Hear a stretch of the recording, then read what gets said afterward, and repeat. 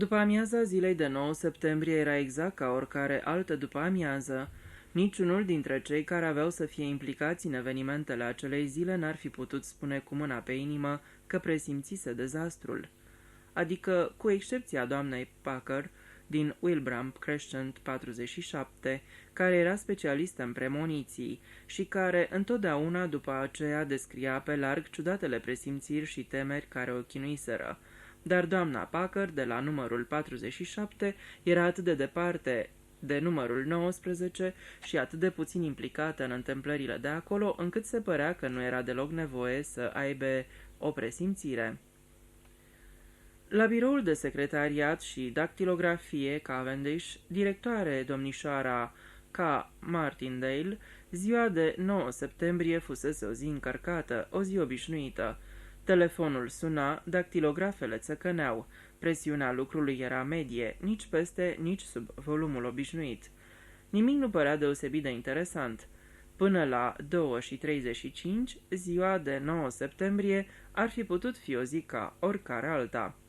La 2:35, soneria domnișoarei Martindale se porni să sune, iar în biroul exterior, Edna Brent răspunse cu obișnuitul ei glas gâfâit și ușor nazal, în timp ce plimba o pralină în lungul liniei maxilarului. Da, domnișoară Martindale." Vai, Edna, nu așa ți-am spus să vorbești când răspunzi la telefon. Pronunță clar și țineți respirația în spatele tonului." Mă scuzați, domnișoară Martindale." Așa e mai bine. Poți să o faci dacă vrei. Trimite-mi-o pe Sheila Webb." Nu s-a întors încă de la masă, domnișoară Martindale." Domnișoara Martindale își consultă ceasul de pe birou.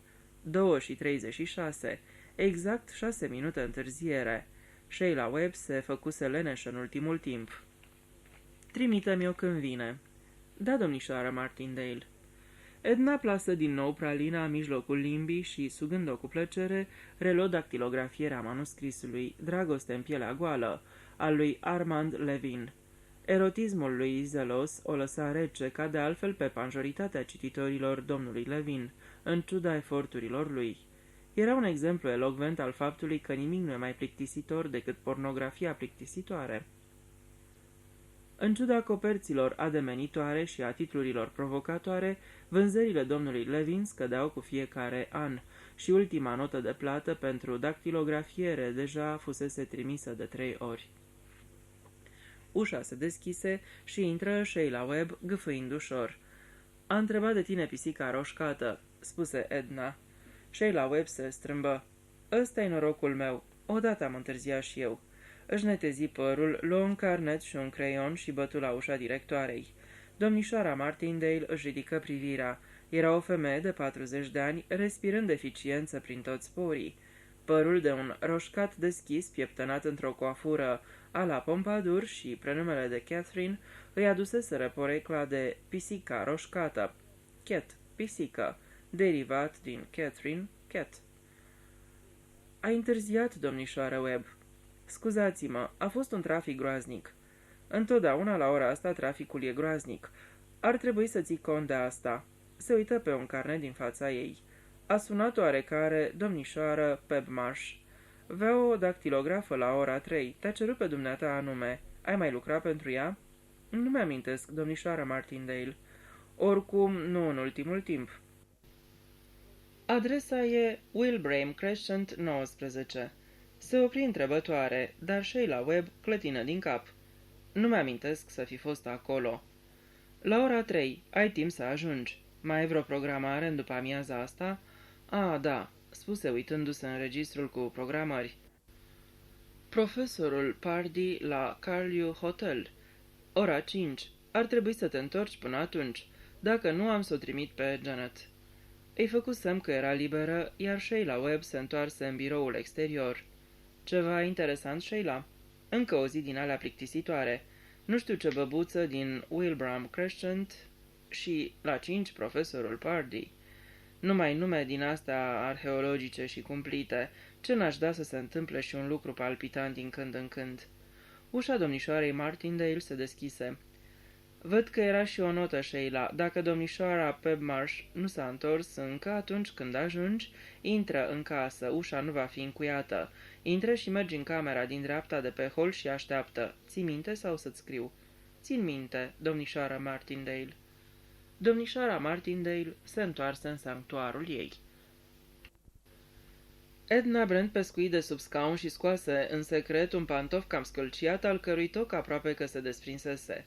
Cum mai ajung eu acasă?" se văită ea. O, termină cu zmiorcăiala, o să găsim noi ceva," spuse una din fete și își reluă lucrul. Edna oftă și băgă în mașină o foaie nouă. Dorința îl cuprinse în ghearele ei. Cu degetele tremurând pătimaș, îi sfâșie dantela fină de pe sâni și o prăvăli pe sobă. La dracu!" spuse Edna și se întinse după radieră. Sheila își luă poșeta și ieși. Wilbraham Crescent era o fantezie executată de un constructor victorian prin anii 1880. Era o semilună de case duplex și grădini așezate spate în spate. Această concepție era o sursă considerabilă de dificultăți pentru persoanele nefamiliarizate cu localitatea. Cei care ajungeau pe partea exterioară a semilunii erau incapabili să găsească numerele mici, iar cei care nimereau pe partea interioară mai întâi se întrebau nedumeriți cam pe unde ar putea fi numerele mari. Casele erau elegante, civilizate, decorate artistic cu balcoane și absolut respectabile. Modernizarea abia dacă le atinsese, pe din afară adică. Bucătăriile și băile fuseseră primele care simțiseră vântul schimbării. Numărul 19 nu avea nimic neobișnuit. Avea perdele elegante și mânerul ușii din față bine lustruit. De o parte și de alta a potecii ce ducea la ușa din față erau trandafiri. Sheila Webb deschise poarta, o luă pe potecă și sună la ușă. Nu primi niciun răspuns și după ce așteptă un minut sau două, făcu precum i se ordonase și apăsă pe mâner. Ușa se deschise și intră. Ușa din dreapta micului hol era întredeschisă. Bătu, așteptă, apoi intră. Era o cameră de zi foarte plăcută și absolut obișnuită, o idee cam prea mobilată pentru gusturile moderne. Singurul lucru ieșit din comun era multitudinea ceasurilor din ea, o pendulă ticăind într-un colț, un ceas de porțelan de Dresda pe polița căminului, un ceas în formă de caleașcă de argint pe birou, un cesuleț aurit pe etajera de lângă cămin și unul pe o masă de lângă fereastră, un ceas de voiaj în carcasă de piele uzată cu litere aurii, aproape șterse, formând de-a curmezișul unui colț cuvântul Rosemary. Sheila Webb se uită la ceasul de pe masă cu oarecare mirare. Arăta puțin mai mult de 4:10. Privirea-i fugi la cel de pe polița căminului. Arăta aceeași oră. Sheila tresări căci în momentul acela deasupra capului ei se auzi un vâjit și un țăcănit și dintr-un ceas de perete din lemn sculptat, un cuc țâșni pe ușiță și anunță tare și răspicat: "Cucu, cucu, cucu." Tonul răgușit părea aproape amenințător. Cucul dispăru din nou cu un pognet al ușiței. Sheila Webb zâmbi ușor și păși spre capătul sofalei. Atunci se opri scurt, tresărind cu toată ființa. Întins pe podea se afla trupul unui bărbat. Avea ochii pe jumătate deschiși, fără viață. În partea din fața a costumului lui cenușiu închis, se vedea o pată întunecată, umedă. Sheila se aplecă aproape mecanic. Îi atinse obrazul rece, mâna la fel. Atinse pata umedă și își retrase repede mâna, uitându-se la ea cu groază. În acel moment auzi poarta și întoarse mecanic capul spre fereastră. Prin ea văzu silueta unei femei înaintând grăbită pe potecă. Sheila înghiți în sec. Gâtul îi era uscat. Stătea înțepenită în loc, incapabilă să se miște, să țipe, privind fix în fața ei. Ușa se deschise și intră o femeie în vârstă înaltă, ducând o sacoșă pentru cumpărături. Avea părul cărunt și ondulat, pieptănat peste cap și ochii mari de un albastru minunat. Privirea lor trecu peste Sheila fără să o vadă. Sheila scoase un sunet slab, nu mai mult de un cârâit. Ochii albaștri și largi reveniră la ea și femeia întrebă repede: "E cineva aici?" E..." Fata se opri brusc, căci femeia venea iute spre ea din spatele canapelei. Și atunci țipă: "Nu, nu, o să călcați pe el, iar el e mort." Capitolul 1. Relatarea lui Colin Lamb. Ca să folosesc termenii poliției, pe 9 septembrie, ora 2:59 p.m., mă aflam pe Wilbraham Crescent, înaintând spre vest. Era prima mea confruntare cu Wilbraham Crescent și, sincer să fiu, Wilbraham Crescent mă zăpăcise de cap. Dădusem curs unui presentiment cu o perseverență care devenea din zi în zi mai încăpățânată, în timp ce presimțirea părea tot mai puțin să se adeverească. Așa sunt eu. Numărul pe care îl căutam era 61, dar puteam să-l găsesc? Nu puteam. După ce urmărisem cu conștiinciozitate numerele de la 1 la 35, Wilbraham Crescent păru să se sfârșească. O stradă etichetată echivoc Albany Road îmi bara calea. M-am întors. Pe partea dinspre nord nu erau case, numai un zid. Dincolo de zid se înălțau blocuri moderne, iar intrarea lor se găsea evident pe altă stradă. Dinspre partea aceea nicio speranță. În trecere m-am uitat la numerele 24, 23, 22, 21.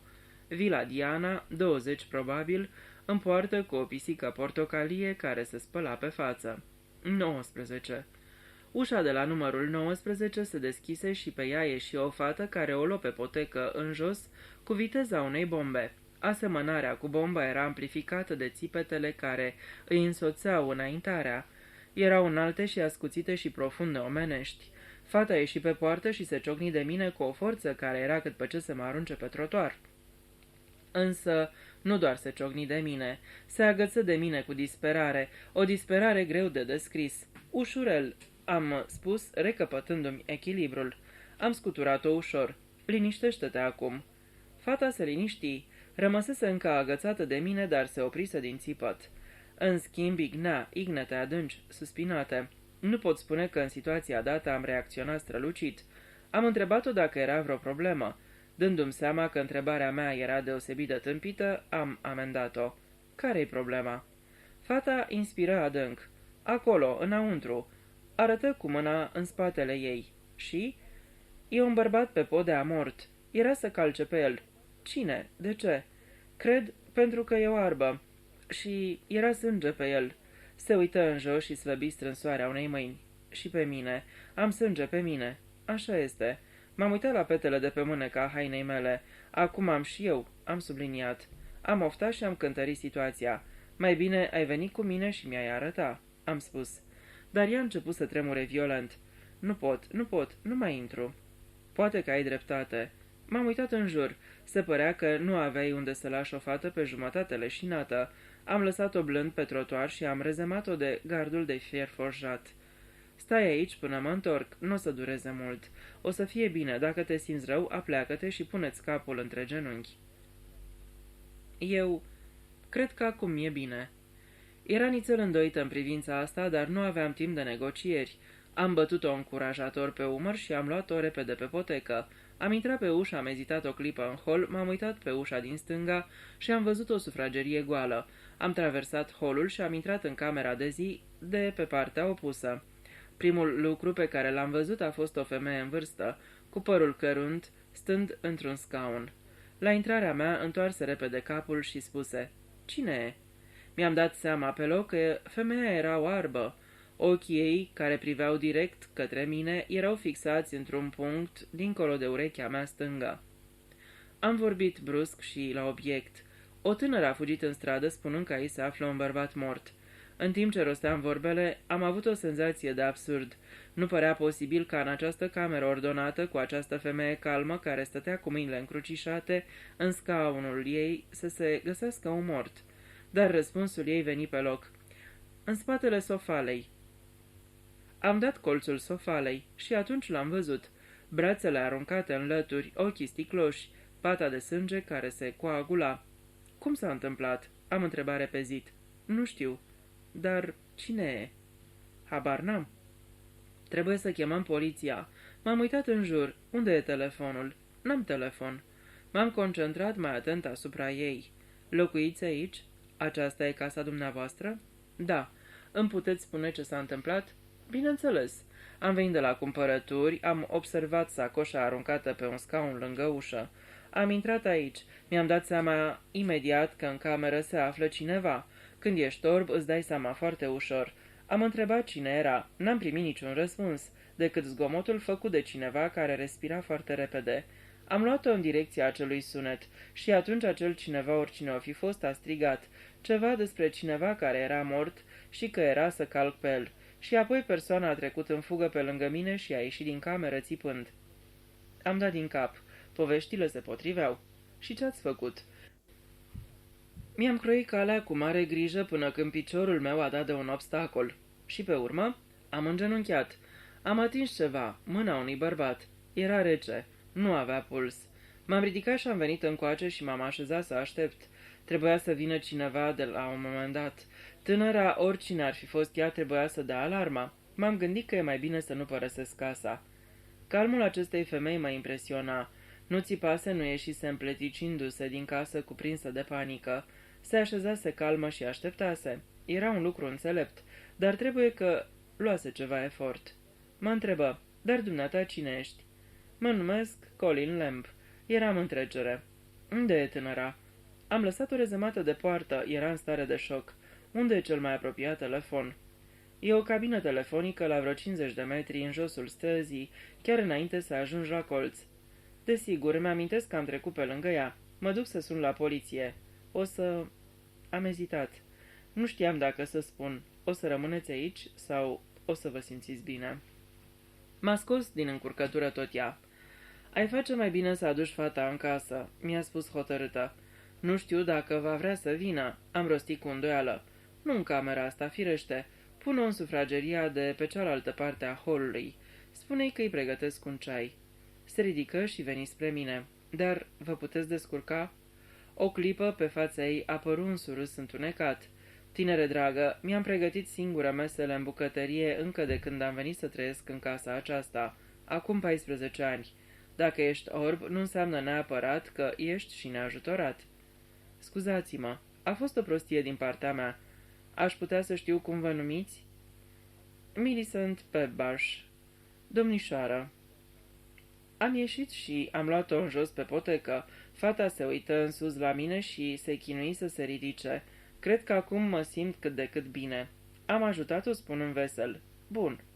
Acolo era un mort, nu-i așa? Am confirmat prompt. Bineînțeles că era. Tocmai mă duc la cabina telefonică să raportez la poliție. În locul dumitale aș aștepta în casă. Am ridicat glasul pentru a-i acoperi protestele.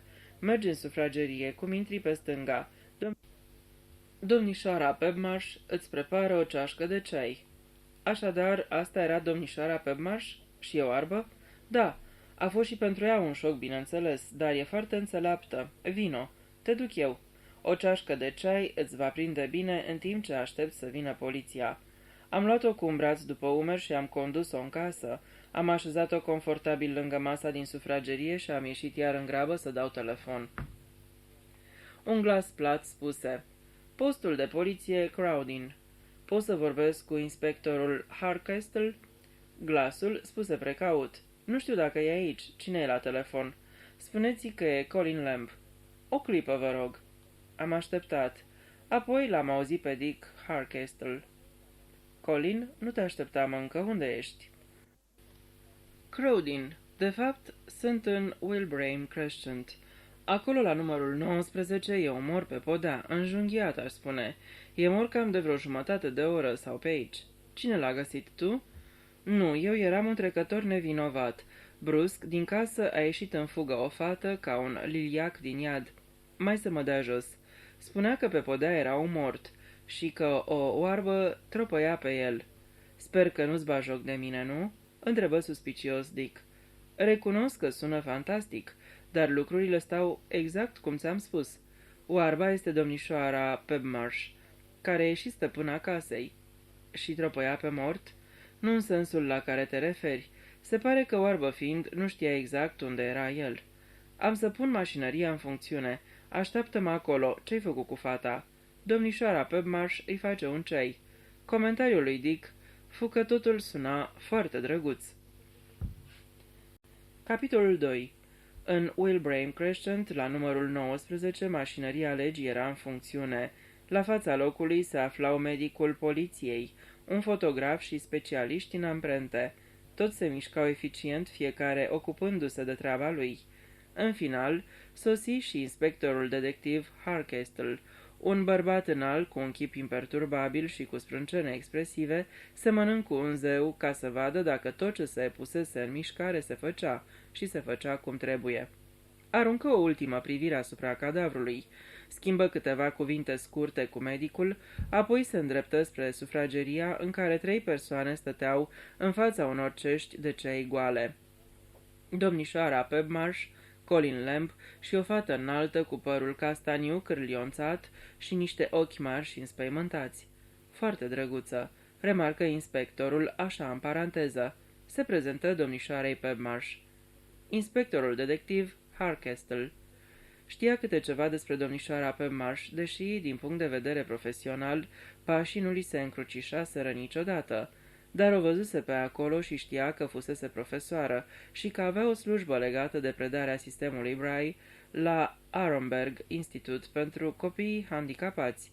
Părea extrem de puțin probabil ca un bărbat să fi fost găsit ucis în casa ei, ordonată și austeră, dar improbabilitatea era o stare pe care o întâlneai mai des decât ai fi fost dispus să crezi. E un lucru teribil ceea ce s-a întâmplat, domnișoară Pebmarsh, spuse el. Mă tem că a fost un mare șoc pentru dumneavoastră. Va trebui să obțin de la dumneavoastră toți o declarație clară referitoare la ce s-a întâmplat exact. Am înțeles că domnișoara se uită rapid pe carnetul pe care îl înmânase ofițerul de poliție. Sheila Webb a fost cea care de fapt a descoperit cadavrul. Dacă îmi permiteți să folosesc bucătăria dumneavoastră, domnișoară Pebmarsh, am să o rog pe domnișoara Webb să mă însoțească acolo ca să putem discuta în liniște. Deschise ușa dintre sufragerie și bucătărie și așteptă până când fata a trecut dincolo. Un tânăr detectiv în civil se stabilise deja în bucătărie, scriind discret la o măsuță. Scaunul ăsta pare confortabil, spuse Harkestle, trăgând o versiune modernă a unui scaun Windsor. Sheila Webb se așeză nervoasă, uitându-se la el cu ochii larg deschiși și înspăimântați. Harkestle fu cât pe ce să spună, n-am să te mănânc, draga mea, dar se abținu și în loc de asta spuse, n-ai de ce să fii speriată, nu vrem decât o imagine clară. Deci te numești Sheila Webb. Adresa? Palmerston Road 14, dincolo de uzina de gaz. Da, desigur. Și ai serviciu? Da, sunt stenodactilografă. Lucrez la biroul de secretariat al domnișoarei Martindale. Biroul de secretariat și dactilografie Cavendish. Ăsta e numele complet, nu? Așa este. Și de când lucrezi acolo? Cam de 1 an. De fapt de 10 luni. Înțeleg. Și acum spunem cu cuvintele dumitale cum ai ajuns să fii azi în Wilbraham Crescent 19. Păi s-a întâmplat așa. Sheila Webb vorbea acum cu mai multă încredere. Această domnișoară Pebmarsh a sunat la birou și a cerut ca la ora 3 să fie aici o stenodactilografă.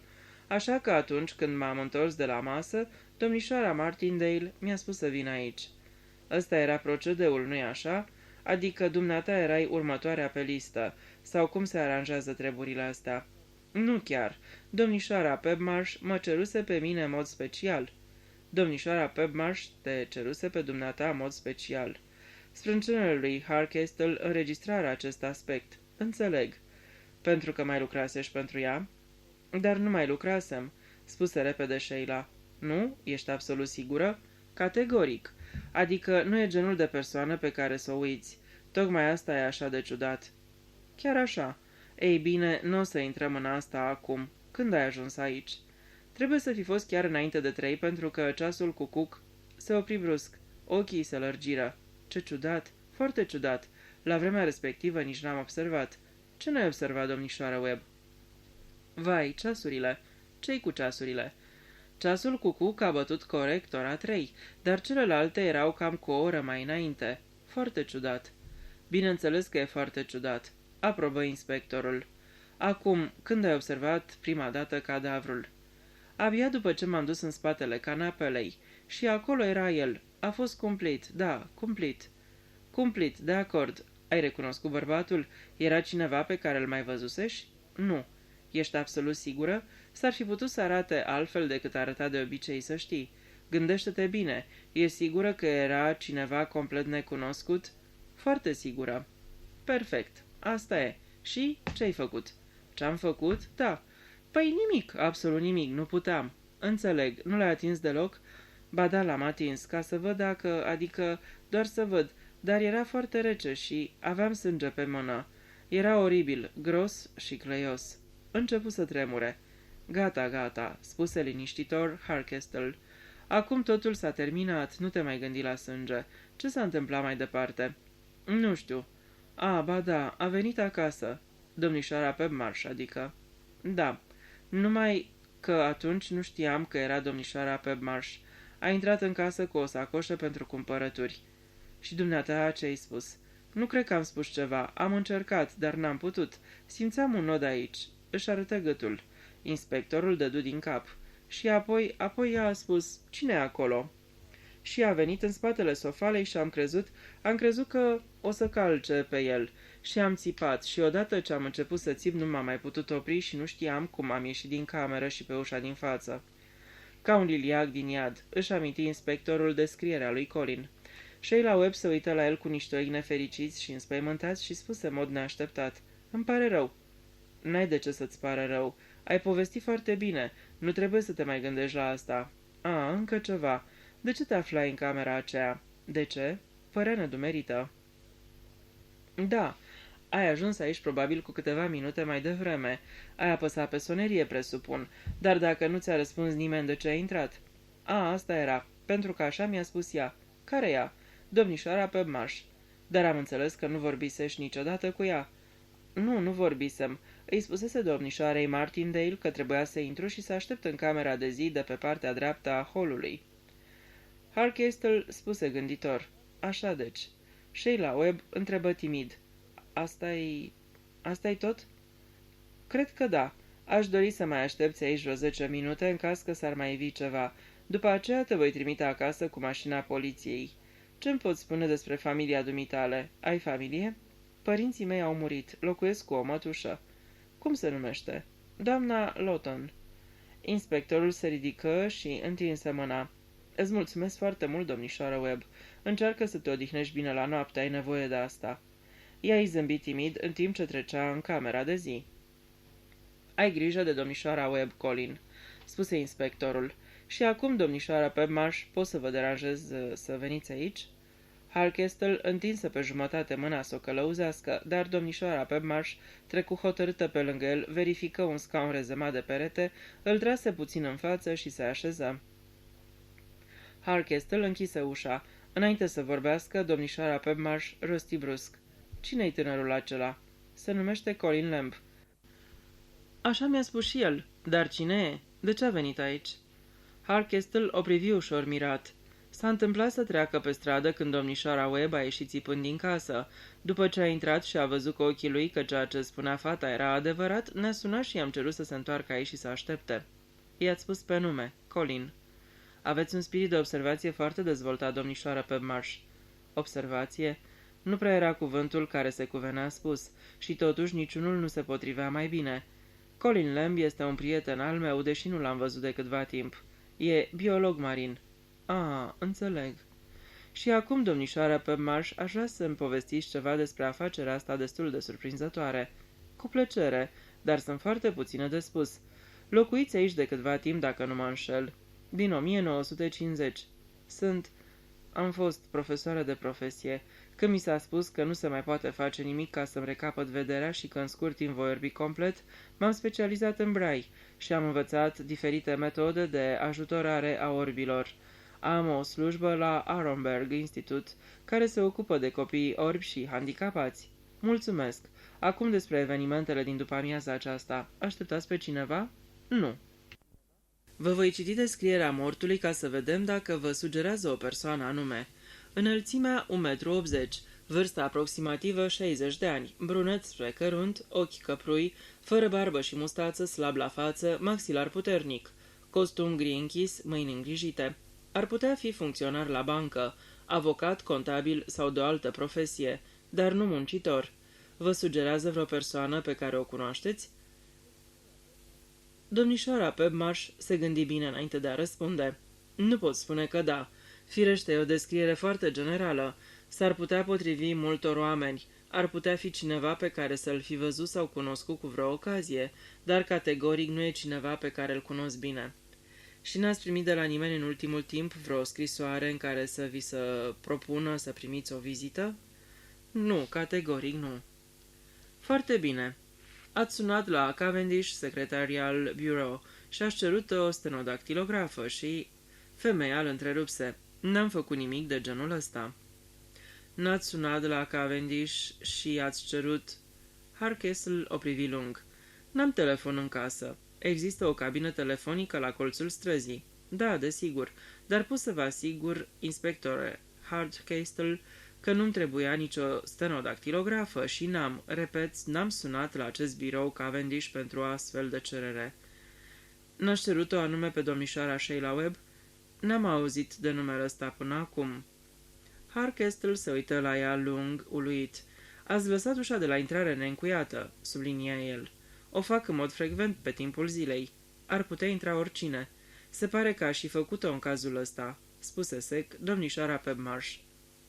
Domnișoara Pebmarsh, conform raportului medical, acest om a murit în intervalul de timp cuprins între 1:30 și 2:45.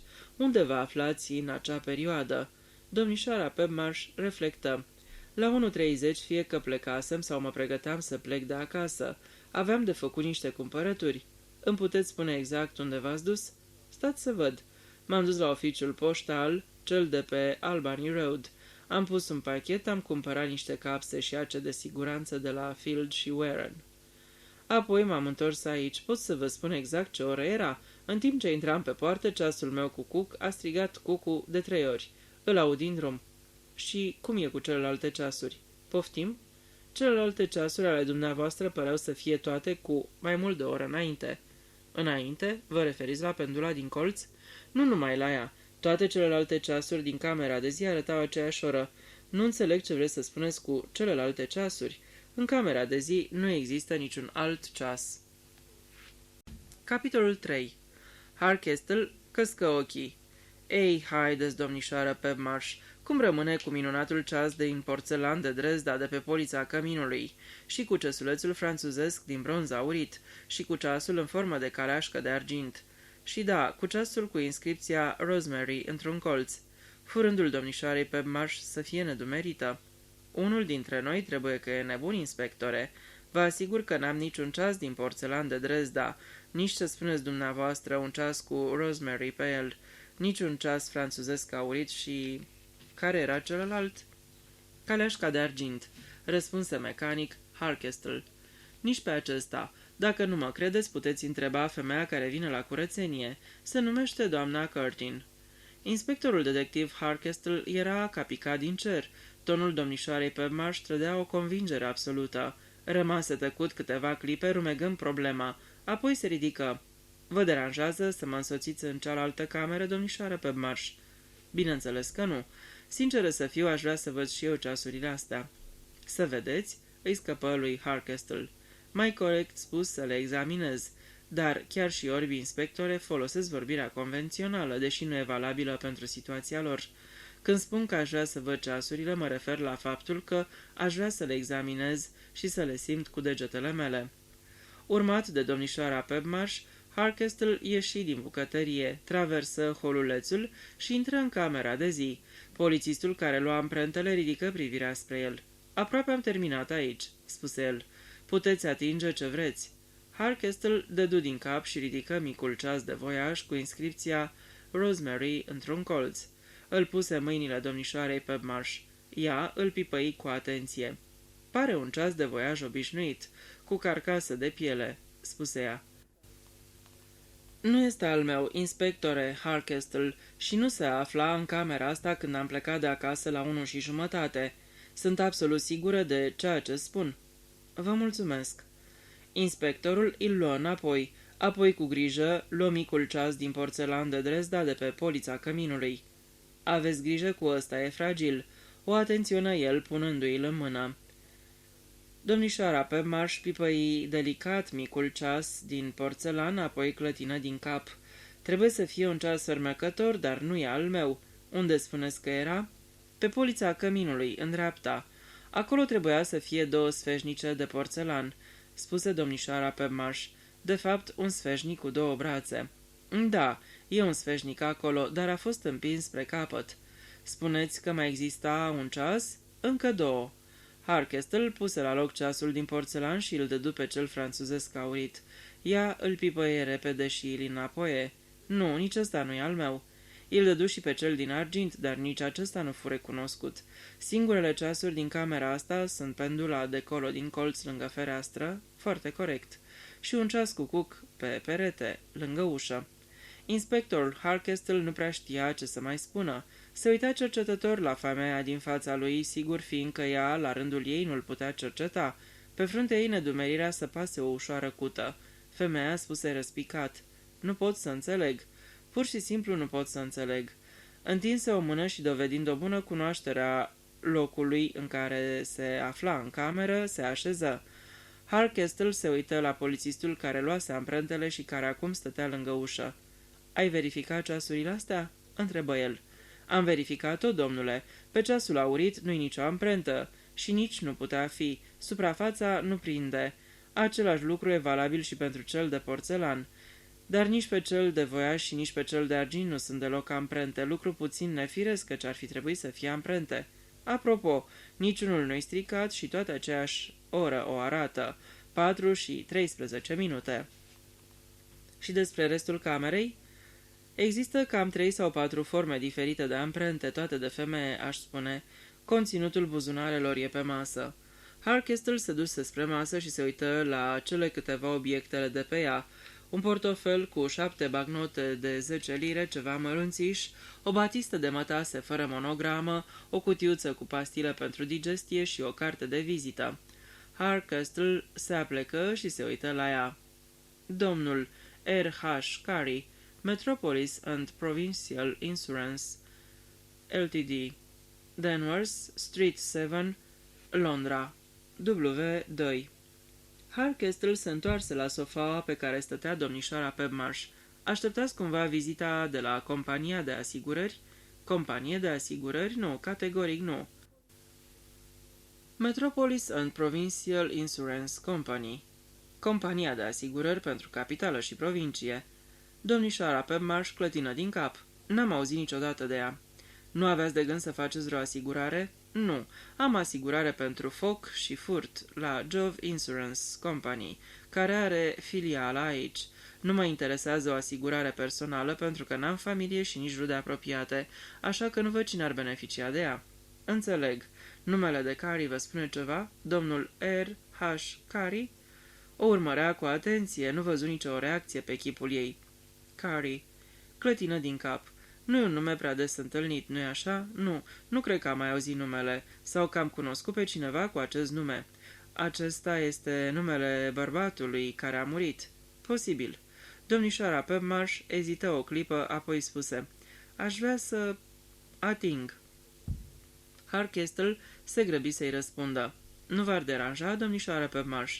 Nu vă cer prea mult, nu mă prea pricep în problemele astea, dar îmi închipui că degetele dumneavoastră v-ar spune mai mult decât dacă vi l-aș descrie." "Exact. Recunosc că nu e un lucru plăcut, dar doresc să-l fac dacă în felul acesta vă pot ajuta." "Mulțumesc, domnișoară Pebmarsh. Dați-mi voie să vă conduc." O duse după sofa, îi indică unde să îngenuncheze, apoi îi îndrumă cu blândețe mâna spre fața mortului. Domnișoara Pebmarsh era foarte calmă, netrădând vreo emoție. Degetele ei atinseră părul, urechile, întârziind o clipă în spatele urechii stângi, urmăriră linia nasului, a gurii și a bărbiei. Apoi clătină din cap și se ridică. "Am o idee foarte clară despre cum arată, dar sunt absolut convinsă că nu e o persoană pe care s-o fi cunoscut sau întâlnit." Polițistul cu amprentele își adunase trusa și ieșise. Acum își băgă din nou capul pe ușă. "Au venit după el," spuse, indicând cadavrul. "Pot să-l ia?" "Da," răspunse Harkestel. "Domnișoară Pebmarsh, vreți să veniți să vă așezați aici?" O conduse spre un scaun din colț. În cameră intrară 2 bărbați care, rapid și profesionist, luară cadavrul celui ce fusese domnul Carey. Harkestel ieși până la poartă, apoi se întoarse în camera de zi. Se așeză lângă domnișoara Pebmarsh. "E o afacere absolut neobișnuită, domnișoara Pebmarsh. Am să reiau punctele principale să vedem dacă am înțeles corect. Corectați-mă dacă greșesc.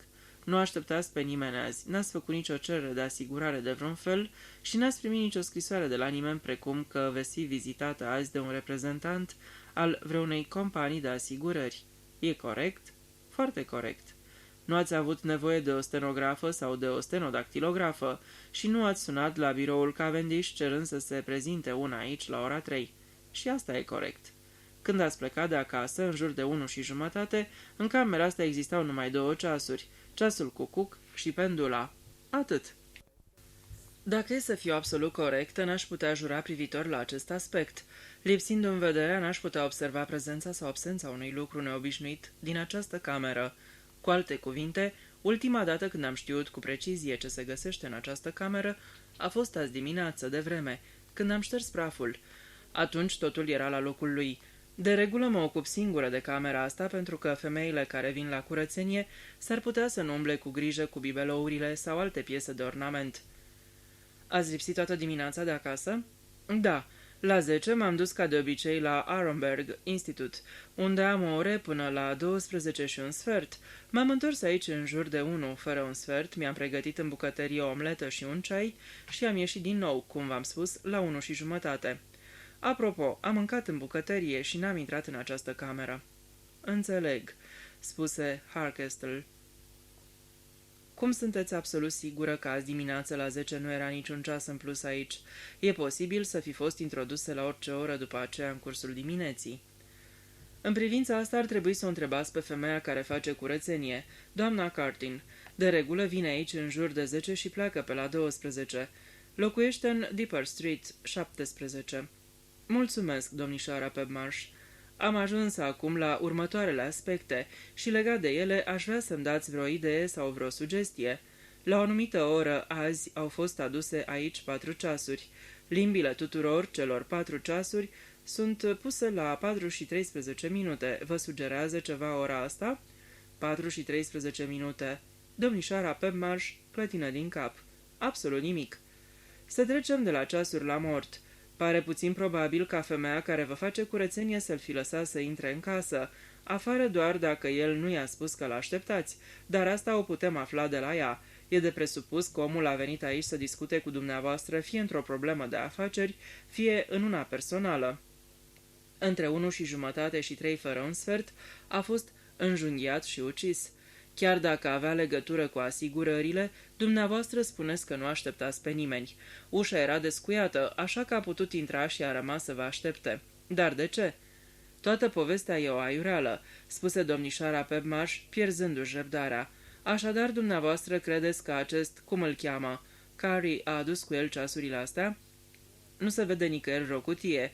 Cu greu ar fi putut aduce 4 ceasuri în buzunare. Și acum, domnișoara Pebmarsh, vă rog să vă gândiți cu atenție. Există vreo asociație pe care ați putea o face în legătură cu aceste ceasuri sau, dacă nu cu ceasurile, cu ora 4:13? 4:13. Femeia clătină din cap. Tot încerc să-mi spun că e opera unui nebun sau a cuiva care a greșit casa. Dar nici chiar asta nu explică nimic. Nu, inspectore, nu vă pot ajuta. Un polițist tânăr băgă capul pe ușă. Harkestel ieși în hol și amândoi se duseră spre poartă. Harkestel și polițistul discutară câteva clipe. Acum poți să duci pe tânăra acasă, spuse Harkestel. Adresa e Palmerston Road 14. Se întoarse în sufragerie. Prin ușa dinspre bucătărie rămasă deschisă o auzeau pe domnișoara Pebmarsh trebăluind la chiuvetă. Se duse în pragul ușii. Am să iau cu mine ceasurile astea, domnișoara Pebmarsh. Vă las o chitanță pentru ele. Luați-le fără nicio problemă, inspectore, nu mi-aparțin. Harkestel se întoarse spre Sheila Webb. Poți merge acasă acum, domnișoară Webb, te va duce mașina poliției. Sheila și Colin se ridicară. Urcă, te rog, în mașină, Colin, spuse Harkestel și se așeză la masă ca să scrie chitanța. Colin și Sheila ieșiră și o luară pe alee. Sheila se opri brusc. Mănușile, mi le-am uitat. Ți le aduc eu. Nu știu precis unde le-am pus. Nu mă mai deranjează acum că l-au luat de acolo. Fugi înapoi și reveni lângă el în câteva clipe. Îmi pare rău că am fost atât de proastă înainte. Oricine ar fi fost, răspunse Colin. În timp ce Sheila urca în mașină, apăru și Hardcastle. Apoi, pe când mașina se îndepărtă, se întoarse spre tânărul polițist. Vreau să fie împachetate cu grijă ceasurile din camera de zi, toată, în afară de ceasul cucuc și de pendulă. Îi mai dădu câteva instrucțiuni, apoi se întoarse spre prietenul său. Mă duc să mă distrez. Vii cu mine?" Îmi convine," răspunse Colin. Capitolul 4. Relatarea lui Colin Lamb. Unde mergem?" l-am întrebat pe Dick Hardcastle. El îi se adresă șoferului. Biroul de secretariat Cavendish. E pe Palace Street, între Esplanade și pe dreapta." Mașina porni. Între timp se adunase o mică mulțime căscând ochii cu interes. Pisica portocalie mai stătea încă în poarta vilei Diana.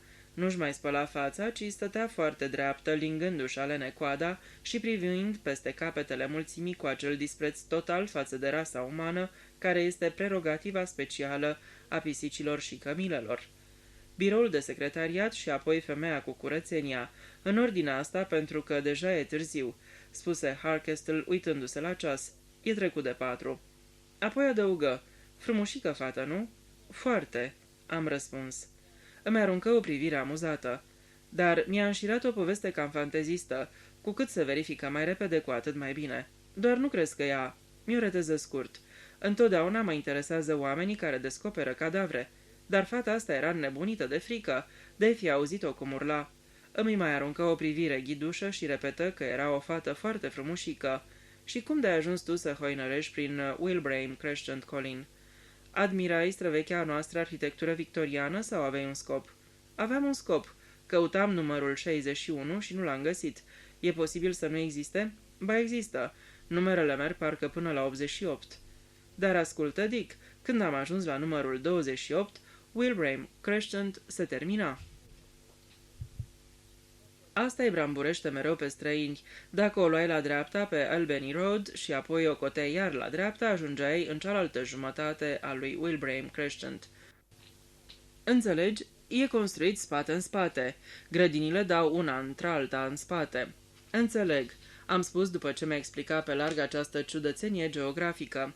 Ca piațetele și grădinile alea din Londra. Inslow Square, nu-i așa? Sau Kegun. Și în tot cazul există 61. Ai idee cine locuiește acolo? 61? Să văd, da, trebuie să fie Blend, constructorul. Vai, asta e rău. Nu vrei un constructor? Nu, nu-mi trebuie deloc un constructor, auzi? Dar poate că s-a mutat aici de curând. Blend s-a născut aici, cred. E localnic și de ani de zile se ocupă de construcții. Deprimant. E un constructor foarte prost, spuse încurajator Hardcastle. Folosește materiale slăbuțe, ridică genul de casă care arată cât de cât bine până ajungi să trăiești în ele, apoi se dărâmă peste tine sau îți dau tot timpul de lucru.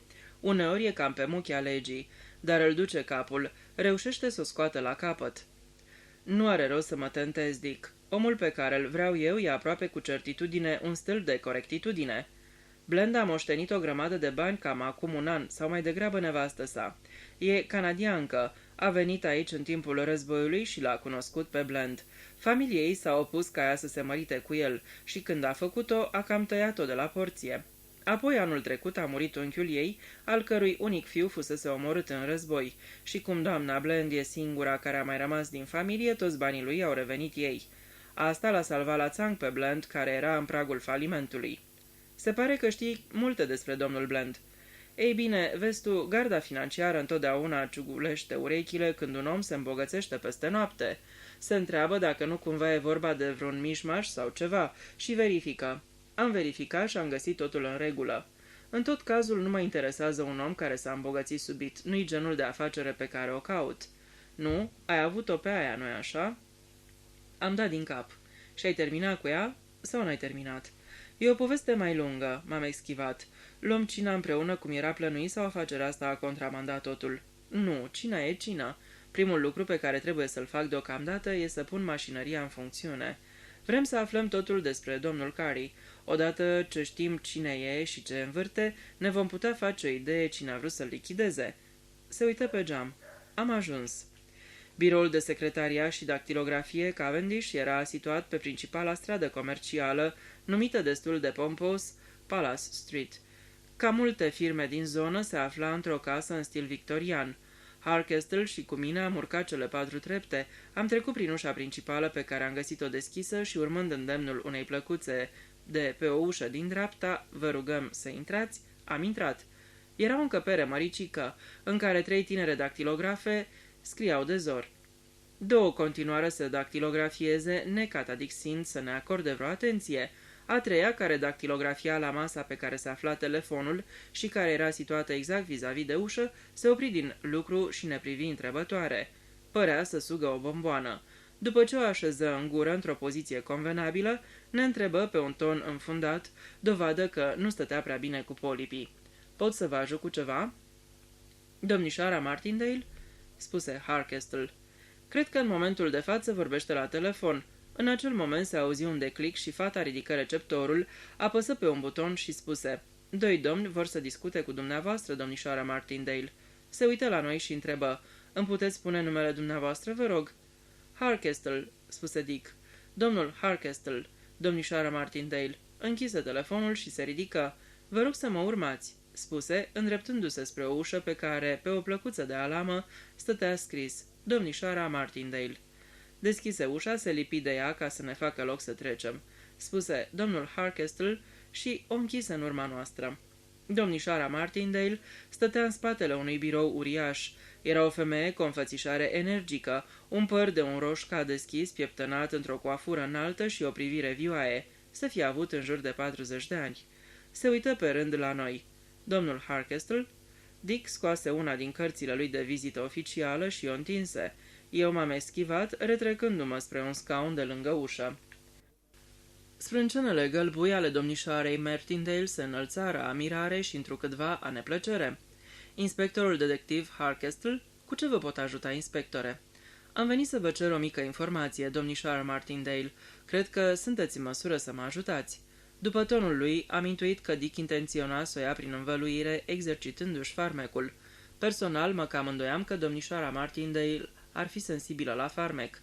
Era genul de femeie pe care francezii îl etichetează atât de sugestiv. Femeia formidabilă. Eu studiam spațiul înconjurător. Pe peretele de lângă biroul domnișoarei Martindale atârna o colecție de fotografii cu autografe. Am recunoscut-o pe cea a doamnei Ariadne Oliver, scriitoarea de romane polițiste pe care o cunoșteam și eu cât de cât. A dumitale sinceră, Ariadne Oliver. Al dumitare recunoscător, Gary Gregson, împodobea fotografia altui autor de romane din seria neagră, mort de vreo 16 ani în urmă. Veșnica dumitale, Miriam, împodobea fotografia lui Miriam Hogg, o scriitoare specializată în romane de dragoste. Sexul era reprezentat de fotografia unui chelios cu aspect timid, semnat mărunțel, cu recunoștință, Armand Levin. Trofeele aveau un aer de uniformitate. Aproape toți bărbații țineau în mână pipe și purtau costume de tweed, iar femeile arătau serioase și gata să se sufoce în blănuri. În timp ce ochii îmi hoinăreau pe pereți, Harkestel își derula întrebările.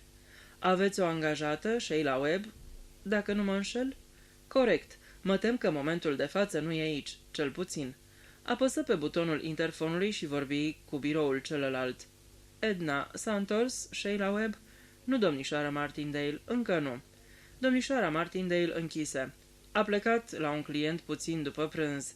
Explică ea. Mă gândeam că la ora asta s-o fi întors. E posibil ca de acolo să se fi dus la Carlew Hotel, unde avea o altă programare pentru ora 5. Înțeleg, spuse Harkestel. Îmi puteți spune câte ceva despre domnișoara Sheila Webb? Prea multe nu vă pot spune. Este aici să văd, de aproape un an. Munca ei s-a dovedit foarte satisfăcătoare. Știți unde a lucrat înainte să vină la dumneavoastră? Dacă doriți neapărat să știți asta, cred că pot afla, inspectore. Trebuie să avem pe aici pe undeva dosarul ei cu referințe. Din cât țin eu minte, așa pe loc, mai înainte a lucrat la Londra și patronii de acolo i-au dat niște referințe deosebit de bune. Cred, dar nu sunt sigură, că a lucrat la o firmă de afaceri, posibil o agenție imobiliară. Spuneți că lucrează bine? Absolut corespunzător, răspunse domnișoara Martindale, care era clar că nu era darnică privitor la laude. Nu e profesionistă de prima clasă. Nu, n-aș spune asta. Are o viteză de scris peste medie și e destul de bine crescută. Este o dactilografă atentă, nu face greșeli. În afară de relațiile de serviciu, o cunoașteți ca persoană? Nu. Cred că locuiește cu o mătușă. Aici domnișoara Martindale deveni ușor nerăbdătoare. Pot să vă întreb de ce îmi puneți toate aceste întrebări, inspectore Harkestle? A intrat fata asta în vreun vocluc? N-aș spune chiar asta, domnișoara Martindale. Cunoașteți o anume domnișoară Pebmarsh? Pebmarsh, repetă domnișoara Martindale, încrețindu-se prin cenele gălbui. Acum când... desigur, la domnișoara Pebmarsh s-a dus Sheila în după-amiaza asta. Programarea era pentru ora 3. Cum s-a făcut programarea? Prin telefon. Domnișoara Pebmarsh a sunat și a spus că are nevoie de o stenodactilografă și că ar vrea să-i o trimitem pe domnișoara Webb. A precizat că o vrea pe Sheila Webb? Da. La ce oră v-a sunat? Am răspuns eu direct. Asta înseamnă că era în timpul pauzei de masă, care durează o oră. Aș putea spune, fără să greșesc prea mult, că era cam pe la 2 fără 10, în tot cazul înainte de ora 2. A, da, văd că mi-am notat în carnet. A fost fix la 1:49. Și ați vorbit personal cu domnișoara Pebmarsh? Adică era chiar ea la telefon? Domnișoara Martindale păru puțin mirată. Presupun că da. Dar nu i-ați recunoscut vocea? Nu o cunoașteți personal? Nu, nu o cunosc. Mi-a spus că o cheamă Millicent Pebmarsh. Mi-a dat adresa, un număr în Wilbraham Crescent și apoi, cum v-am spus, a cerut ca Sheila Webb, dacă e liberă, să vină la ea la ora 3. Era o declarație limpede, hotărâtă. M-am gândit că domnișoara Martindale ar fi un martor excelent. Vreți să fiți amabil să-mi spuneți despre ce e vorba? Întrebă ușor nerăbdătoare domnișoara Martindale. Ei bine, vedeți dumneavoastră, domnișoara Martindale, domnișoara Pebmarsh neagă că ar fi dat un astfel de telefon. Domnișoara Martindale făcu ochii mari. Nu zău, extraordinar. Pe de altă parte, dumneavoastră susțineți că ați primit un asemenea telefon, dar nu puteți spune în mod categoric că era la telefon domnișoara Pebmarsh. Nu, firește că nu pot spune categoric. Nu o cunosc pe femeia asta, dar nu văd care e interesul să faci un lucru ca ăsta. A fost cumva o farsă? Ceva mai mult, spuse Harkestle. A dat vreun motiv această domnișoară Pebmarsh sau cine o fi fost, de ce o voia anume pe domnișoara Sheila Webb? Domnișoara Martindale reflectă o clipă. Cred că a spus că Sheila Webb mai lucrase pentru ea. Și așa e? Sheila mi-a spus că nu și-a amintea să fi lucrat vreodată pentru domnișoara Pebmarsh.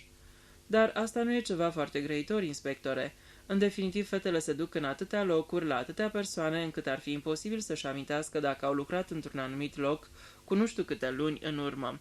Sheila n-a fost prea categorică în acest sens. A spus doar că nu și-a amintea să fi fost acolo.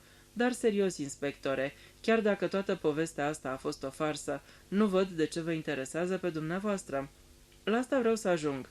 Când domnișoara Webb a ajuns în Wilbraham Crescent 19, a intrat în casă, mai precis în camera de zi. Mi-a spus că astea erau instrucțiunile pe care le primise. De acord? Foarte corect, spuse domnișoara Martindale. Domnișoara Pebmarsh mi-a spus că ar putea să ajungă acasă puțin mai târziu și că Sheila trebuia să intre și să o aștepte. Când domnișoara Webb a intrat în sufragerie, a dat peste un mort, zăcând pe podea. Domnișoara Martindale se holbă la el. O clipă nu fu în stare să articuleze niciun cuvânt, apoi rosti cu greu. Ați spus un mort, inspectore? Un bărbat ucis, de fapt înjunghiat. Vai de mine, vai de mine! Fata trebuie să fie tare tulburată, părea genul de eufemism caracteristic domnișoarei Martindale. Vă spun ceva în numele de Carey, domnișoara Martindale. Domnul R.H. Carey? Nu, nu cred. De la Metropolitan Provincial Insurance Company, domnișoara Martindale continuă să clatine din cap. Îmi înțelegeți dilema, spuse Harkestle. Dumneavoastră spuneți că domnișoara Pebmarsh va da telefon și a cerut ca Sheila Webb să meargă acasă la ea la ora 3. Domnișoara Pebmarsh neagă că ar fi făcut așa ceva. Sheila Webb ajunge acolo și găsește un mort. Așteptă optimist. Dar domnișoara Martindale se uita prostită la el. Totul îmi pare de domeniul fantasticului, spuse ea dezaprobator. Dick Harkestle oftă și se ridică. Drăguț loc aveți aici, spuse el politicos. Sunteți de câtva timp în afaceri, nu-i așa? De 15 ani. Ne-am descurcat extrem de bine. Am pornit la scară mică, apoi ne-am extins într-atât încât abia mai puteam face față cererilor. Am acum 8 angajate care au tot timpul de lucru. Văd că vă ocupați mult de literatură." Harkestel se uită la fotografiile de pe perete. Da, dintr-un început m-am specializat în scrisori. Fusese mulți ani secretar a unui binecunoscut autor de romane polițiste, domnul Gary Gregson. De fapt, biroul ăsta l-am înființat cu ajutorul unei moșteniri de la el. Cunoșteam o mulțime de colegi ai lui scriitori și ei m-au recomandat. Cunoștințele mele privind exigențele scriitorilor s-au dovedit de folos. Ofer un serviciu foarte util în ceea ce privește munca de cercetare necesare.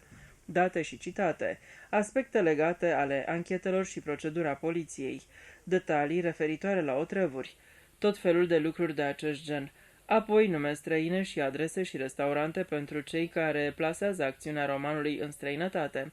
Pe vremuri, oamenilor nu le prea apăsa de precizie, dar în ziua de azi cititorii sunt foarte exigenți. Domnișoara Martindale se opri. Harkestel spuse politicos: "Sunt convins că aveți pentru ce să vă felicitați." Se îndreptă către ușă.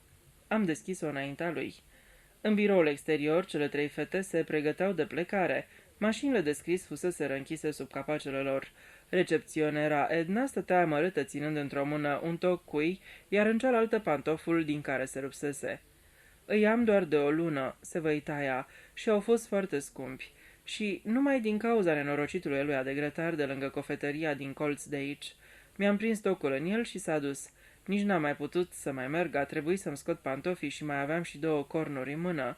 Și cum am să ajung acasă sau la autobuz, nici nu știu." În clipa aceea, Edna recepționă prezența noastră și ascunse repede pantoful de dător de bătaie de cap, aruncându-i domnișoarei Martindale o privire neliniștită, din care am ghicit că domnișoara Martindale nu era genul de femeie care aprecia tocurile cui. Ea personal purta pantofi de piele fără toc. "Vă mulțumesc, domnișoara Martindale," spuse Harkestel. "Îmi pare rău că v-am răpit atât de mult timp. Dacă se întâmplă să vă aduceți aminte de ceva, se înțelege de la sine." I-o reteză cu destulă bruschețe domnișoara Martindale. În timp ce ne suiam în mașină, am spus: "Așadar, în ciuda suspiciunilor tale, povestea Sheilei Webb se dovedește cât se poate de adevărată." "Bine, bine, ai învins." Capitolul 5. "Mami!" strigă Ernie Curtin, întrerupându-și pentru o clipă bâzâitul și bârâitul cu care însoțea mișcările unei rachete mici de metal pe pervazul ferestrei, menite să imite lansarea unei nave spațiale către Venus. "Mami, nu o să-ți vină să crezi." Doamna Curtin, o femeie cu fața aspră, își văzu mai departe de spălatul vaselor și nu răspunse. "Mami, o mașină de poliție s-a oprit în fața casei noastre." "Termină cu minciunile, Ernie," spuse doamna Curtin, așezând la uscat ceștile și farfurioarele.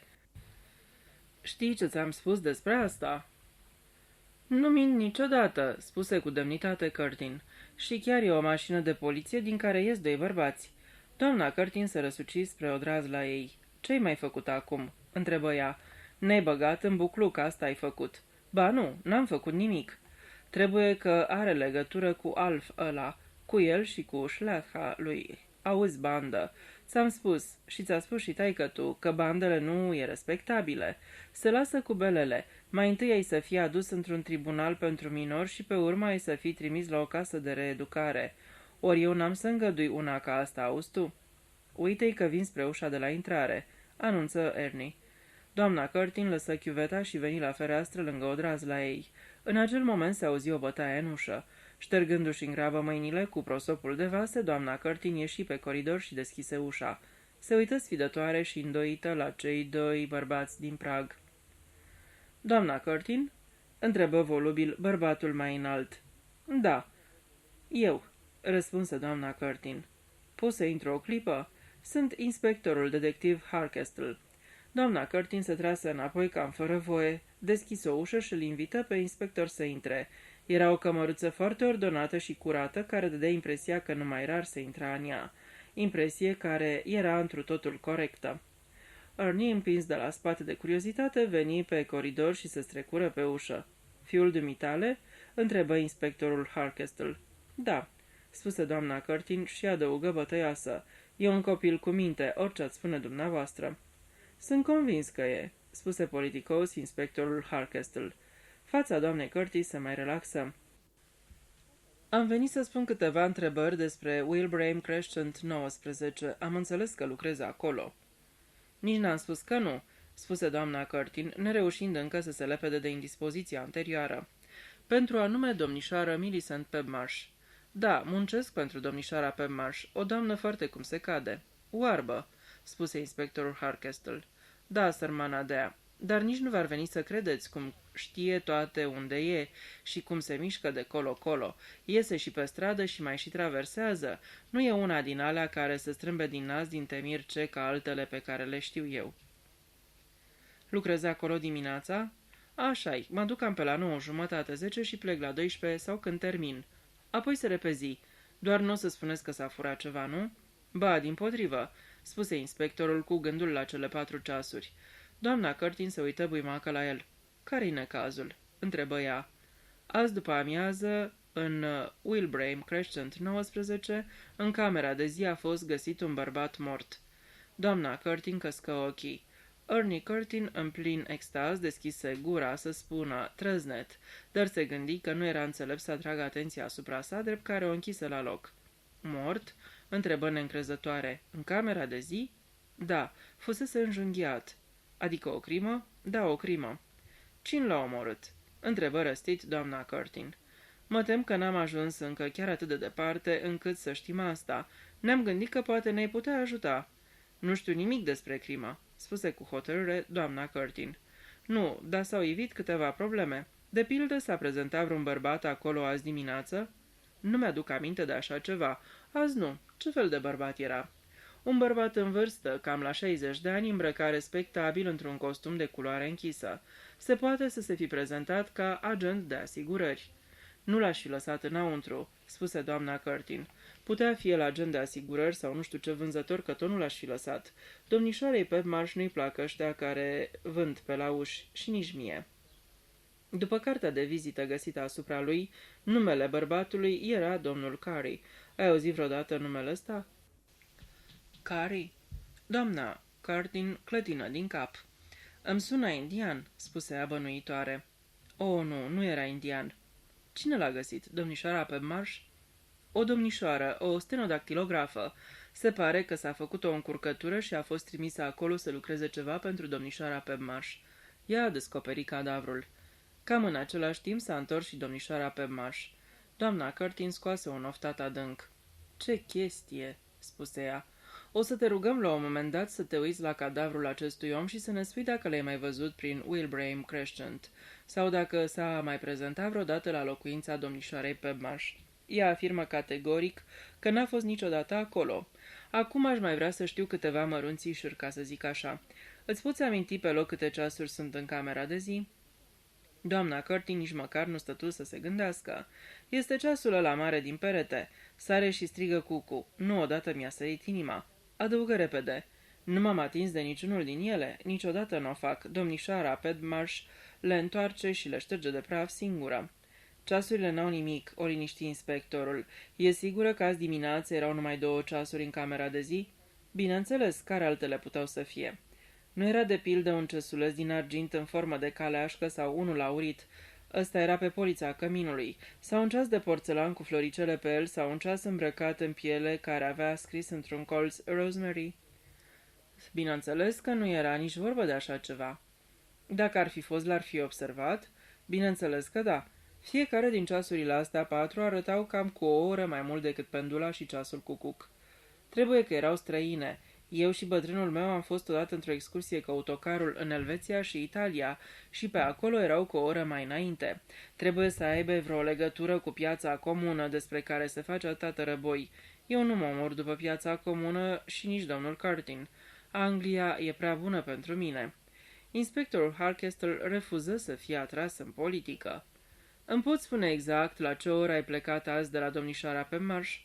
La 12:15. Domnișoara Pebmarsh era acasă atunci?" Nu, nu se întorsese. De obicei, se întoarce cam între 12 și 12:30, dar asta nu e bătută în cuie." Și când plecase de acasă?" Înainte să ajung eu acolo, la 10. Mulțumesc, doamna Curtin." Treaba aia cu ceasurile pare ciudată," spuse doamna Curtin. Poate domnișoara Pebmarsh a fost la o licitație. După cum spuneți că arătau, par antichități." Domnișoara Pemaș merge des la licitații? Cam acum 4 luni a luat de la o licitație un covor din păr de cămilă. Era într-o stare foarte bună. Mi-a spus că a fost foarte ieftin. Am mai cumpărat și niște draperii de catifea. Au mai trebuit scurtate, dar în rest erau ca noi. Dar ea nu cumpără de regulă la licitații bibelouri sau tablouri sau porțelanuri sau altele de genul ăsta. Doamna Curtin clătină din cap. Din câte știu eu nu, dar e greu de spus la licitații. Adică te ia valul. Când ajungi acasă îți spui, de ce-i fi făcut eu asta? Odată am cumpărat 6 borcane cu dulceață. Când m-am gândit mai bine, mi-am zis că puteam să le scot mai ieftin. La fel cu ceștile și farfurioarele. Puteam să le iau mai ieftin miercurea în piață. Dându-se seama că, deocamdată, nu mai aveau ce afla, inspectorul Harkestel plecă. Ernie prinse momentul să-și aducă o contribuție personală la subiectul în cauză. Crimă, treznet, spuse el. În mintea lui, cucerirea spațiului extraterestru fu înlocuită de un subiect absolut pământean și palpitant.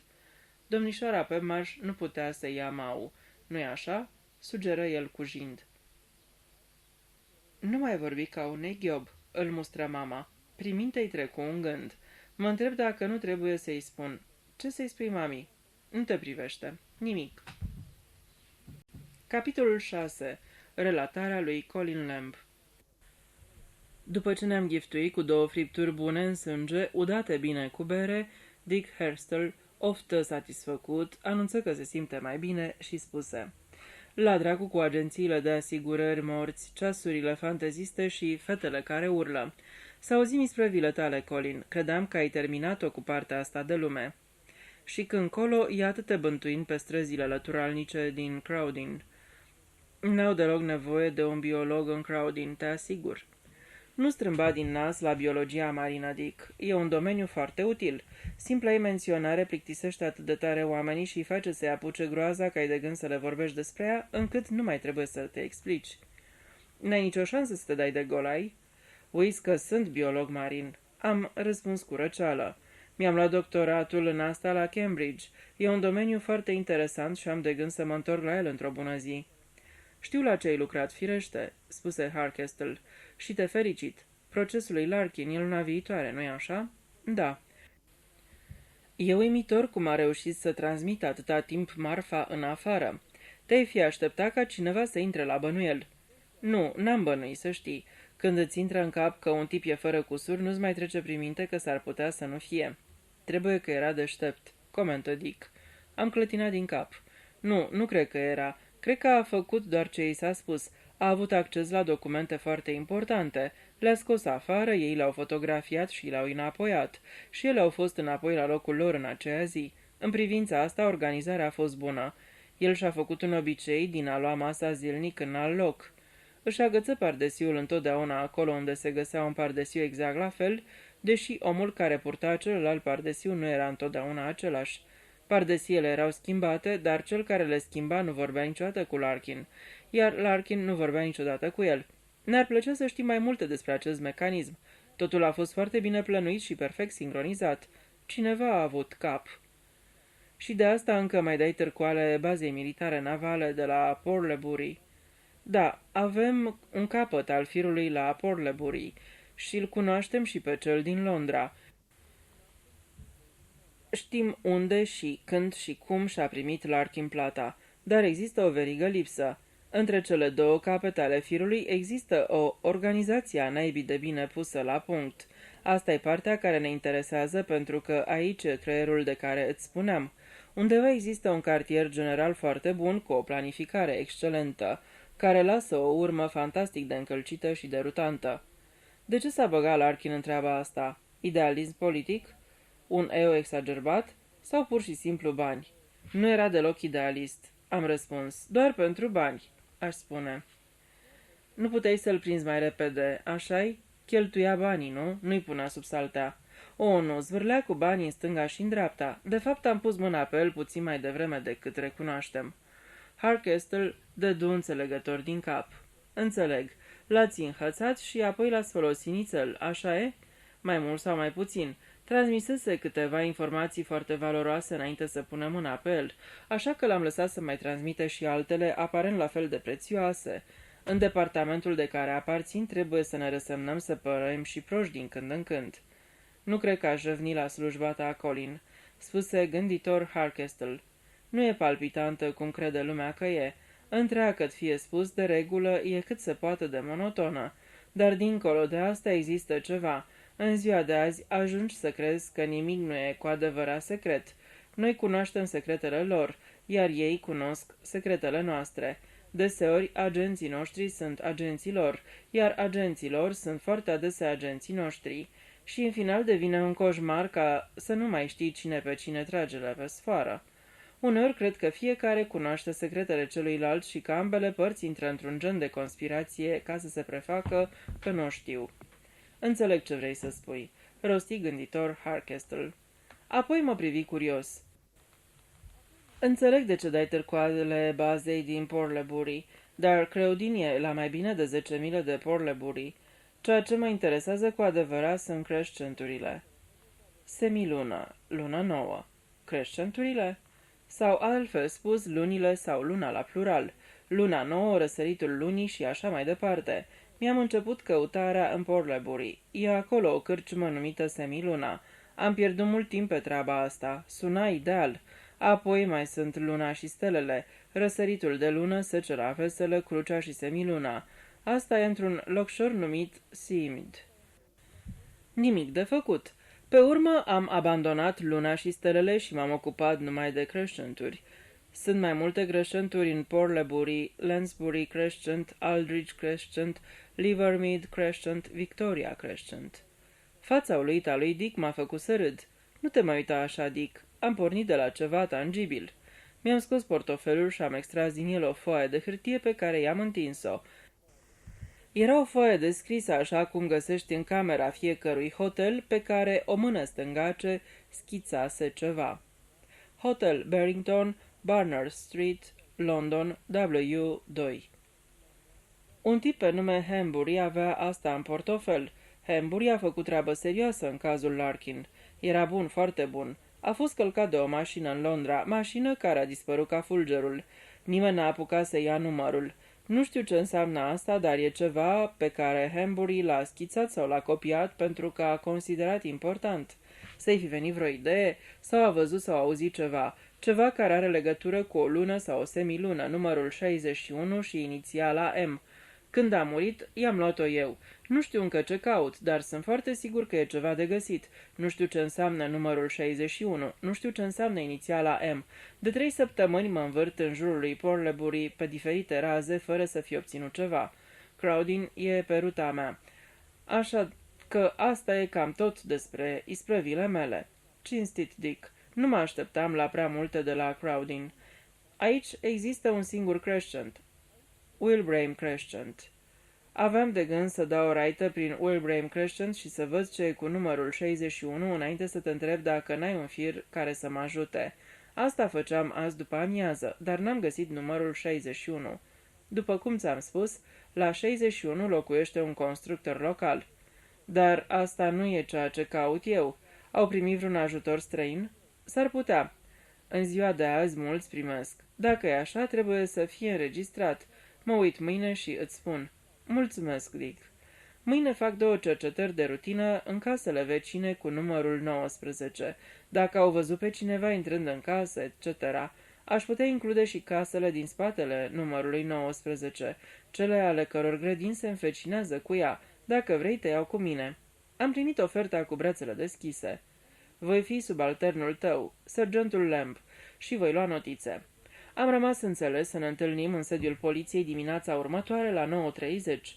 A doua zi am ajuns la ora stabilită și l-am găsit pe prietenul meu scoțând flăcări pe nas de furie. După ce și-a expediat un subaltern cu privire de câine bătut, l-am întrebat ce se întâmplase. O clipă, Harkestle fu incapabil să vorbească, apoi izbucni. Blestematele alea de ceasuri. Iarăși ceasurile. Ce s-a mai întâmplat cu ele? Lipsește unul. Lipsește? Care? Cel de voiaj. Cel cu Rosemary într-un colț. Am fluierat. Pare absolut fantastic. Cum s-a întâmplat? Proștii dracului. Iar eu sunt unul dintre ei. Nici o grijă. Dick era foarte sincer. Când faci un lucru, trebuie să-l faci ca lumea, altfel toată treaba se duce dracului. Ei bine, ceasurile erau bine mersi ieri în camera de zi. Am pus-o pe domnișoara Pebmarsh să le pipăie și să-mi spună dacă erau cunoscute. Nu erau. Apoi o veni să ridice cadavrul. Și? Am ieșit până la poartă să supraveghez treaba, apoi m-am întors în casă, am vorbit cu domnișoara Pebmarsh, care era în bucătărie, spunându-i că iau ceasurile și îi las o chitanță pentru ele. Îmi aduc aminte. Te-am auzit. Apoi am spus fetei că am să o trimit acasă cu una din mașinile noastre și te-am rugat pe tine să o însoțești până la mașină. Da. I-am dat domnișoarei Pebmarsh chitanța, deși ea spunea că nu e nevoie din moment ce ceasurile nu sunt ale ei. Apoi am venit la tine. I-am spus lui Edward să împacheteze cu grijă ceasurile din camera de zi și să le aduc aici, pe toate, în afară de ceasul cucuc și firește pendula. Uite, aici am greșit. Trebuia să-i fi spus clar, 4 ceasuri. Edward spune că s-a dus imediat în casă și a făcut ce i-am spus. El susține una și bună că nu erau decât 3 ceasuri, cu excepția celor 2 fixate. N-a trecut prea mult timp. Asta înseamnă... Muierea asta, Pebmarsh, putea să o fi făcut. Putea să fi luat ceasul după ce am ieșit din cameră și să se fi dus cu el direct la bucătărie. Foarte posibil, dar de ce? Avem o mulțime de aflat. Mai e cineva? Putea să o fi făcut fata? Am reflectat. Nu cred. Eu m-am oprit, amintindu-mi de ceva. Așadar, ea a făcut-o, spuse Harkestle. Continuă, când a fost asta? Tocmai ieșeam spre mașina poliției, am spus nefericit. Ea și uitase mănușile. M-am oferit să-i le aduc eu, dar ea a spus, o, știu precis unde trebuie să le fi scăpat, nu mă deranjează să intru în camera aia acum că au luat cadavrul. Și s-a întors în fugă în casă, dar n-a lipsit decât un minut. Când s-a întors, își pusese mănușile sau le avea în mână? Am ezitat. Da, cred că și le pusese. E clar că nu, altfel n-ai fi ezitat. Probabil că le-am desat în poșetă. Necazul e că ți s-au aprins călcâiele după fata asta, spuse pe un ton acuzator Harkestle. Nu fi tâmpit, m-am apărat cu furie. Am văzut-o pentru prima dată în viața mea ieri după amiază și nu se poate spune că a fost într-un cadru romantic. Eu n-aș băga mâna în foc. Nu în fiecare zi tinerii au de-a face cu fete care le pică în brațe urlând după ajutor în mult gustatul stil victorian. Asta îi face să se simtă eroi și protectori galanți. Numai că tu trebuie să încetezi să o mai protejezi. Asta e clar. Fata asta ar putea fi vârâtă până în gât în crima asta. Spui că fetișcana asta numai atâtica a înfipt un cuțit în individ? L-a ascuns undeva cu atâta grijă încât niciunul din detectivii tăi n-a putut să-l găsească, apoi a ieșit deliberați țipând în stradă ca să mă impresioneze? Ai rămâne trăznit câte am văzut la viața mea, spuse întunecat Harkestle. Eram indignat. Nu-ți dai seama câte spioane superbe de toate naționalitățile s-au perindat prin viața mea? Și unse cu toate alifiile, nu glumă, sunt imun la toate șiretlicurile femeiești. Până la urmă, orice naș își are nașul, spuse Harkestle. Totul depinde de gen. Sheila Webb pare să fie genul tău. În tot cazul nu te pricep de ce ești atât de pornit împotriva ei. Nu-s pornit împotriva ei, dar trebuie să încep de undeva. Cadavrul a fost găsit în casa lui Pebmarsh. Asta implică pe Pebmarsh. Cadavrul a fost descoperit de Webb și nu-i nevoie să-ți mai spun de câte ori s-a dovedit că prima persoană care a descoperit cadavrul unui om a fost aceeași persoană care l-a văzut ultima oară în viață. Atâta timp cât nu apar noi fapte, femeile astea două rămân pe scenă. Când am intrat eu în camera aia, chiar după 3, omul era mort de cel puțin o jumătate de oră, probabil mai mult. Ce zici de asta? Sheila Webb a fost plecată la masă de la ora 13:30 până la 14:30. L-am privit exasperat. Ce afla despre Carrie? Harkestle răspunse cu o amărăciune neașteptată. Nimic. Cum așa nimic? Doar că nu există o asemenea persoană. Ce spun cei de la Metropolis Insurance Company? Nici ei n-au nimic de spus pentru că nu există așa ceva. Metropolis Company nu există. Cât despre domnul Carey din Denver Street 7, nu există niciun domn Carey și niciun Denver Street 7 sau alt număr. Interesant. Adică a avut la el o carte de vizită fantomă imprimată cu un nume fantomă, o adresă și o companie de asigurări fantomă? Pare-se. Ce chestie! Harkestle ridică din numeri. Deocamdată mergem pe ghicite. Poate că strângea chete fantomă. Poate că așa se introducea în casă și făcea cine știe ce matrapazlăcuri. Poate că era un excroc sau un colecționar de bagatele sau un detectiv particular. Pur și simplu, nu știm. Dar veți descoperi. Da, până la urmă vom descoperi. I-am trimis amprentele la verificat să vedem dacă nu are cazier. Dacă are, am făcut un pas mare. Dacă nu, va fi mai complicat. Detectiv particular, am spus gânditor. Asta îmi place. Deschide anumite posibilități. Posibilitățile sunt tot ce avem până acum. Când e ancheta? Poimine, pur formală și cu amânare. Ce spune proba medicală? A fost înjunghiat cu un instrument ascuțit, ceva în genul unui cuțit de bucătărie pentru legume. Asta o cam scoate din cauză pe domnișoara Pemmarsh, nu? Ar fi cam greu pentru o femeie oarbă să înjunghie un bărbat. Presupun că e oarbă, nu? Da, de oarbă e oarbă. Am verificat. Și este exact ceea ce spune. A fost profesoară la o școală în North Country, profesoară de matematică. În urmă cu vreo 16 ani și-a pierdut vederea, a urmat un curs de Braille și, în cele din urmă, a obținut un post la Arenberg Institute. N-ar putea să aibă ceva la cap? O fixație pentru ceasuri și agenți de asigurări? Totul e atât de fantastic încât nici nu se poate descrie în cuvinte. Nu m-am putut abține să nu spun cu un oarecare entuziasm.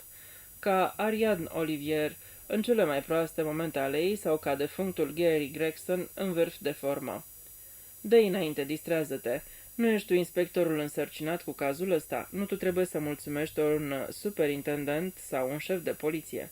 Bine, gata, poate vom scoate ceva util de la vecini. Mă îndoiesc, spuse cu amărăciune Harkestle. Dacă omul a fost înjunghiat în fața grădinii și doi bărbați mascați l-au cărat în casă, nimeni nu s-ar fi uitat pe fereastră sau ar fi văzut ceva. Ghinionul că ăsta nu e un sat. Wilbraham Crescent e un cartier rafinat. Până la ora 1, femeile angajate cu ziua care ar fi putut vedea ceva deja au plecat acasă. Nu vezi pe stradă nici măcar un cărucior pentru copii. Nu există niciun invalid în vârstă care stă toată ziua la fereastră? Asta vreau, dar n-am găsit. Ce-i cu numerele 18 și 20? La 18 stă domnul Waterhouse, funcționar administrator la firma de avocatură Gainsford and Sweetenham, și sora lui, care își petrece timpul liber administrându-l pe el. Despre 20, tot ce știu e că femeia care locuiește acolo are în jur de 20 de pisici. Nu-mi plac pisicile. I-am spus că viața de polițist e grea și am plecat. Capitolul 7. Domnul Waterhouse, șovăind pe treptele casei de la numărul 18, se uită nervos în spate la sora sa. E sigură că n-ai nimic?" o întrebă domnul Waterhouse. Domnișoara Waterhouse pufni cu indignare. Nu știu ce vrei să spui, James."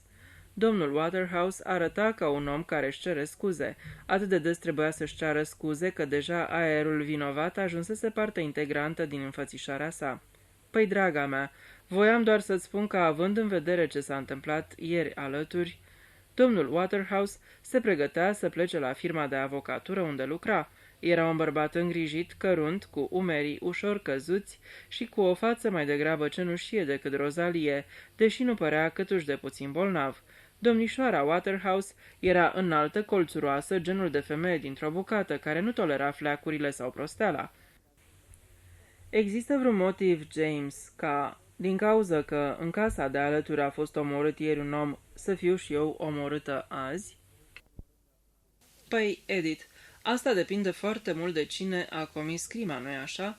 De fapt, tu crezi că există cineva care cutreieră în sus și în jos Wilbraham Crescent, alegându-și o victimă din fiecare casă? Zău, James, asta e aproape blasfemie. Blasfemie, Edith? Întrebă domnul Waterhouse, uimit din calea afară. Niciodată nu i-ar fi trecut prin cap un asemenea aspect al remarcii lui. Evocarea Paștelui evreiesc, spuse domnișoara Waterhouse, care, dă-mi voie să-ți reamintesc, este Sfânta Scriptură. Asta e nițel cam exagerat, Edith. Aș vrea să-l văd eu pe ăla care vine aici și încearcă să mă omoare pe mine, spuse curajoasă domnișoara Waterhouse. Fratele ei reflectă în sinea lui că o asemenea situație părea într-adevăr cu totul improbabilă. Dacă el personal și-ar fi ales o victimă, niciun caz n-ar fi ales-o pe sora lui. Dacă cineva ar fi cutezat să facă una ca asta, existau toate șansele ca acel cineva să fie doborât cu vătraiul sau cu bara de fier de la ușă și predat poliției într-o stare deplorabilă și umilitoare. Voiam doar să spun că, ei bine, există pe aici niște figuri în mod clar indezirabile. Încă nu știm prea multe despre ce s-a întâmplat, spuse domnișoara Waterhouse. Umblă tot felul de zvonuri. Doamna Head a auzit azi dimineață niște povești absolut fantastice. Îmi închipui, spuse domnul Waterhouse și se uită la ceas. Nu dorea câtuși de puțin să audă poveștile cu care venise vorbăreața lor femeie în casă. Sora lui nu-și pierdea niciodată timpul să demitizeze aceste senzaționale produse ale fanteziei, dar îi plăcea să le asculte. Unii spun că omul ăsta era casier sau contabil la Aronberg Institute și că nu știu ce n-a ieșit la socoteală și a venit la domnișoara Pebmarsh să o întrebe. Iar domnișoara Pebmarsh l-a omorât. Domnul Waterhouse părea ușor amuzat. O oarbă? L-a strangulat cu o bucată de sârmă, spuse domnișoara Waterhouse. Vezi tu, el nu era în gardă. Cine ar fi fost cu cineva orb? Nu că eu una cred așa ceva. Sunt sigură că domnișoara Pebmarsh e o persoană cu un caracter excelent, dar eu am alte păreri decât ea pe diferite teme. Nu e din cauză că i-aș reproșa ceva de natură criminală, ci doar pentru că cred că părerile ei sunt bigote și extravagante. În definitiv, mai există și alte lucruri pe lângă educație. Toate școlile astea noi cu aspect ciudat, construite practic din sticlă, ai crede că sunt destinate cultivării castraveților și roșiilor. Sunt sigură că sunt foarte nesănătoase pentru copii în lunile de vară. Chiar doamna Head mi-a spus că lui Susan a ei nu îi plac noile ei săli de clasă. Spune că e imposibil să fii atent la lecții din cauza că nu te poți abține să nu te uiți tot timpul pe ferestrele alea. Vai, spuse domnul Waterhouse, uitându-se din nou la ceas. Ei bine, mă tem că am să întârzi. La revedere, draga mea, ai grijă de tine. Mai bine ține lanțul la ușă. Domnișoara Waterhouse pufni din nou. După ce închise ușa în urma fratelui ei și era pe cale să se retragă la etaj, se opri gânditoare, după care se duse la sacul de golf, scoase bastonul cu măciulie și îl plasă strategic lângă ușa de la intrare. Gata, spuse domnișoara Waterhouse, cu o oarecare mulțumire. Firește, James vorbea prostii. Totuși era bine întotdeauna să fii pregătit. Faptul că ospiciile le dădeau drumul cu atâta ușurință bolnavilor mintali, îndemnându-i să ducă o viață normală, era, după părerea ei, un permanent pericol pentru tot felul de oameni nevinovați. Domnișoara Waterhouse era în dormitorul ei de la etaj, când doamna Head se năpusti în sus pe scări. Doamna Head era scundă și rotundă, semănând foarte bine cu o minge de cauciuc și savura practic tot ce se întâmpla. Doi domni vor să vă vadă, spuse cu aviditate doamna Head. Adică la nu-s chiar domni, sunt de la poliție. Întinse o carte de vizită. Domnișoara Waterhouse o luă. Inspectorul detectiv Harkestle, citia. Ei condus în salon? Nu, i-am dus în sufragerie, strânsese masa și m-am gândit că ar fi un loc mai potrivit, adică nu-s decât polițiști la urma urmei. Domnișoara Waterhouse nu împărtăși motivul. Totuși spuse. Cobor imediat. Cred că vrea să vă întrebe ceva despre domnișoara Pebmarsh. Vrea să știe dacă ați observat ceva ciudat în purtarea ei. Se spune că maniile astea vine uneori dintr-o dată și nu se prea observă dinainte. Dar de obicei e ceva, un fel mai aiurea de a vorbi, să știți. Poți să-ți dai seama după ochi, se spune. Dar asta n-ar ține la o oarbă, nu-i așa? Domnișoara Waterhouse coborâ și intră în sufragerie cu o anumită curiozitate nu chiar neplăcută, mascată de obișnuitui aer bătăios. Inspectorul detectiv Harkestle? Harkestle se ridicase. Bună dimineața, domnișoara Waterhouse! Domnișoara Waterhouse nu ca Dixie să-l salute pe tânărul înalt și brunet, care îl însoțea pe inspector și care îngănase un Sergeant Lamb. Sper că n-am venit la o oră nepotrivită, în sensul că e prea devreme, dar îmi închipui că știți despre ce e vorba. Ați auzit ce s-a întâmplat ieri în casa de alături. O crimă într-o casă vecină nu e ceva care să treacă neobservat, spuse domnișoara Waterhouse. A trebuit chiar să alung câțiva reporteri care au venit să mă întrebe dacă n-am văzut ceva. I-ați alungat? Normal. Ați avut dreptate să procedați așa, spuse Harkestle. Reporterii ăștia se strecoară în tot locul, dar sunt convins că dumneavoastră știți cum să faceți față oricărei situații de felul ăsta.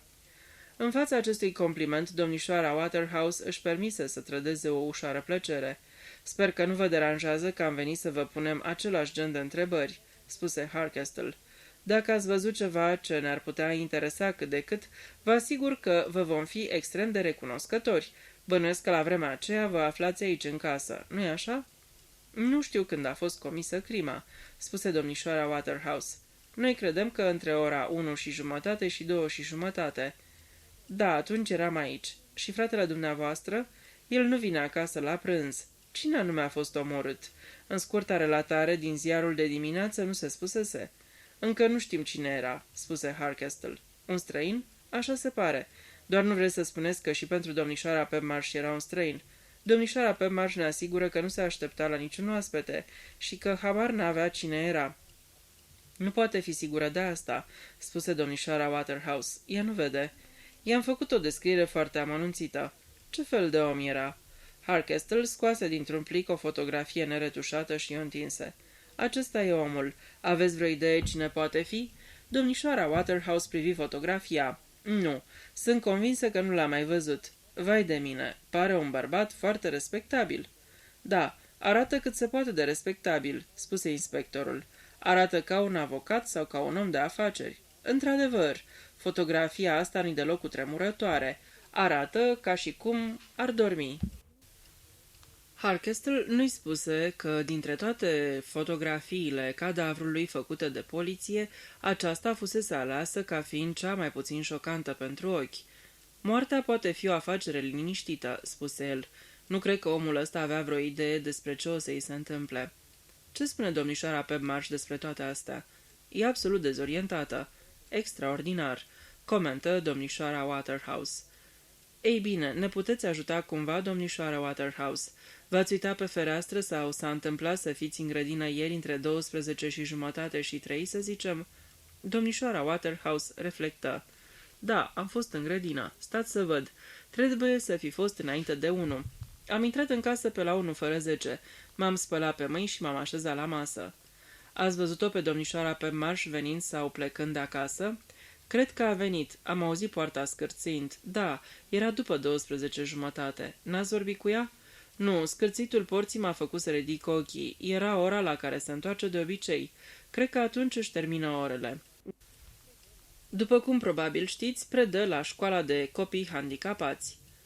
Conform declarației ei, domnișoara Pebmarsh a plecat din nou în jur de 1:30. Așa a fost? N-aș putea spune exact ce oră era, dar, da, îmi amintesc sigur că a trecut prin fața porții mele. Scuzați-mă, domnișoară Waterhouse, ați spus a trecut prin fața porții mele? Bineînțeles, eram în camera de zi. Asta dă în stradă, în timp ce sufrageria unde ne aflăm acum dă spre grădina din spate. Dar după ce am prânzit, mi-am luat cafeaua în camera de zi și m-am așezat cu ea pe scaunul de lângă fereastră. Citam The Times și cred că dădeam pagina când am observat-o pe domnișoara Pebmarsh trecând pe lângă poartă. E ceva extraordinar în asta, doctore? Nu extraordinar, nu, spuse zâmbind inspectorul, numai că am înțeles că domnișoara Pebmarsh avea de gând să facă niște cumpărături și să se ducă la poștă și am crezut că i-ar fi fost mai aproape dacă o lua în direcția cealaltă.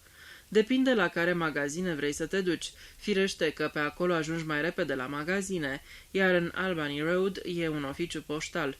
Dar domnișoara Pebmarsh trecea de regulă prin fața porții dumneavoastră pe la acea oră?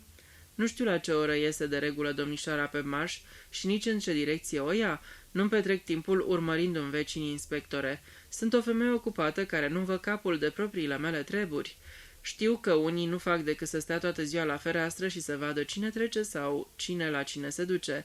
Asta este mai mult obiceiul invalizilor sau al celor care n-au altă treabă decât să spioneze și să-și bărfească vecinii. Domnișoara Waterhouse vorbea cu atâta înverșunare încât inspectorul fu convins că se referea la o persoană anume. Spuse repede, chiar așa, cum domnișoara Pebmarsh a trecut prin fața porții dumneavoastră, se putea să se fi dus la telefon, nu-i așa? Parcă e o cabină telefonică în partea aia. Da, peste drum de numărul 15. Domnișoară Waterhouse, întrebarea importantă pe care trebuie să vă pun este dacă ați văzut sosirea acestui bărbat. Misteriosul bărbat, cum l-au numit ziarele de dimineață. Domnișoara Waterhouse clătină din cap. Nu l-am văzut nici pe el, nici pe altcineva. Ce făceați între 1:30 și 3? Mi-am petrecut cam o jumătate de oră dezlegând cuvinte încrucișate din The Times. Apoi m-am dus în bucătărie și am spălat vasele murdare de la prânz. Stați să văd. Am scris 2 scrisori, am completat niște cecuri pentru notele de plată, apoi m-am dus la etaj și am ales câteva lucruri pe care voiam să le duc la curățătorie. Cred că eram în dormitor când am remarcat o anumită agitație alături. Am auzit clar pe cineva țipând, așa că firește m-am dus la fereastră. La poartă era un tânăr și o fată, el părea să o îmbrățișeze. Sergentul Lamb se foi pe picioare, dar domnișoara Waterhouse nu se uită la el și era limpede că habar n-avea că el era tânărul cu pricina. N-am văzut decât partea din spate a capului tânărului. Părea să se certe cu fata. Până la urmă a așezat-o jos și a sprijinit-o de poartă. O chestie ieșită din comun. Apoi s-a îndepărtat și a intrat în casă. Nu o văzuseră pe domnișoara pe marș, întorcându-se acasă cu puțin timp mai înainte? Nu cred că m-am uitat deloc pe fereastră până când n-am auzit țipetele acelea groaznice. Oricum n-am dat prea mare atenție acestor lucruri. Tinerii și fetele fac întotdeauna treburi de genul ăsta, țipă, se împing, chicotesc și fac zgomot. Nu mi-a trecut prin minte că era ceva serios. Abia când au sosit mașinile poliției mi-am dat seama că se petrecuse ceva ieșit din comun. Și ce ați făcut atunci? Normal. Am ieșit din casă, am stat pe trepte, pe urmă m-am dus spre grădina din spate. Mă întrebam ce se întâmplase, dar de acolo n-am prea avut ce vedea.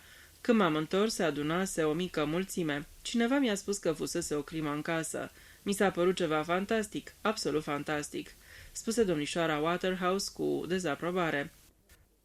Nu ne mai puteți spune nimic altceva? Mă tem că nu.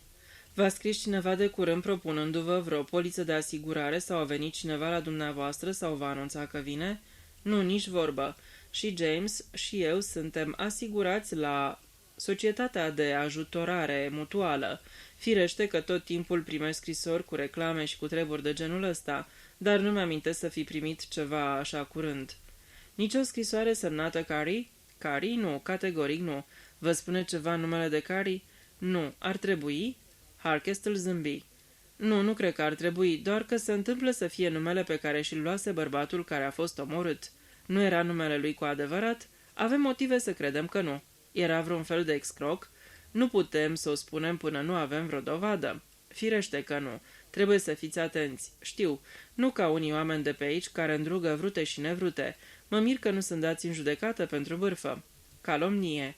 O corectă sergentul Lamb, deschizându-și gura pentru prima dată. Domnișoara Waterhouse se uită la el oarecum surprinsă, ca și cum s-ar fi mirat că avea identitatea lui proprie și nu era doar o anexă necesară a inspectorului Harkestel. Îmi pare rău că nu pot să vă ajut, spuse domnișoara Waterhouse. Și mie îmi pare rău, spuse Harkestel. O persoană cu inteligența și judecata dumneavoastră și cu un asemenea spirit de observație n-ar fi fost un martor foarte util. Mi-aș fi dorit să fi văzut ceva. O clipă tonul ei fu fisător ca al tinerelor fete. Dar fratele dumneavoastră, domnul James Waterhouse, fratele meu n-ar ști nimic, spuse cu dispreț domnișoara Waterhouse. Niciodată nu știe și în tot cazul era la Gainsford în Swetton, în High Street. Oh, nu, James n-ar fi în stare să vă ajute. Cum spuneam, nu vine acasă la prânz. Unde ia prânzul de obicei? De obicei servește sandvișuri și cafea la Three Feeders, un local foarte de gust și respectabil. Sunt specializați în gustări rapide pentru funcționari. Vă mulțumim, domnișoara Waterhouse. Nu vă mai reținem. Se ridică și ieși în hol. Domnișoara Waterhouse îl însoții. Colin Lamb ridică bastonul de golf de lângă ușă. Frumușel baston, spuse el. Are o măciulie grea. Văd că sunteți pregătită pentru orice eventualitate. Domnișoara Waterhouse era ușor stânjenită. Zău, nu-mi imaginez cum a ajuns bastonul ăsta aici. Îl smulse din mână și îl vârâ în sacul de golf. O metodă de precauție foarte înțeleaptă, spuse Harkestel. Domnișoara Waterhouse deschise ușa și îi lăsă să iasă. Ei bine, spuse Colin Lamb cu un oftat, n-am scos mare lucru de la ea, în ciuda faptului că ai periat-o tot timpul. Asta e metoda ta invariabilă? Cu persoanele de genul ei dă uneori rezultate excelente. Durii răspund întotdeauna la lingușeli. Pe urmă torcea ca o pisică ce privește o farfurie cu smântâna. Din păcate, n-am aflat nimic interesant. Nu? Întrebă Harkestel. Colin îl privi repede. La ce te gândești? la un aspect foarte subțirel și posibil neimportant. Domnișoara Pebmarsh s-a dus la cumpărături și la poștă, dar a luat-o la stânga în loc să o ia la dreapta, iar apelul telefonic, conform spuselor domnișoarei Martindale, a fost făcut cam pe la 2:10. Colin îl privi curios. Continui să crezi că, în ciuda negărilor ei, ea a dat telefonul? A fost foarte categorică în privința asta. Da, a fost foarte categorică, spuse Harkestel ambigu. Dar dacă ea l-a dat, de ce l-a dat? Of, toate de-ceurile astea, spuse iritat Harkestel. De ce? De ce toată aiureala asta? Dacă domnișoara Pebmarsh a dat acel telefon, de ce a vrut ca fata să ajungă acolo? Dacă a făcut-o altcineva, de ce a vrut să o implice pe domnișoara Pebmarsh? Încă nu știm nimic. Dacă femeia aia, Martindale, ar fi cunoscut-o personal pe domnișoara Pebmarsh, ar fi știut dacă era sau nu vocea ei, sau măcar dacă semăna cu ea. În fine, n-am obținut mare lucru de la numărul 18. Să vedem dacă numărul 20 ne oferă ceva mai bun. Capitolul 8. Casa de la numărul 20 avea și un nume. Villa Diana. Porțile erau prevăzute pe dinăuntru cu bare grele împotriva intrușilor. Melancolici arbuști de lauri pestriți, imperfect unși, veneau și ei să zădărnicească eforturile cuiva de a intra pe poartă. Dacă o casă s-ar fi putut numi Laurii, aceasta ar fi trebuit să fie, remarcă Lamb. Mă mir de ce îi zice Villa Diana. Se uită în jur. Villa Diana nu excela prin îngrijire sau prin straturi cu flori. Caracteristicile ei izbitoare erau tufele crescute de avalma și un puternic miros amoniacal de pisică. Casa era într-o stare destul de părăginită, cu niște șgheaburi care se cereau grabnic reparate. Singurul semn de atenție recentă era ușa proaspăt vopsită de la intrare, a cărei culoare azurie făcea și mai mult să iasă în evidență aspectul neîngrijit al casei și al grădinii. Nu exista sonerie electrică, ci un fel de mâner al cărui scop era să tragi de el. Inspectorul trase și el și dinăuntru se auzi un sunet slab, dezornăit îndepărtat. Așteptară câteva clipe, apoi dinăuntru se auziră niște sunete destul de curioase. Un fel de fredonat ascuțit, jumătate cântat, jumătate vorbit. Ce dracu, începu Harkestel. Vocea părea că se apropie de ușă și cuvintele deveniră inteligibile. Nu, scumpico, vino aici, dragostea mea, cu mințică, sah, Mimi, Cleopatra. Ah, de dudlums, ah, Lulu. Se auziră uși închise. În cele din urmă, ușa de la intrare se deschise. În fața lor apăru o doamnă într-un halat de catifea destul de ros, de o culoare verde deschis. Părul ei, cu șuvițe de un cenușiu gălbui, era răsucit într-o coafură elaborată ce fusese la modă cu vreo 30 de ani în urmă. În jurul gâtului purta un guler de blană portocalie. Inspectorul Harkestel rosti cu îndoială. Doamna Hemming? Eu sunt doamna Hemming. Ușurel rază de soare, ușurel măsgălici. Abia atunci inspectorul își dădu seama că blana portocalie era în realitate o pisică. Și nu era singura pisică. Alte 3 apărură pe hol, 2 din ele miaunând. Își preluară locul, uitându-se la musafir și învârtindu-se pe lângă poalele stăpânilor. În același timp, un miros pătrunzător de pisică umplu nările celor 2 bărbați. Sunt inspectorul detectiv Harkestel. Sper că ați venit în legătură cu omul ăla groaznic de la protecția animalelor, spuse doamna Hemming. Dezgustător. L-am reclamat. Să spună că pisicile mele sunt ținute în condiții care le prejudiciază sănătatea și fericirea. Absolut dezgustător. Eu trăiesc pentru pisicile mele, inspectore. Sunt singura mea bucurie și plăcere în viață. Fac totul pentru ele. Sah, Mimi, nu aici, scumpico. Sah, Mimi nu dădu nicio atenție restricției și sări pe masa din hol. Se așeză și începu să-și spele fața privind fix la străini. Intrați, spuse doamna Hemming. Nu în camera asta, uitasem. Deschise o ușă pe stânga, aici aerul era și mai înțepător. Haideți, drăguțele mele, haideți. În cameră diverse perii și piepteni cu păr de pisică, în ele zăceau pe scaune și pe mese. În jur erau împrăștiate niște pernuțe decolorate și soioase, iar printre ele mișunau încă cel puțin 6 pisici. Eu trăiesc pentru iubitele mele, repetă doamna Hemming. Înțeleg tot ce le spun. Inspectorul Harkestel intră vitejește. Din nefericire pentru el, avea alergie la pisici. Cum se întâmplă de regulă în astfel de ocazii, toate pisicile veniră buluc spre el. Una îi sări pe genunchi, altele începură să se frece drăgăstos de pantalonii lui. Inspectorul Harkestel, care era un om curajos, tăcea chitic și îndura. Aș vrea să vă pun câteva întrebări, doamnă Hemming, despre tot ce doriți, îl întrerupse gazda. Eu n-au nimic de ascuns, pot să vă arăt mâncarea pisicilor, păturile în care dorm 5 în camera mea, iar celelalte 7 pisici aici la parter. Mănâncă cel mai bine pește gătit de mine personal. Problema asta n-are nicio legătură cu pisicile, spuse Harkestel, ridicând glasul. Am venit să discut cu dumneavoastră despre povestea nefericită de alături. Probabil ați auzit de ea. De alături? Vă referiți la câinele domnului Joshua? Nu, mă refer la numărul 19, unde ieri a fost descoperit un bărbat ucis. Serios? Întrebă doamna Hemming cu un interes politicos, dar atât. Ochii ei umblau după pisici. Erați acasă ieri după amiază? Mai precis, între 1:30 și 3:30. Da, eram. De obicei îmi fac cumpărăturile foarte devreme și apoi mă întorc să le pregătesc masa iubitelor mele, iar pe urmă le perii și le aranjez. Și n-ați observat nicio agitație în fața casei de alături?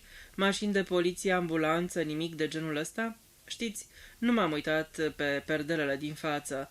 Am ieșit prin spatele casei și m-am dus în grădină pentru că scumpa mea Arabela lipsea.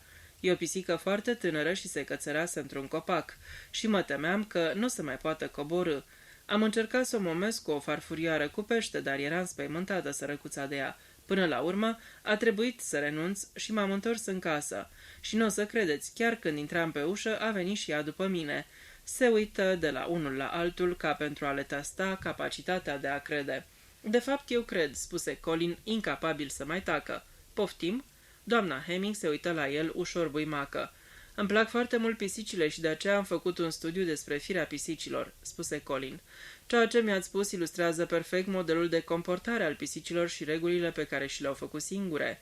În același fel, pisicile dumneavoastră s-au adunat toate în jurul prietenului meu, căruia, cinstit vorbind, nu-i plac pisicile, iar mie, în ciuda tuturor dezmierdărilor mele, nu-mi dau nicio atenție. Dacă doamnei Hemming îi trecu prin cap că tânărul Colin nu prea vorbea ca un sergent de poliție, faptul nu se văzu nicicum pe fața ei. Se mulțumi să murmure vag. Ele știu întotdeauna dragele de ele, nu-i așa? O frumoasă pisică persană își puse 2 labe pe genunchiul inspectorului Harkestel. Se uita la el în extaz și își înfipse ghearele într-o acțiune repetată de parcă inspectorul era o perniță de ace. Depășind limita îndurării, inspectorul se ridică. Mă întreb dacă pot arunca o privire în grădina dumneavoastră din spate, doamnă, spuse el. Colin rânja ușor. Da, firește, tot ce doriți. Doamna Hemming se ridică. Pisica portocalie se descolăci din jurul gâtului ei. Cu un aer absent, stăpâna o înlocui cu cea persană și porni spre ușă. Harkestel și Colin o urmară. Noi n-am mai întâlnit, îi spuse Colin pisicii portocalii și adăugă, adresându-i se unei alte pisici persane cenușii care stătea pe o masă lângă o veioză chinezească. Ești o frumusețe. Vă rog să închideți ușa când ieșiți, domnule. Spuse din hol doamna Hemming. Azi bate un vânt tăios și nu vreau ca iubitele mele să răcească. În plus, cu toți băieții ăștia răi de pe aici, nu e deloc sigur să le lasă hoinărească singure prin grădină. Se îndreptă spre fundul holului și deschise o ușă laterală. Care băieți răi?" întrebă Harkestel. Cei 2 băieți ai doamnei Ramsay. Locuiesc în partea de sud a semilunii. Grădinile noastre se cam învecinează. Sunt niște tineri huligani, asta sunt. Au o praștie, să știți, sau aveau. Ei susțin că le-a fost confiscată, dar eu am îndoierile mele. Își fac locuri de pândă și ascunzători. Vara aruncă cu mere. Revoltător, spuse Colin. Grădina din spate arăta și mai rău ca cea din față. Iarbă neîngrijită, tufe crescute la întâmplare și mult mai mulți albuși de laur din varietatea pestriță. După părerea lui Colin, și el și Harkestel nu făceau decât să-și piardă timpul. Prin barajul de lauri, tufe și copaci nu se putea vedea nimic în grădina domnișoarei Pebmaș. Vila Diana putea fi descrisă ca o casă complet izolată. Numărul 19, ați spus, întrebă doamna Hemming, oprindu-se nehotărâtă în mijlocul grădinii. Dar eu credeam că acolo locuiește o singură persoană, o oarbă. Bărbatul ucis nu locuia în casă, spuse Harkestel. Înțeleg. A venit aici doar ca să fie omorât, spuse vag doamna Hemming. Ce ciudat. E o descriere a dracului de bună, își spuse Colin. Capitolul 9. O luară cu mașina în lungul lui Ulbrame Crescent. Cotiră la dreapta pe Albany Road și apoi din nou la dreapta, intrând pe cea de-a doua față a lui Ulbrame Crescent. Foarte simplu, spuse Harkestle. După ce știi, spuse Colin. 61 este chiar în spatele doamnei Hemming, dar un colț atinge și numărul 19, așa că nu mai bine. Ai șansa să te uiți la al tău, domn Bland. Apropo, niciun ajutor din străinătate. Mașina trase în fața casei cu numărul 61 și cei doi coborâră. Ia te uită, spuse Colin. Asta da grădina. Grădina din față era într-adevăr un model de perfecțiune la scară mică. Straturile cu mușcate erau mărginite de lovelii. Mai erau begonii mari, cărnoase și un frumos aranjament de ornamente de grădină, broaște, ciuperci, pitici, comici și spiriduși. Sunt sigur că domnul Bland trebuie să fie un om de treabă, spuse cu un fior Colin. N-ar fi putut avea ideile astea teribile dacă nu era. Adăugă în timp ce Harkestle apăsa pe sonerie. Te aștept să fie acasă la ora asta? L-am sunat, explică Harkestle. L-am întrebat dacă ne putem întâlni în timpul dimineții. În acel moment, o camionetă Traveller trase în fața casei și intră în garajul care era evident că fusese o anexă interioară a casei. Domnul Josiah Bland ieși, trânti ușa și înainte către ei. Era un bărbat de statură medie, chel și cu ochii mici și albaștri. Părea o fire volubilă. Inspectorul Harkestle, poftiți înăuntru. Îi conduse în camera de zi. Aceasta etala câteva mostre de prosperitate. Lampadare scumpe și cam încărcate, un birou Empire, un set de ornamente de un auriu strălucitor pe polița căminului, o vitrină cu intarsie și o jardinieră plină cu flori la ferestre. Scaunele erau moderne și cu tapiserii bogate. Luați loc, spuse îndatoritor domnul Bland. Fumați? Sau poate nu puteți în timpul serviciului? Nu mulțumesc, spuse Harkestle. Nici nu doriți să beți ceva? Mai bine pentru dumneavoastră, aș îndrăzni să spun. Și acum despre ce e vorba? Afacerea asta de la numărul 19, presupun. Colțurile grădinilor noastre se învecinează, dar de văzut se vede mai bine doar de la ferestrele de la etaj. Mi se pare o poveste cu totul extraordinară, cel puțin din ce am citit în ziarul local azi dimineață. Am fost încântat când am primit mesajul dumneavoastră. E o ocazie să afli ceva adevărat. Nu aveți idee câte zvonuri circulă pe aici. Soția mea a devenit foarte nervoasă, să știți, la gândul că un criminal umblă în voie prin zonă. Necazul e că în ziua de azi ospiciile le dau drumul cu prea mare ușurință scrintiților. Îi trimit pe cuvânt sau cum îi se spune, apoi îi vin de hac al cuiva și iarăși sunt legați.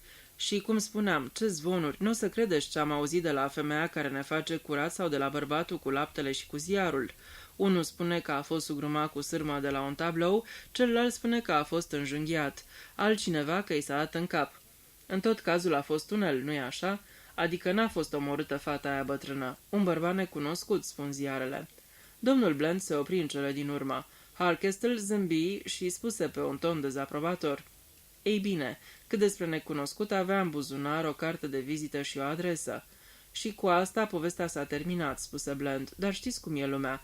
Nu știu cine scornește toate chestiile astea. Pentru că tot vorbim despre victimă, poate vreți să vă uitați puțin la asta, spuse Harkestle. Scoase încă o dată fotografia făcută de poliție. Deci ăsta e, nu-i așa? Arată ca un tip absolut obișnuit, ca mine și ca dumneavoastră. Presupun că nu trebuie să întreb dacă avea un motiv anume să fie omorât. E prea devreme să vorbim despre asta, spuse Harkestle. Ce vreau eu să știu, domnule Bland, este dacă l-ați mai văzut vreodată pe acest om. Bland clătină din cap. Sunt sigur că nu. Am o bună memorie a chipurilor. N-am venit la dumneavoastră cu un scop anume, cu vreo poliță de asigurare sau să vă vândă vreun anumit aparat? Nu, categoric nu. Poate ar trebui să o întrebăm pe soția dumneavoastră. În definitiv, dacă a venit aici cu soția dumneavoastră, ar fi vorbit. Da, e perfect adevărat. Știu și eu, deși Valerii nu stă prea bine cu sănătatea, n-aș vrea să o tulbur. Adică presupun că aici e fotografiat mort, nu-i așa? Da, așa e. Dar nu e o fotografie tulburătoare. Nu, e foarte bine făcută. Tipul pare că doarme. Vorbiți despre mine? Ușa dinspre camera alăturată se deschise și intră o femeie între două vârste. Harkestle fu convins că ascultase cu atenție totul în spatele ușii. Iată-te, draga mea," spuse domnul Bland. Credeam că tragi un pui de somn. Aceasta e soția mea, inspectore, detectiv Harkestle." Crima aceea teribilă," murmură doamna Bland. Mă cutremur numai când mă gândesc la ea." Se așeză pe sofa cu un mic ignet. Pune-ți picioarele sus, dragă," spuse Bland. Doamna Bland se supuse. Era o femeie cu părul de culoarea nisipului și cu un glas slab și văicăreț. Părea anemică și avea în întregime aerul unei invalide care își acceptă invaliditatea nu fără o oarecare plăcere. Preț de câteva clipe îi aminti inspectorului Harkestle de cineva. Încercă să-și amintească de cine anume, dar nu reuși. Glasul slab, aproape plângăreț, continua. Nu prea stau bine cu sănătatea, inspectore Harkestle, așa că soțul meu caută să mă scutească de orice șocuri sau supărări. Sunt foarte sensibilă. Vorbeați parcă de o fotografie a celui ucis. Vai, ce groaznic sună. Nu știu dacă pot suporta să mă uit. În realitate moare să o vadă, gândi Harkestle. Cu o ușoară maliție în glas, spuse: Atunci probabil că ar fi mai bine să nu vă cerem să vă uitați la ea, doamnă Bland. Mă gândeam doar că poate ne-ați putea ajuta spunându-ne dacă acest om a trecut pe la dumneavoastră vreodată. Trebuie să-mi fac datoria, spuse doamna Bland cu un zâmbet dulce și curajos. Întinse mâna. Crezi că-ți face bine să te necăjești, Val? Nu fi prostuț, firește că trebuie să văd. Se uită cu mult interes la fotografie și totodată cu oarecare dezamăgire, sau cel puțin așa îi se păru inspectorului. Arată... Zău, nu arată deloc ca mort, spuse ea. Nici n-ai zice că a fost omorât. A fost strangulat? A fost înjunghiat, răspunse inspectorul. Doamna Bland închise ochii și se cutremură. Vai, ce cumplit, spuse ea. L-ați văzut vreodată, doamnă Bland? Nu, răspuse doamna Bland cu o reținere evidentă. Nu l-am văzut. E genul de om care vine pe la ușile oamenilor să vândă tot felul de lucruri? Se pare că era agent de asigurări, spuse cu grijă inspectorul. Înțeleg. Nu, n-a fost nimeni de genul acesta, sunt sigură. Nu mai auzi niciodată pomenind de așa ceva, nu-i așa? Parcă nu, răspunse domnul Bland. Era rudă cu domnișoara Pebmarsh? Întrebă doamna Bland. Nu, îi era total necunoscut. Foarte ciudat, spuse doamna Bland. O cunoașteți pe domnișoara Pebmarsh? Da, adică ne cunoaștem ca vecini, bineînțeles. Din când în când îi cere sfatul soțului meu cu privire la grădină. Îmi închipui că sunteți un grădinar pasionat, spuse inspectorul. Nu chiar, bătu în retragere domnul Bland. Știți, nu prea am timp, firește, mă pricep cât de cât, dar am un tip grozav care vine de 2 ori pe săptămână. El se îngrijește ca totul să fie perfect și pun pariu că nu găsiți pe aici o grădină ca a noastră, dar eu personal nu sunt un grădinar adevărat ca vecinul meu, de pildă. Ramsay? Întrebă oarecum mirat Harkestle. Nu, mai încolo, la 63, domnul McNaughton. El trăiește pur și simplu pentru grădina lui. E în ea cât e ziua de lungă și e nebun în privința gunoiului de grajd. Te plictisește tot timpul vorbindu-ți despre bălegar. Dar presupun că nu despre asta vreți să discutăm. Într-adevăr, nu chiar, spuse inspectorul. Mă întrebam dacă cineva dumneavoastră sau soția dumneavoastră se afla ieri în grădină. Cum spuneați, un colț al ei se învecinează cu numărul 19 și m-am gândit că poate ați văzut sau ați auzit ceva interesant. Pe la prânz, nu-i așa? Adică atunci când s-a comis crima. Ne-ar interesa perioada cuprinsă între 1 și 3. Bland clătină din cap. Atunci eram aici eu și Valerie, dar luam masa, iar sufrageria noastră dă spre stradă. N-am fi putut vedea nimic din ce se petrece în grădină. La ce oră luați masa? La 1 sau în jur de 1, uneori la 1:30. Și n-ați ieșit deloc în grădină după aceea? Bland clătină din cap. Soția mea totdeauna merge sus să se odihnească după masă, iar eu, dacă n-am foarte multă treabă, închid nițel ochii în fotoliul acela. Trebuie să fi plecat de acasă pe la 3:15, dar din păcate nu m-am dus deloc în grădină. În fine, spuse Harkestle, trebuie să întrebăm pe toată lumea. Firește, aș fi dorit să vă fi putut ajuta mai mult. Aveți o casă drăguță, spuse inspectorul. Nu v-ați zgârcit la bani, dacă pot să spun așa. Bland râse jovial. Ne plac lucrurile drăguțe. Soția mea are mult bun gust. Ne-a picat o pleașcă acum un an. Soția mea a primit o moștenire de la un unchi al ei. Nu-l văzuse de 25 de ani. Nu vă spun ce surpriză a fost. A contat ceva pentru noi, să știți. Ne-am pus pe picioare și ne gândim la o croazieră puțin mai încolo. Sunt foarte educative croazierele astea. Grecia și așa mai departe.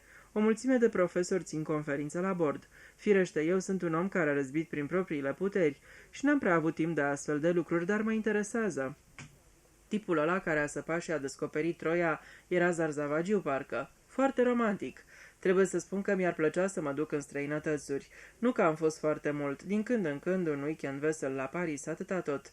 Mă îmbie gândul să-mi iau zborul de aici și să mă duc să trăiesc în Spania sau în Portugalia, ba chiar în Indiile de vest. O mulțime de oameni o fac. Economisesc impozitul pe venit și așa mai departe. Dar soției mele nu-i surâde ideea.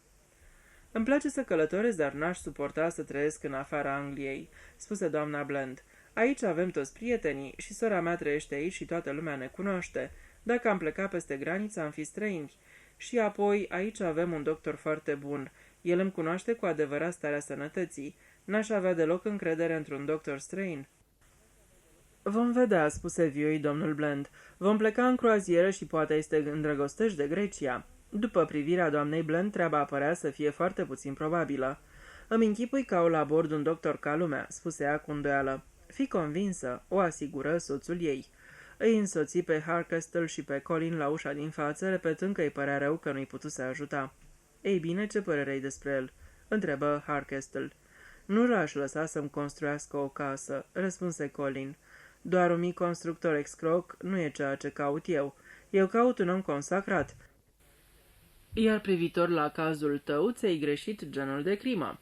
Dacă Bland ar fi să-și îndoape nevasta cu arsenic sau să-i facă vânt Marea Egee ca să-i moștenească banii și să se însoare cu o blondă trăznet.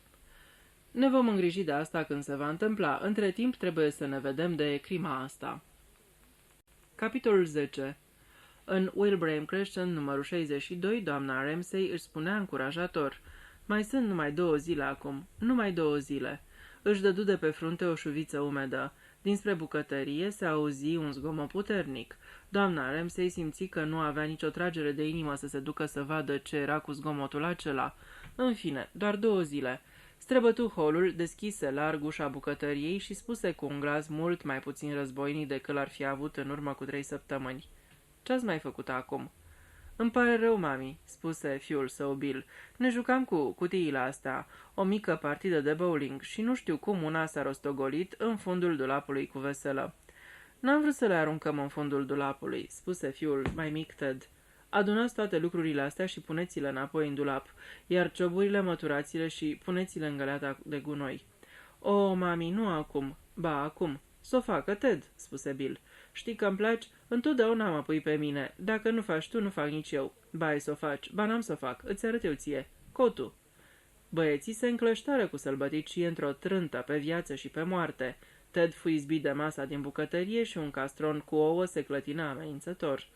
Ieșiți afară din bucătărie," strigă doamna Ramsay.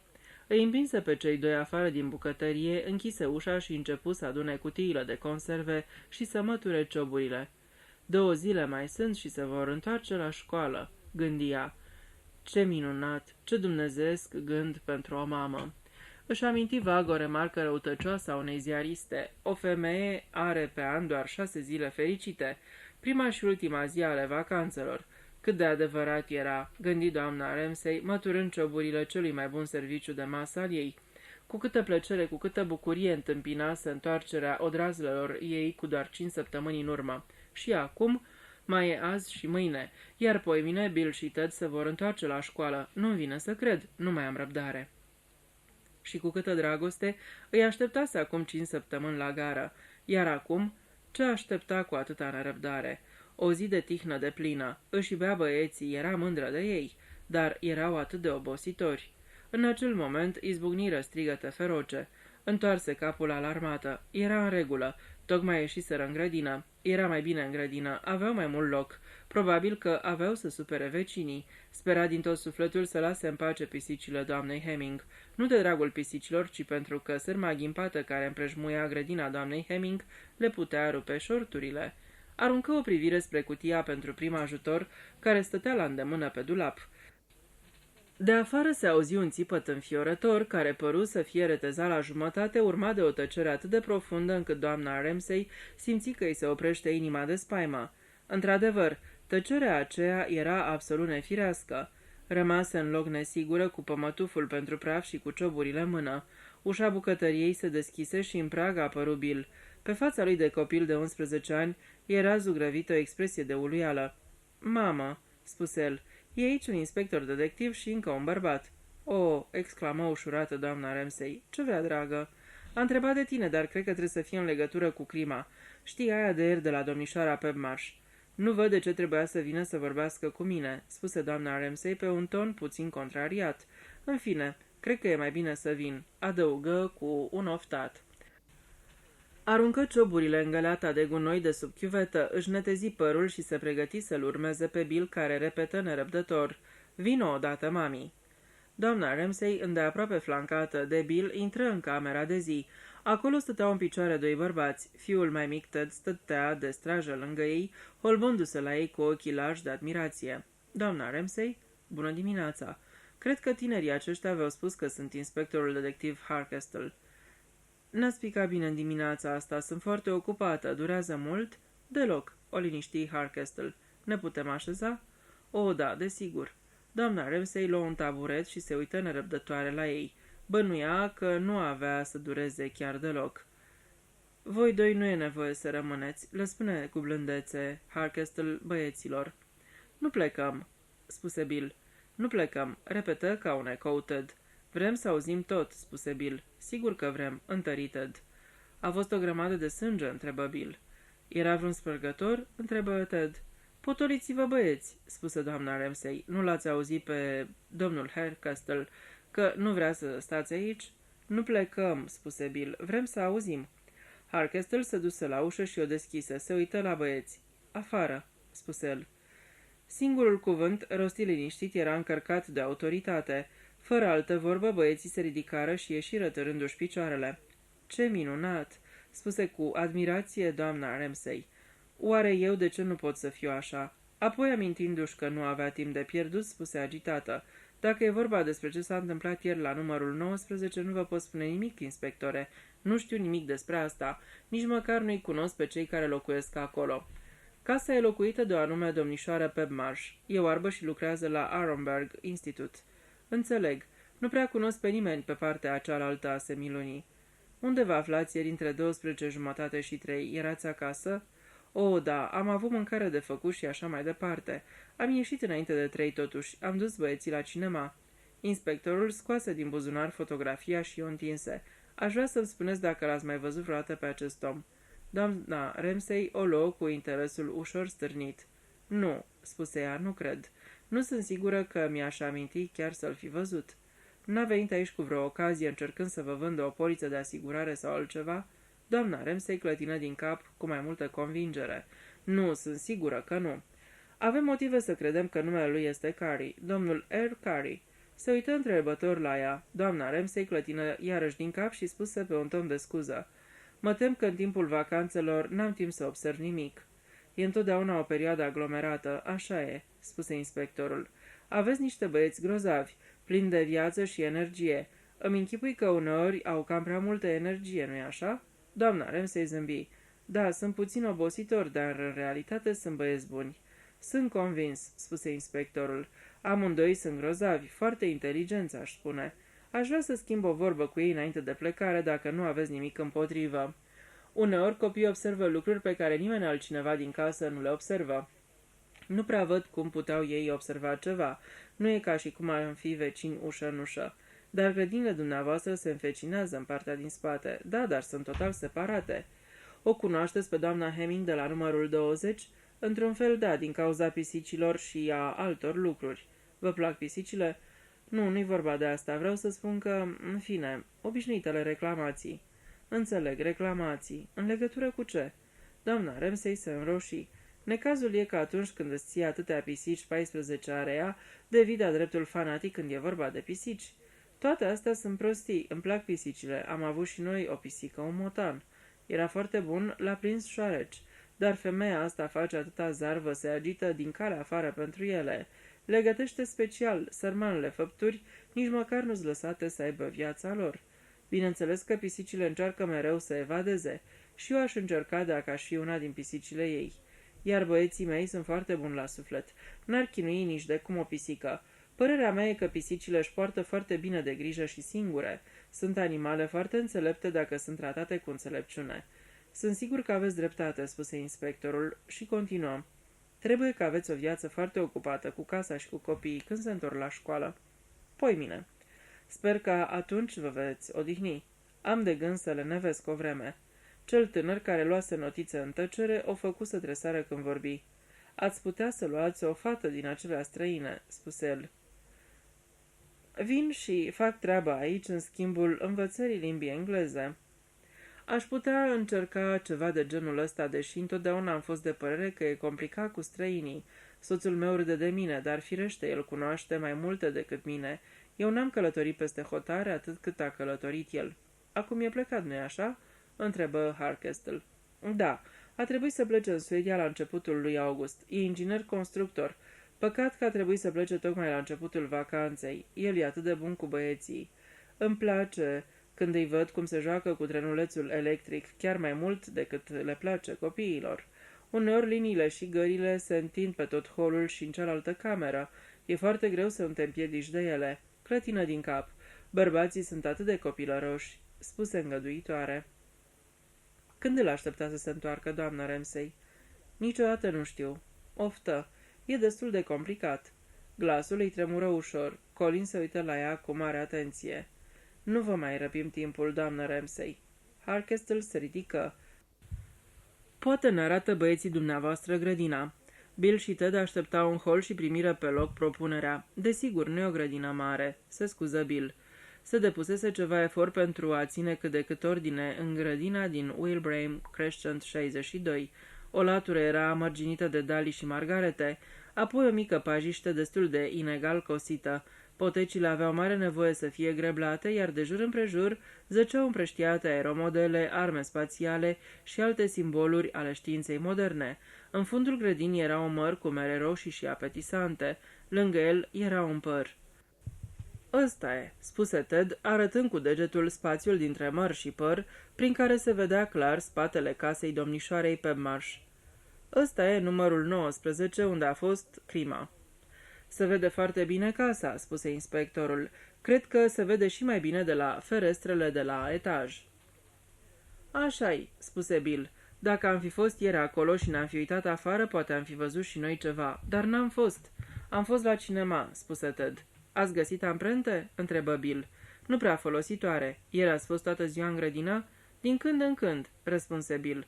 Toată dimineața, adică. Totuși n-am auzit nimic și n-am văzut nimic. Dacă am fi fost după amiază aici, poate auzeam țipete, spuse cu jin Ted. Au fost niște țipete groaznice. O cunoașteți din vedere pe domnișoara Pebmarsh, doamna care locuiește în casa aceea? Băieții se uitară unul la altul, apoi dădură din cap. E oarbă, spuse Ted, dar poate să meargă foarte bine prin grădină. Nu-i trebuie baston sau altceva. Odată ne arunca mingea înapoi, a fost tare de treabă. N-ați văzut-o deloc ieri? Băieții clădinară din cap. Dimineața n-aveam cum să o vedem, explică Bill. E întotdeauna plecată, de obicei iese în grădină după ceai. Colin explora traiectoria unei conducte care era legată la un robinet din casă. Aceasta mergea de-a lungul potecii din grădină, apoi cobora în colț lângă păr. N-am știut niciodată că perii au nevoie de irigații, spuse el. O, asta, spuse Bill, ușor stânjenit. Colin se uită la băieți și rânji. Pe de altă parte, dacă te cațeri în pomul ăsta, poți să arunci un frumușel jet de apă pe pisici, nu-i așa? Băieții răscoleau pietrișul cu vârful pantofului și se uitau oriunde, numai la Colin nu. Așa-i că faceți, nu-i așa? Asta nu le face rău, spuse Bill. Nu e ca praștia. Îmi închipui că într-o vreme ați folosit și praștia. Niciodată n-am lovit pe nimeni, spuse Ted. În tot cazul vă distrați din când în când cu furtunul ăsta și pe urmă vine doamna Hemming și vă reclamă. Ea întotdeauna reclamă câte ceva, spuse Bill. Ați trecut vreodată prin gardul ei? Nu prin sârma ghimpată de aici, îi scăpă lui Ted. Dar intrați din când în când în grădina ei, nu-i așa? Cum faceți? Păi, poți intra prin gard, în grădina domnișoarei Pebmarsh. Apoi, puțin mai jos, la dreapta, treci prin gardul viu, în grădina doamnei Hemming. Acolo e o gaură în plasa de sârmă. Nu poți să tași, prostule, spuse Bill. Îmi închipui că ați adulmeca puțin după indicii de când cu crima, spuse Hardcastle. Băieții se uitară unul la altul. Păi, Bill se opri precaut. E posibil ca voi să fi găsit ceva ce nouă n-a scăpat, spuse cu seriozitate Hardcastle. Dacă aveți o colecție, v-aș fi foarte recunoscător dacă mi-ați arăta-o. Bill se hotărâ. Adu-le, Ted, spuse el. Ted se supuse și o luă la fugă. Mă tem că nu avem nimic de valoare, recunosc cu Bill. Noi doar ne prefacem. Ascultă neliniștit la Hardcastle. Înțeleg foarte bine, spuse acesta. O mare parte din munca poliției e așa, o mulțime de dezamăgiri. Bill păru ușurat. Ted se întoarse într-o fugă. Întinse o batistă grosolană înodată care zornăi. Hardcastle desfăcu nodul și împrăștie conținutul. Acesta era compus dintr-o toartă de ceașcă, un fragment de porțelan, o mistrie spartă, o furculiță rustică, o monedă, un cârlic de rufe, o bucățică de geam irizat și o jumătate dintr-un farfece. O colecție interesantă, spuse sobru inspectorul. Îi fu milă de fețele avide ale băieților și luă bucata de geam. Am să iau asta. E posibil să se lege de ceva. Colin luase moneda și o examină. Nu e englezească, spuse Ted. Nu e englezească, aprobă Colin. Se uită la Hardcastle. Am putea să o luăm și pe asta, propuse el. Să nu suflați nimănui niciun cuvânt despre asta, spuse Hardcastle pe un ton conspirativ. Încântați, băieții promiseră că nu vor sufla. Capitolul 11. Ramsay, spuse gânditor Colin. Ce-i cu el? Îmi place cum sună atâta tot. Călătorește în străinătate la comandă. Soția lui spune că e inginer constructor, dar se pare că asta e tot ce știe despre el. E o femeie cum se cade, spuse Hardcastle. Da, și nu prea fericită. Obosită atâta tot. Puștii sunt obositori. Cred că e mai mult de atât. Cu siguranță genul de om pe care îl cauți n-ar avea în cârcă o soție și doi fii, spuse sceptic Hardcastle. Nu se știe niciodată. Ai rămâne mirat să știi ce fac băieții pentru camuflaj. O văduvă săracă, având doi copii, poate fi convinsă să încheie un aranjament. Nu m-aș gândi că ea e genul ăsta. Nu mă refer la a trăi în păcat amice. Vreau să spun că ar accepta să fie doamna Ramsay și să ofere un fundal. Firește că el i-ar turna o poveste corespunzătoare cu o cauză dreaptă. Iar spune să zicem că face spionaj de partea noastră. Totul ar fi foarte patriotic. Hardcastle clătină din cap. Trăiești într-o lume ciudată, Colin. Da, trăiesc. Știi, cred că într-o bună zi va trebui să ies din ea. Încep să uiți cine e și cine nu e. Jumătate din oamenii ăștia lucrează pentru ambele părți și până la urmă nu mai știu nici ei de care parte sunt cu adevărat. În fine, să continuăm cu ce avem de făcut acum. Să luăm familia McNaughton, spuse Hardcastle, oprindu-se în fața porții numărului 63. O bucățică din grădina lor se învecinează cu cea de la 19, la fel ca la Bland. Ce știi despre familia McNaughton? Nu multe. Au venit aici cam acum un an. Sunt oameni în vârstă. Profesor pensionar, parcă. El grădinărește. În grădina din față erau tufe de trandafiri, iar sub ferestre un strat gros de brândușe de toamnă. O femeie tânără și vioaie, într-un halat cu flori viu colorate, le deschise și le spuse: Dorești? Da? Hardcastle îngână, în sfârșit, ajutorul străin și îi întinse cartea de vizită. Poliția, spuse tânăra, și se dădu înapoi 2 pași și se uită la Hardcastle de parcă ar fi fost diavolul în persoană. Doamna McNaughton, spuse Hardcastle. Doamna McNaughton e aici. Îi conduse în camera de zi care dădea spre grădina din spate. Camera era goală. La etaj este, spuse tânăra, care își pierduse voioșia între timp. Ieși în hol și strigă: Doamna McNaughton! Doamna McNaughton! Un glas îndepărtat răspunse: Da, ce este, Gretel? Poliția, 2 poliția. Am pus pe ei în camera de zi. De la etaj se auzi un zgomot ce sugera agitația și cuvintele: Vai de mine, ce mai fi? Apoi, un tropăit de pași și doamna McNaughton intră în cameră cu o expresie îngrijorată. Era expresia obișnuită a doamnei McNaughton. Avea să constate foarte curând Hardcastle. Vai de mine, spuse ea din nou, vai de mine. Inspectorul, așa vă... Oh, da, Hardcastle, se uită la cartea de vizită. Dar de ce ați venit la noi? Noi nu știm despre asta. Adică e vorba de crima asta, nu-i așa? Nu-i pentru abonamentul de televiziune, nu? Hardcastle o liniști în această privință. Totul pare atât de extraordinar, nu-i așa?" spuse doamna McNaughton, luminându-se. Și a mai fost și miezul zilei. Ce oră ciudată să vii să spargi o casă, exact ora la care oamenii sunt de obicei acasă, dar în ziua de azi citești tot felul de lucruri oribile. Totul se petrece la lumina zilei. Vai, niște prieteni ai noștri, ei luau masa în oraș și a venit un camion pentru mobilă și doi bărbați au intrat în casă și au cărat absolut toată mobila. Toată strada a văzut ce se întâmpla, dar nimeni nu s-a gândit că ar putea fi ceva neobișnuit. Știți, cred că am auzit ieri pe cineva țipând, dar Angus a spus că erau băieții aia îngrozitori ai doamnei Ramsay. Alargă prin grădină făcând atâta zgomot, imită navetele spațiale, știți, sau rachete sau bombe atomice. Uneori e de-a dreptul înspăimântător. Harkestel scoase odată în plus fotografia. L-ați văzut vreodată pe acest bărbat, doamna McNaughton? Doamna McNaughton se uită cu aviditate la ea. Sunt aproape sigură că l-am văzut. Da, practic sunt convinsă. Dar unde oare? Să fi fost omul care a venit aici și m-a întrebat dacă nu vreau să cumpăr o nouă enciclopedie în 14 volume? Sau cel care a venit cu un model nou de aspirator? Eu n-am vrut să aud așa ceva și el a ieșit și s-a dus să-l bată la cap pe soțul meu care era în grădina din spate. Angus planta niște bulbi, știți, nu voia să fie întrerupt, dar omul tot dădea din gură și spunea ce minun face aparatul ăla, cum scoate praful din draperii și din perne și cureță treptele și tot felul de treburi, absolut tot. Și atunci Angus s-a uitat în sus la el și l-a întrebat doar atât. Poate să planteze bulbi?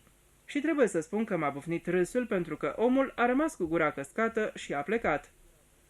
Și chiar credeți că era bărbatul din fotografie? Nu chiar, pentru că acela era mult mai tânăr, dacă mă gândesc bine, dar oricum cred că am mai văzut fața asta. Da, cu cât mă uit mai mult la ea, cu atât sunt mai sigură că a fost aici și m-a rugat să cumpăr ceva. Poate o asigurare? Nu asigurare, soțul meu se ocupă de toate, suntem asigurați în toate privințele. Nu, totuși, da, cu cât mă uit mai mult la fotografie... Harkestel nu se simțea deloc încurajat. Din experiență, o catalogă pe doamna McNaughton ca o femeie amatoare de senzații tari, dornică peste poate să stea de vorbă cu cineva care avea o legătură cu o crimă. Oftă. Conducea o camionetă, parcă, spuse doamna McNaughton. Numai că nu mi-amintesc când l-am văzut. Ba nu, o dubă de pâine, cred. Nu l-ați văzut ieri, nu-i așa, doamna McNaughton? Fața doamnei McNaughton se lungi ușor, își dădu la o parte de pe frunte o șuviță de păr cărunt, cam neîngrijit. Nu ieri, cel puțin... Se opri, nu cred. Apoi se lumină. Poate că soțul meu își va aminti. E acasă? E în grădină. Arătă spre fereastră pe care, în acel moment, văzură un bărbat în vârstă împingând o roabă pe potecă. Am putea merge să vorbim cu el. Desigur, poftiți pe aici. Îi conduse spre o ușă laterală și ieșiră în grădină. Domnul McNaughton era lac de transpirație. Domnii sunt de la poliție, Angus, spuse pe nerăsuflate soția lui. Au venit în legătură cu crima de la domnișoara Pebmarsh. Au o fotografie a mortului. Să știi, sunt sigură că l-am văzut undeva. Nu e omul care a venit săptămâna trecută să ne întrebe dacă nu vrem să scăpăm de niște antichități? Să vedem, spuse domnul McNaughton. Arătați-mi, vă rog, și mie fotografia, îi spuse lui Harkestel, dar țineți-o dumneavoastră, mâinile mele sunt pline de pământ. Aruncă o scurtă privire și spuse: Nu l-am văzut pe amicul ăsta în viața mea. Vecinii dumneavoastră mi-au spus că sunteți pasionat de grădinărit. Cine v-a spus asta? Nu doamna Ramsay. Nu, domnul Bland. Angus McNaughton Pufney. Bland habar nu are ce înseamnă grădinăritul. Straturi și iar straturi, asta e tot ce știe el. Le îndesă cu begonii și mușcate și le pune pe margini lobelii. Ăsta nu-i grădinărit. Parcă ai trăi într-un parc public. Vă interesează cât de cât boschetele, inspectore?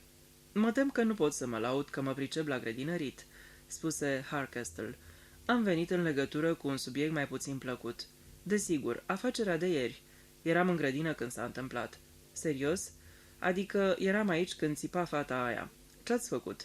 Păi n-am făcut nimic. De fapt m-am gândit că sunt zăpăciții aia de băieți ai lui Ramsay. Întotdeauna urlă și țipă și fac gălăgie. Dar cu siguranță țipetele astea nu veneau din aceeași direcție, nu? Vedeți dumneavoastră, zăpăciții ăștia de băieți nu stau locului în grădina lor. Intră prin gardurile și tufele oamenilor. Alergă peste tot afurisitele alea de pisici ale doamnei Hemming. Nu e nimeni să-i țină în frâu, asta e necazul. Mama lor e moale ca o mămăligă. Firește, când nu e un bărbat în casă, copiii îți scapă din mână. Am înțeles că domnul Ramsay stă mai mult în străinătate. Inginer constructor, parcă, spuse vag domnul McNaughton. întotdeauna pleacă undeva. Baraje sau petrol, sau conducte, sau nu știu, ceva în genul ăsta. Nu știu sigur. Acum o lună a trebuit să plece în Suedia pe nepusă masă.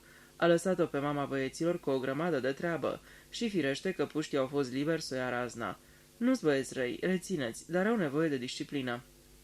Și n-ați mai văzut ceva, în afară de faptul că ați auzit țipetele alea? Apropo, când a fost asta? Habar n-am, spuse domnul McNaughton. Întotdeauna am scot ceasul înainte de a ieși în grădină. Zilele trecute l-am lovit cu mistria și mi-a dat multă bătaie de cap să-l repar după aceea. Ce oră era, draga mea? Ai auzit și tu, nu-i așa?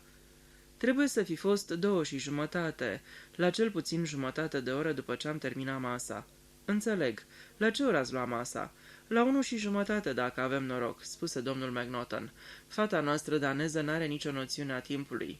Iar după aceea trageți un pui de somn? Uneori. Azi nu. Voiam să-mi continu treaba. Aveam de greblat și de curățat, de împrăștiat grămada de bălegar și așa mai departe. Minunat lucru, bălegarul, spuse solemn Harkestel. Domnul McNaughton se lumină imediat. Absolut. Nimic nu e ca el.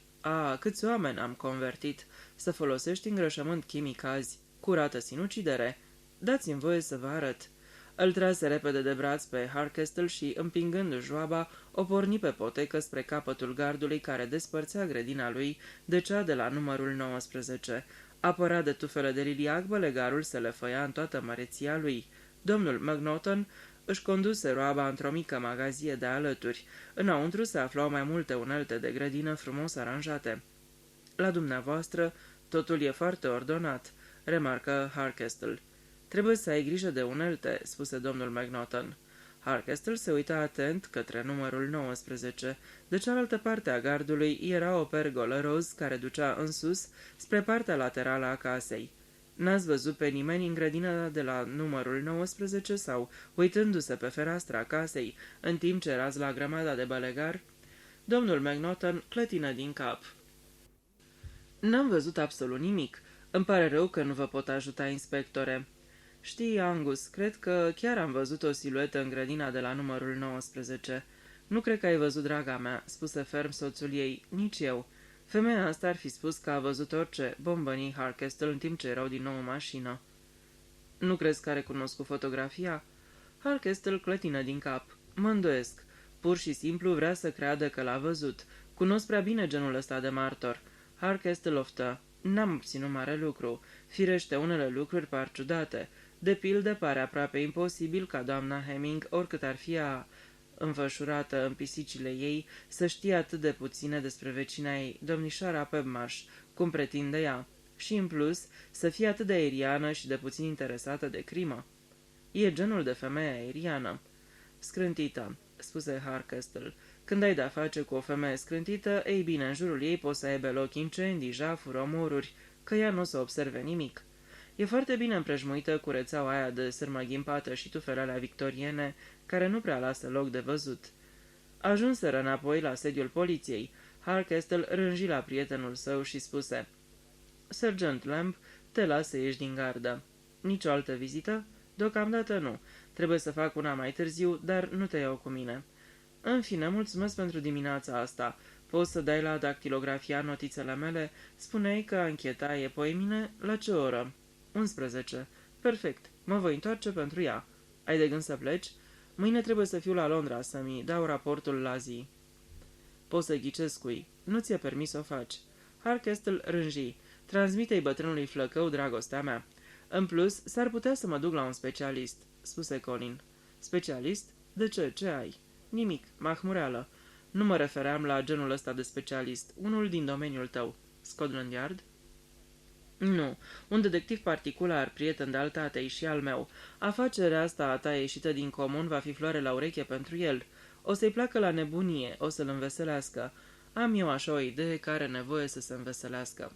Cum îl cheamă? Hercule Poirot. Am auzit de el, credeam că a murit. N-a murit, am sentimentul că e plictisit, asta e mai rău.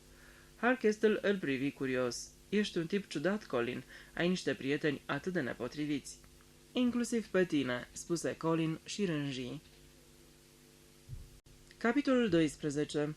După ce îl expedie pe Colin, Harkestel se uită la adresa scrisă ordonat în carnetul lui și dădu din cap. Apoi strecură carnetul înapoi în buzunar și începu să rezolve problemele de rutină care se îngrămădiseră pe biroul lui. Pentru el era o zi ocupată. Trimise după cafea și sandvișuri și primi raportul sergentului Cray. Nu apăruse niciun fir folositor. Nimeni de la gară sau din stațiile de autobuz nu recunoscuse fotografia lui Carey. Rapoartele de laborator nu adăugau nimic nou. Costumul fusese lucrat de un croitor bun, dar numele croitorului fusese înlăturat. O dorință de anonimat din partea domnului Carey sau din partea ucigașului lui. Rămâneau detaliile privitoare la dantură, dar ele luau mult timp, deși în final de regulă se dovedeau utile. Afară doar dacă, bineînțeles, domnul Carey nu fusese străin. Harkestel reflecta asupra ideii. Exista posibilitatea ca mortul să fi fost francez. Pe de altă parte, însă hainele lui nu erau câtuși de puțin franțuzești.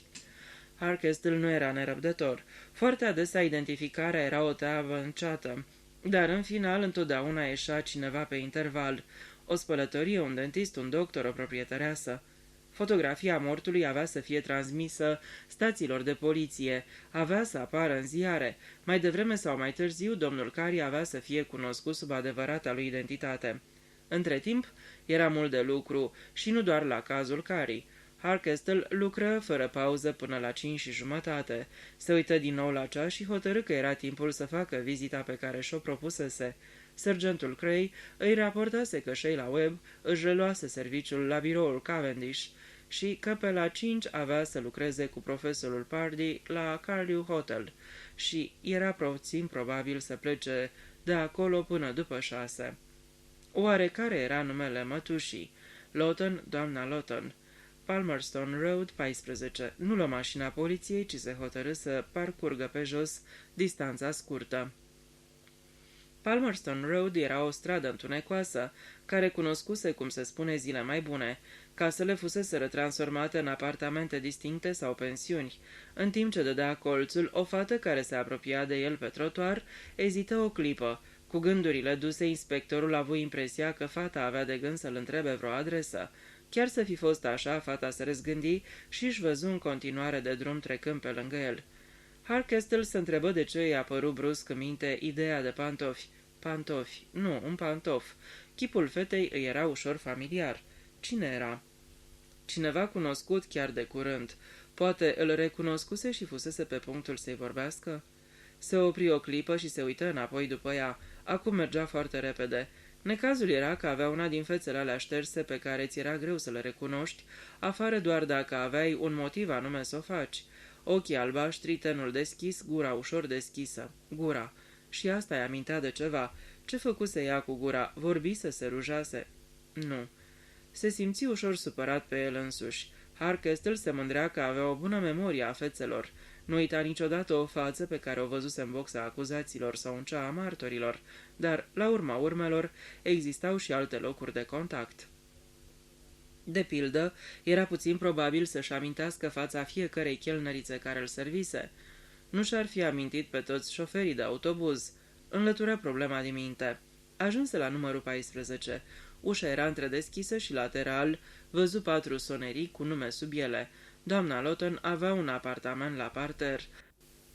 Intră și apăsă pe butonul soneriei de pe ușa din stânga holului. Trecură câteva clipe până îi se răspunse. În final, auzi pași înăuntru și ușa fu deschisă de o femeie înaltă și slabă, cu un păr negru ciufulit, care purta un halat și părea să gâfâie puțin. Un miros puternic de usturoi venea dinspre ușa unde era evident că era bucătăria. Doamna Lawton? Da. Îl privi cu îndoială și parcă ușor supărată.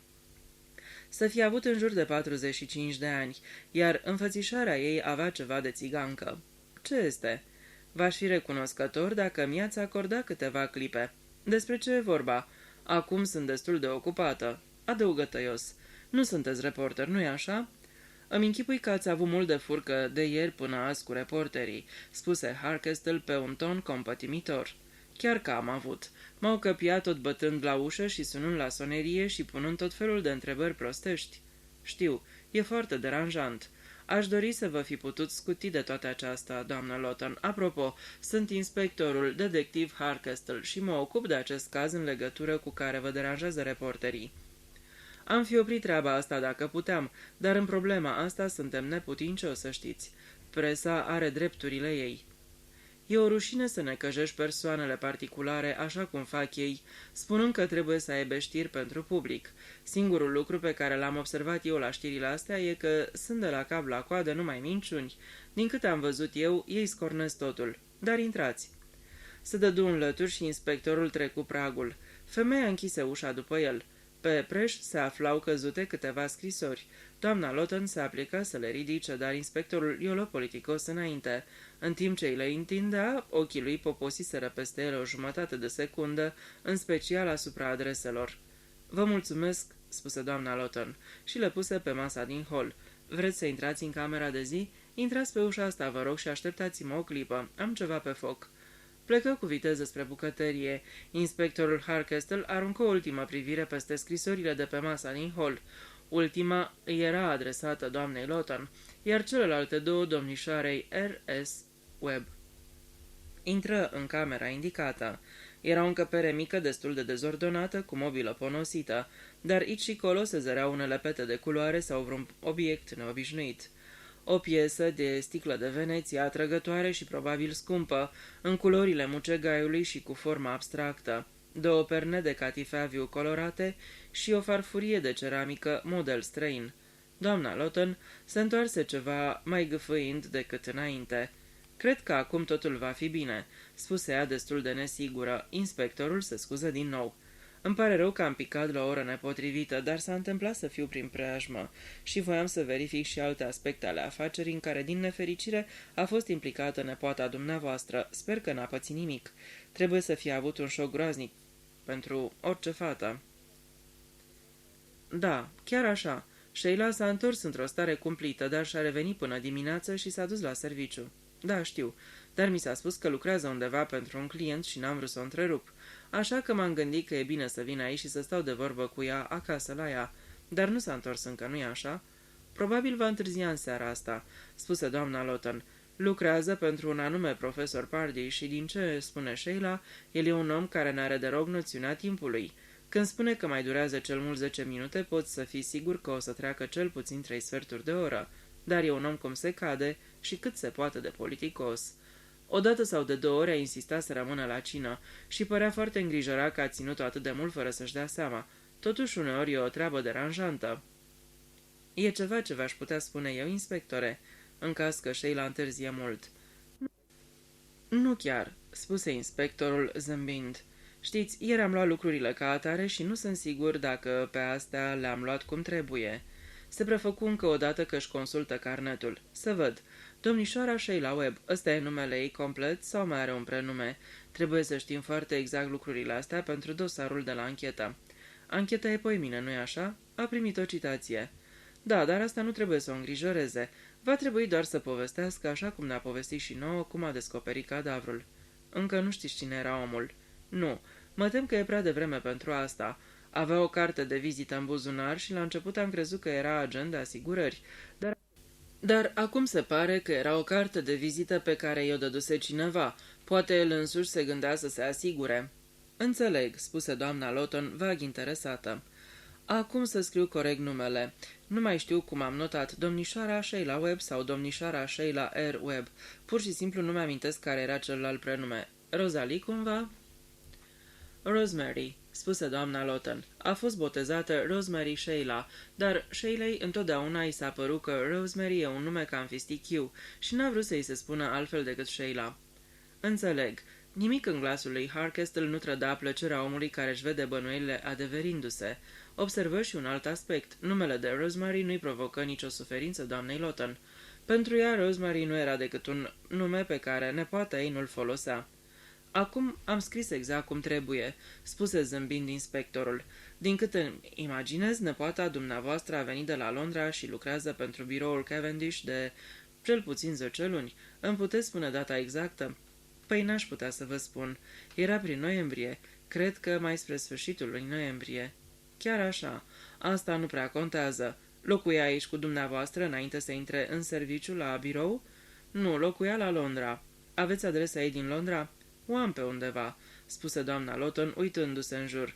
Am o memorie atât de scurtă, ceva în genul Ellington Grove, parcă. Împărțea un apartament cu alte două fete. Teribil de scumpe sunt camerele în Londra. Vă amintiți numele firmei la care a lucrat acolo? Da, Hopgood and Trent. Era o agenție imobiliară în Fulham Road. Mulțumesc, îmi pare foarte clar. Am înțeles eu bine că domnișoara Webb e orfană? Da. Doamna Lawton se foi neliniștită cu ochii la ușă. Vă deranjează dacă mai dau o fugă la bucătărie? Firește că nu. Femeia ieși. Harkestle se întrebă dacă era doar o părere a lui faptul că ultima întrebare o tulburase într-un fel pe doamna Lawton. Până atunci, răspunsurile ei veniseră ușor și cu promptitudine. Doamna Lawton se întoarse scuzându-se. Îmi pare atât de rău, dar știți cum e gătitul. Acum chiar că totul e în regulă. Mai era ceva ce vreați să mă întrebați? Apropo, mi-am amintit, nu era Ellington Grove, era Carrington Grove, iar numărul era 17. Mulțumesc, spuse inspectorul. Cred că vă întrebam dacă domnișoara Webb e orfană. Da, e orfană, părinții ei au murit. De mult? Au murit când era copil. Glasul ei avea o notă sfidătoare, abia perceptibilă. E fata sorei dumneavoastră sau a fratelui? A sorei mele. A, da, și care era profesia domnului Webb? Doamna Lawton nu răspunse imediat, își mușca buzele, apoi spuse, nu știu. Nu știți? Adică nu mi-amintesc că a trecut atâta timp de atunci. Harkestle așteptă știind că avea să vorbească din nou. Femeia vorbi. Pot să întreb ce legătură au toate astea cu crima, adică ce contează cine erau tatăl și mama ei și ce făcea tatăl ei și de unde venea și așa mai departe. Nu prea contează, doamnă Lawton, nu din punctul dumneavoastră de vedere, adică, dar vedeți dumneavoastră, circumstanțele sunt destul de neobișnuite. Ce spuneți cu circumstanțe neobișnuite? Avem motive să credem că domnișoara Webb s-a dus ieri la acea adresă pentru că a fost solicitată în mod special, după nume, biroului Cavendish. Prin urmare, s-ar părea că cineva aranja lucrurile așa încât ea să se găsească acolo. Probabil cineva care are un dinte împotriva ei. Nu-mi imaginez că cineva ar putea avea un dinte împotriva Sheilei. E o fată foarte dulce, o fată prietenoasă. Da, spuse moale Harkestle. Așa gândeam și eu. Și nu-mi place să aud pe cineva spunând contrariul, spuse bătăioasă doamna Lawton. Exact. Harkestle continuă să zâmbească molcom. Dar trebuie să vă dați seama, doamnă Lawton, că pare ca și cum nepoata dumneavoastră a fost făcută victimă în mod deliberat. Era la locul crimei, după cum se spune în filme. Cineva aranja ca ea să intre într-o casă în care se găsea un mort, care mort murise foarte de curând. Ori asta pare o răutate. Vreți să spuneți că cineva a încercat să pară că Sheila l-a omorât? O, nu pot să cred. E destul de greu de crezut, dar noi trebuie să fim foarte siguri și să lămurim problema. Nu putea să fie de pildă vreun tânăr.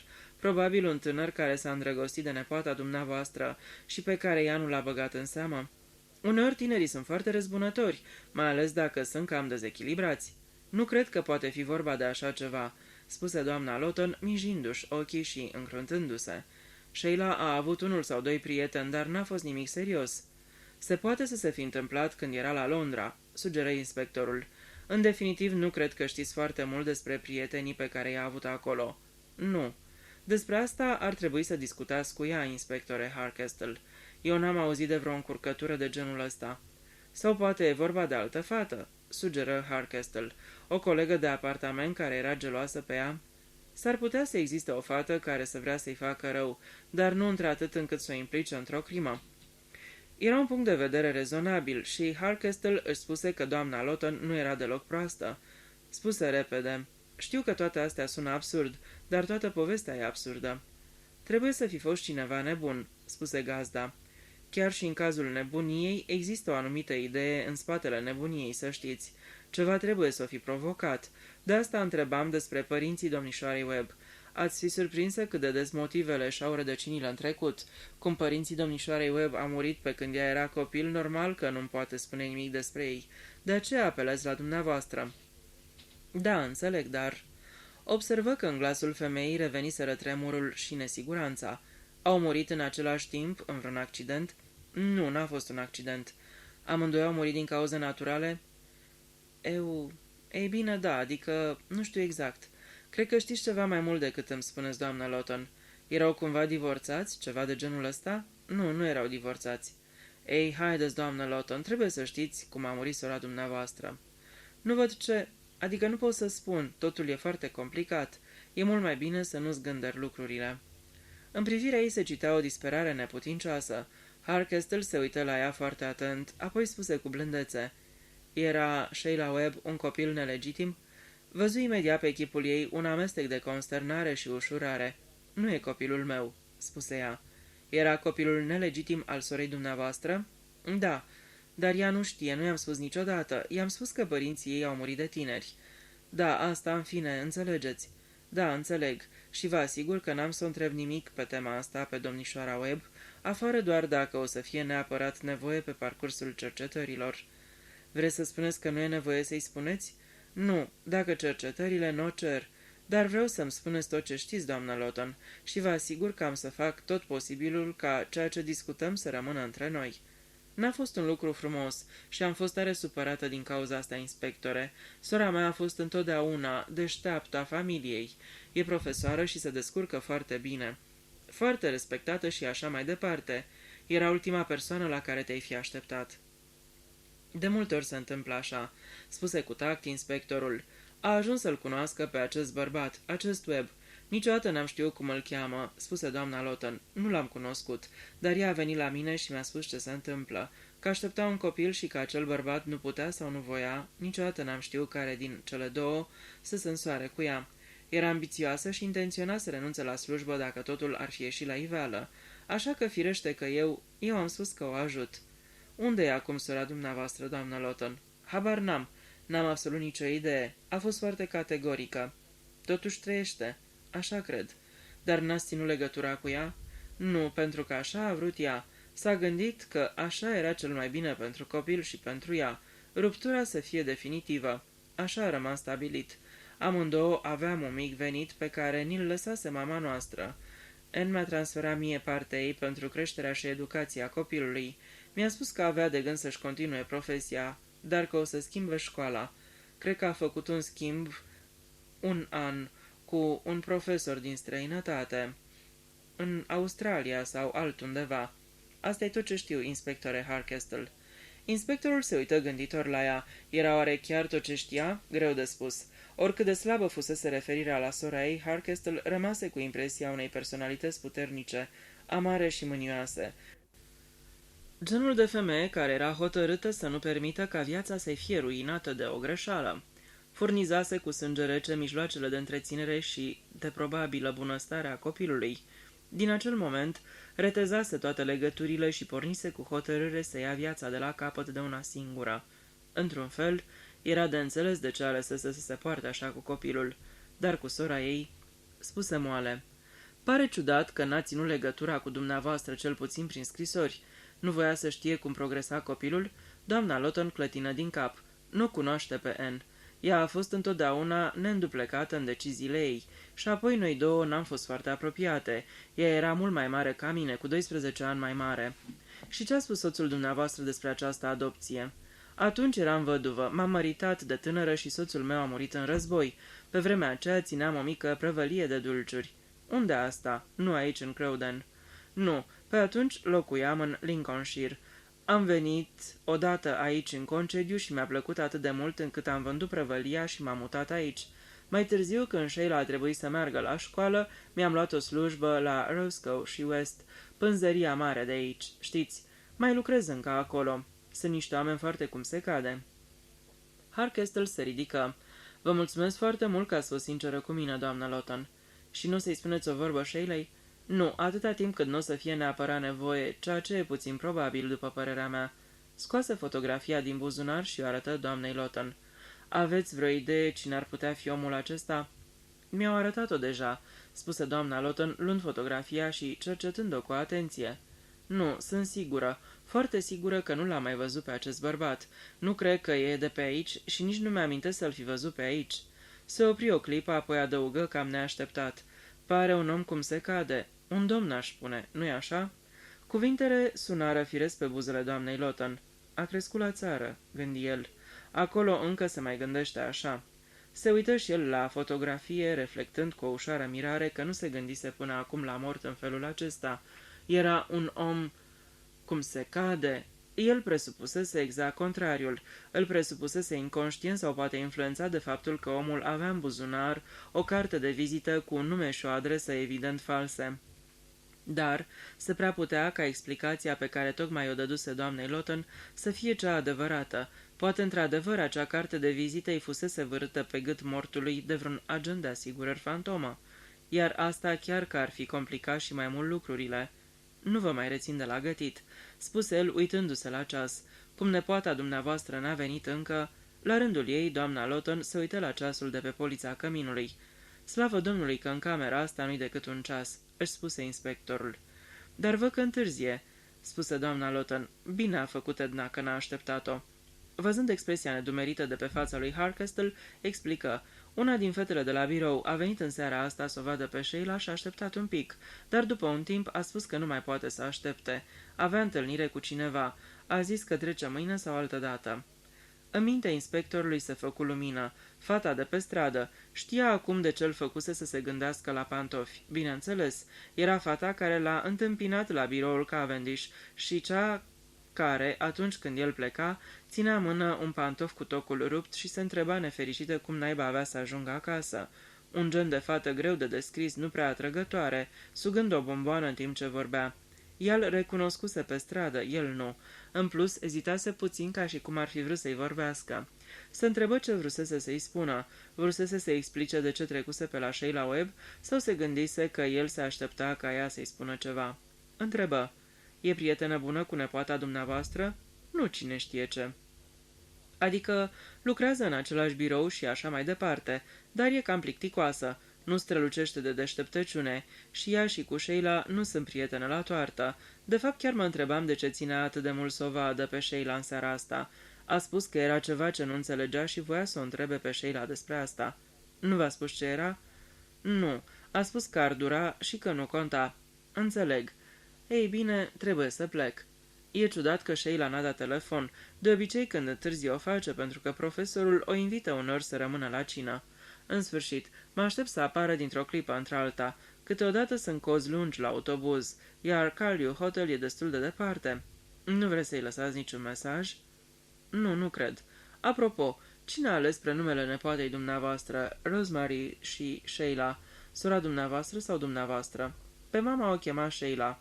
Rosemary a fost alegerea surorii mele. Într-adevăr, ciudat nume, fistichiu. Și totuși sora mea nu era nici fistichie, nici sentimentală. Noapte bună, doamnă Lawton. În timp ce dădea colțul, inspectorul gândi. Rosemary. Rosemary ca amintire. O amintire romantică? Sau e ceva total diferit? Capitolul 13. Relatarea lui Colin Lamb. Am urcat pe Charing Cross Road și am cotit într-un labirint de străzi care se întortocheau între New Oxford Street și Covent Garden. Tot soiul de prăvălii din cele mai neașteptate făceau afacere acolo, prăvălii de antichități, un spital de păpuși, pantofi de balet și prăvălii de delicatese străine. Am rezistat tentației spitalului de păpuși cu diferitele lui perechi de ochi de sticlă albaștri sau căprui și am ajuns în final la obiectivul meu. Era un mic anticariat pe o stradă laterală, nu departe de British Museum. Avea afară obișnuitele șiruri de cărți de toate soiurile, romane, antice, texte de cărți, fleacuri de tot felul etichetate, 3D, 6D, 1S, chiar și unele aristocrate care aveau aproape toate foile, ba unele chiar și coperțile intacte. M-am strecurat pe ușă. În interior era limpede că nu prăvălia stăpânea cărțile, ci invers. Cărțile se răspândiseră peste tot de avalma și puseseră stăpânire pe habitatul lor, crescând și înmulțindu-se în lipsa unei mâini forte care să le țină în frâu. Distanța dintre rafturi era atât de mică încât abia reușeai să înaintezi. Pe fiecare raft sau masă erau teancuri de cărți. Pe un taburet într-un colț, sufocat de cărțile din jur, stătea un bătrân cu o față mare și lătăreață ca de pește umplut. Avea aerul cuiva care dusese o luptă inegală. Încercase să supună cărțile, dar cărțile reușiseră să-l supună pe el. Era un fel de rege al lumii cărților, bătând în retragere în fața valului de cărți care avansa. Acesta era domnul Solomon, proprietarul prăvăliei. Mă recunosc cu privirea de pește îi se muie și dădu din cap. Ai ceva ce mă interesează? Am întrebat. Va trebui să mergeți sus să vă uitați, domnule Lamb. Tot ierburi de mare și chestii din astea? Tot.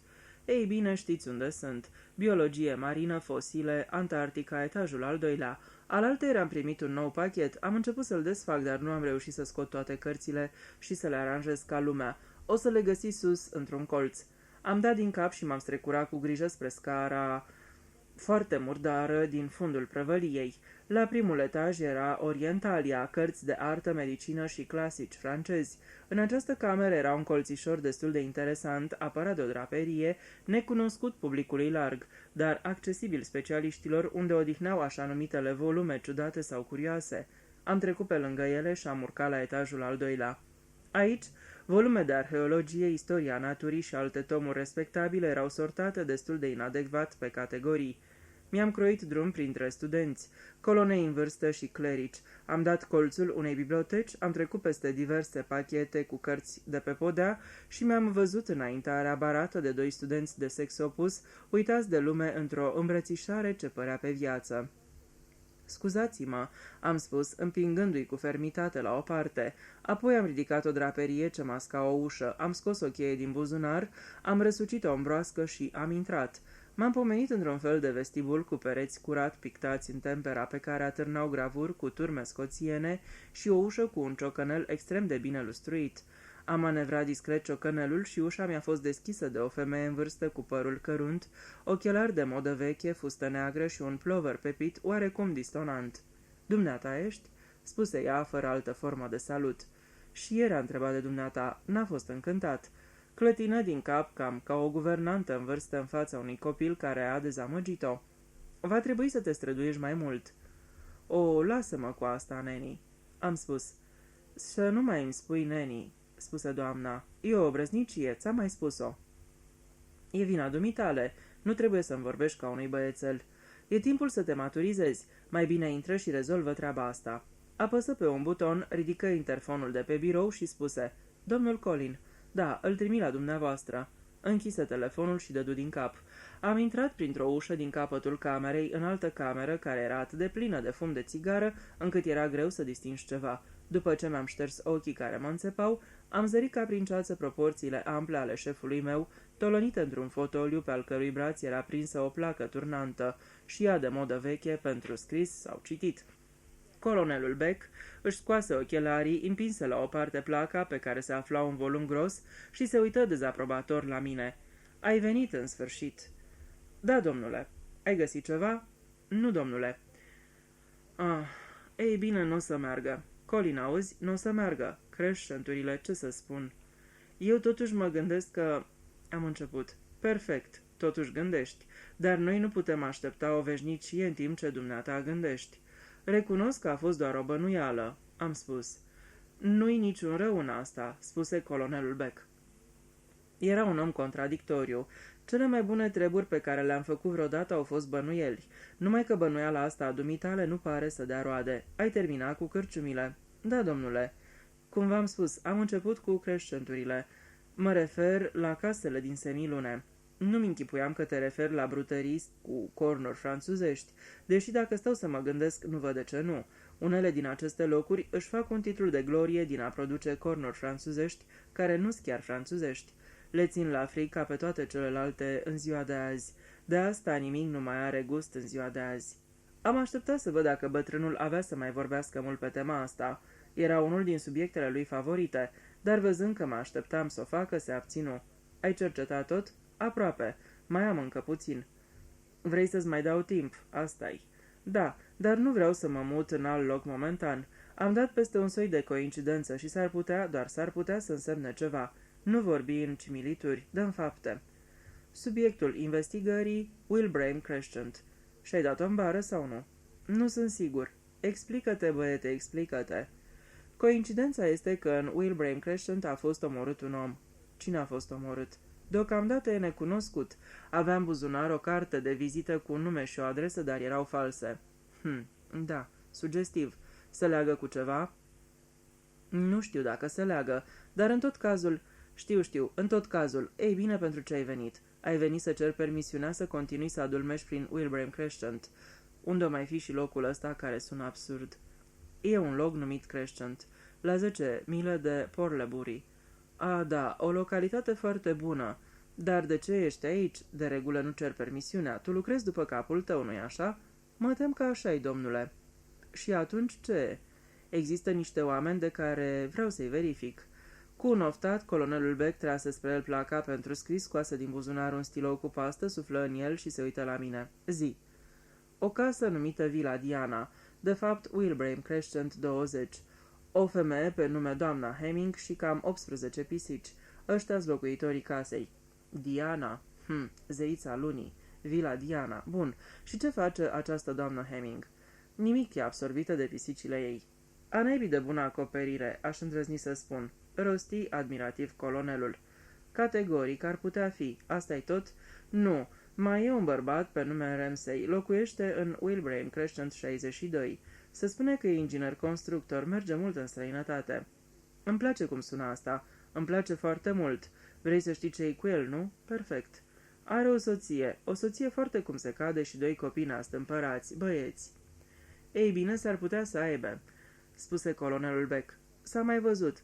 Îți amintești de Pendleton? Avea soție și copii, o soție foarte cum se cade, cea mai tâmpită pe care am cunoscut-o vreodată, nici nu-i trecea prin cap că bărbatul ei nu era stâlp de respectabilitate în negoțul cu cărți orientale. Acum că stau să mă gândesc, îmi amintesc că Pendleton mai avea și o soție nemțoaică și 2 fete, și mai avea o nevastă în Elveția. Nu știu ce erau soțiile, excesele lui particulare sau pur și simplu camuflaj. Firește, el a spus că erau camuflaj. În fine, vrei așadar să știi ce-i cu domnul Ramsay. Altceva? Nu sunt sigur. Există un cuplu la 63, profesor pensional, McNaughton, scoțian, în vârstă. Își petrece timpul grădinărind. N-am niciun motiv să cred că el și soția lui nu sunt în regulă, dar... Perfect, vom verifica. Îi trecem prin mașinărie ca să fim siguri. Apropo, ce-i cu toți oamenii ăștia? Sunt oameni ale căror grădini se învecinează cu grădina casei unde a fost comisă crima. Sună a exercițiu franțuzesc, spuse Beck. Unde e cadavrul unchiului meu? În grădina verișoarei mătușii mele. Ce-i cu numărul 19? O oarbă fostă profesoară locuiește acolo. Lucrează la un institut pentru orbi și a fost amănunțit cercetată de poliția locală. Locuiește singură? Da. Și care-i ideea dumitale despre toți ceilalți? Ideea mea este că dacă această crimă a fost comisă de vreunul din acești oameni, în vreuna din casele pe care vi le-am menționat, ar fi fost perfect simplu, deși riscant, să mute cadavrul la numărul 19 la o oră convenabilă. E doar o posibilitate și aș vrea să vă arăt ceva. Asta. Beck luă moneda pătată de pământ pe care i-o întinsesem. O monedă cehească. Unde-ai găsit-o? N-am găsit-o eu. A fost găsită în grădina din spatele de la numărul 19. Interesant, la urma urmelor s-ar putea să iasă ceva din fixația dumitale privind semilunele și răsăriturile de lună. Adăugă gânditor. Pe strada de alături există o cârciumă numită Răsăritul Lunii. De ce nu te duci să-ți încerci norocul acolo? Am fost deja, am spus. Totdeauna e un răspuns, nu-i așa? Vrei un trabuc? Am clătinat din cap. Mulțumesc, nu. Azi n-am timp. Te întorci în Crowden? Da, particip la anchetă. Doar va fi amânată. Sigur nu-i vreo fată după care alergi? Categoric nu. Am spus apăsat. Colonelul Beck începu pe neașteptate să chicotească. Ia seama, băiete. Sexul își ridică urâtul cap ca de obicei. De cât timp o cunoști? Nu e nicio, adică, păi, a fost o fată care a descoperit cadavrul. Când l-a descoperit, ce-a făcut? A țipat. Foarte drăguț, spuse colonelul. A alergat la dumneata, ți-a plâns pe umăr și ți-a povestit despre el. Așa-i? Nu știu despre ce vorbiți, am spus cu răceală. Uitați-vă la astea. I-am dat câteva fotografii făcute de poliție. Cine e ăsta? Întrebă colonelul Beck. Mortul. Pun pariu pe 10-1 că fata asta după care ți s-au aprins călcâiele l-a omorât. Toată povestea mi se pare suspectă. Nici măcar n-ați auzit-o încă, nu v-am spus-o. Nu e nevoie să mi se spună. Colonelul Beck își flutură trabucul. Du-te la ancheta dumitale, băiete, și vii cu ochii în patru cu fata asta. O cheamă Diana sau Artemis? Sau ceva legat de lună sau semilună? Nu. Ei bine, ține minte că s-ar putea să fie așa. Capitolul 14. Relatarea lui Colin Lamb. Trecuse mult timp de când nu mai vizitasem Whitehaven Mansions. Cu câțiva ani în urmă fusese o clădire impunătoare cu apartamente moderne, acum era flancată pe ambele părți de blocuri și mai impunătoare și chiar mai moderne. Înăuntru, am remarcat eu, liftul primise o față nouă. Fusese vopsit de curând în nuanțe pale de galben și verde. Am intrat în lift și după ce am urcat, am apăsat pe butonul soneriei de la numărul 203. Mi s-a deschis de către un servitor impecabil, George. Pe fața lui apăru un zâmbet de bun venit. Domnul Colin, a trecut mult de când nu v-am văzut pe aici. Da, știu. Cum te simți, George? Slavă Domnului, sunt sănătos. Am coborât glasul. Dar el? La rândul lui, George își coborâ și el glasul. Cred că uneori e puțin deprimat, domnule. Am dat din cap cu compătimire. Dacă vreți să mă urmați, domnule. Mă scăpă de pălărie. Anunță-l, te rog, că a venit domnul Colin Lamb. Prea bine, domnule. Deschise o ușă și rosti limpede. Domnul Colin Lamb dorește să vă vadă, domnule. Se trase înapoi ca să-mi facă loc să trec și am intrat în cameră. Prietenul meu, Hercule Poirot, stătea în obișnuitul lui fotoliu mare și pătrat din fața căminului. Am observat că una din barele radiatorului electric din cămin se încinsese până la roșu. Era aproape septembrie, vremea era caldă, dar Poirot era unul din primii oameni care simțeau răcoarea toamnei și luau măsuri de precauție împotriva ei. Pe podea, pe o parte și alta a fodoliului, se aflau teancuri ordonate de cărți și mai multe cărți erau pe masa din stânga lui Poirot. În dreapta era o ceașcă din care se înălța aburul, o tizană. Îi plăcea foarte mult tizanele și adesea mi le recomanda. Erau grețoase la gust și aveau un miros înțepător. Nu te ridica, am spus. Dar Poirot era deja în picioare. Veni spre mine cu ochii zâmbitori, cu brațele întinse. Așadar dumneata ești prietene, tânărul meu prieten Colin. Dar de ce ți-ai luat numele de Lamb? Miel. Stai să mă gândesc. Există un proverb sau o zicală, ceva cu berbecul îmbrăcat în miel. Nu, asta se spune despre doamnele în vârstă care încearcă să arate mai tinere decât sunt. Nu ți se potrivește. Aha, am găsit. Ești un lup în blană de oaie, așa-i? Nici asta. Pur și simplu că în meseria mea m-am gândit că propriul meu nume ar putea fi mai degrabă o greșeală, că ar putea fi asociat prea mult cu bătrânul meu. De aici Lamb. Scurt, simplu, ușor de memorat. Se potrivește cu personalitatea mea. Despre asta nu pot fi sigur, spuse Poirot. Și cum se simte bunul meu prieten, tatăl dumitale? Bătrânul e bine. E foarte ocupat cu albele lui, sau sunt crizanteme? Anotimpurile se perind atât de repede că nu mai știu ce flori sunt în momentul de față. Deci se ocupă cu horticultura. Toată lumea pare să ajungă la asta în final. Nu eu, spuse Hercule Poirot. Cândva am cultivat dovlecei, dar m-am lecuit. Dacă vrei cele mai frumoase flori, de ce nu te duci la florărie? Credeam că bunul superintendent avea de gând să scrie memoriile. A început, dar s-a pomenit că trebuie să renunțe la astea, încât a tras concluzia că ceea ce a rămas era prea insuportabil de stupid ca să merite să fie scris. Da, trebuie să păstrez discreția. E păcat pentru tatăl dumitale. Ar putea povesti niște lucruri interesante. Am multă admirație pentru el, întotdeauna am avut. Știi, pentru mine metodele lui erau foarte interesante. Era foarte direct. Folosea evidentul ca nimeni altul până la el. Întindea o capcană care sărea în ochi, iar cei pe care voia să-i prindă spuneau, e prea evidentă ca să fie capcană, și cădeau în ea.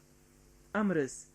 Ei bine, am spus, azi nu e la modă ca fiii să-și admire tații, dar eu personal am un respect enorm pentru bătrânul meu. Sper să fiu și eu tot atât de bun ca el, deși nu lucrez în acest domeniu. Dar înrudit cu el, spuse Poirot. Strâns înrudit, deși dumneata trebuie să lucrezi în culise într-un fel pe care el nu-l făcea. Tu și delicat. Cred că trebuie să te felicit pentru succesul spectaculos din ultimul timp. Așa e? Afacerea Larkin.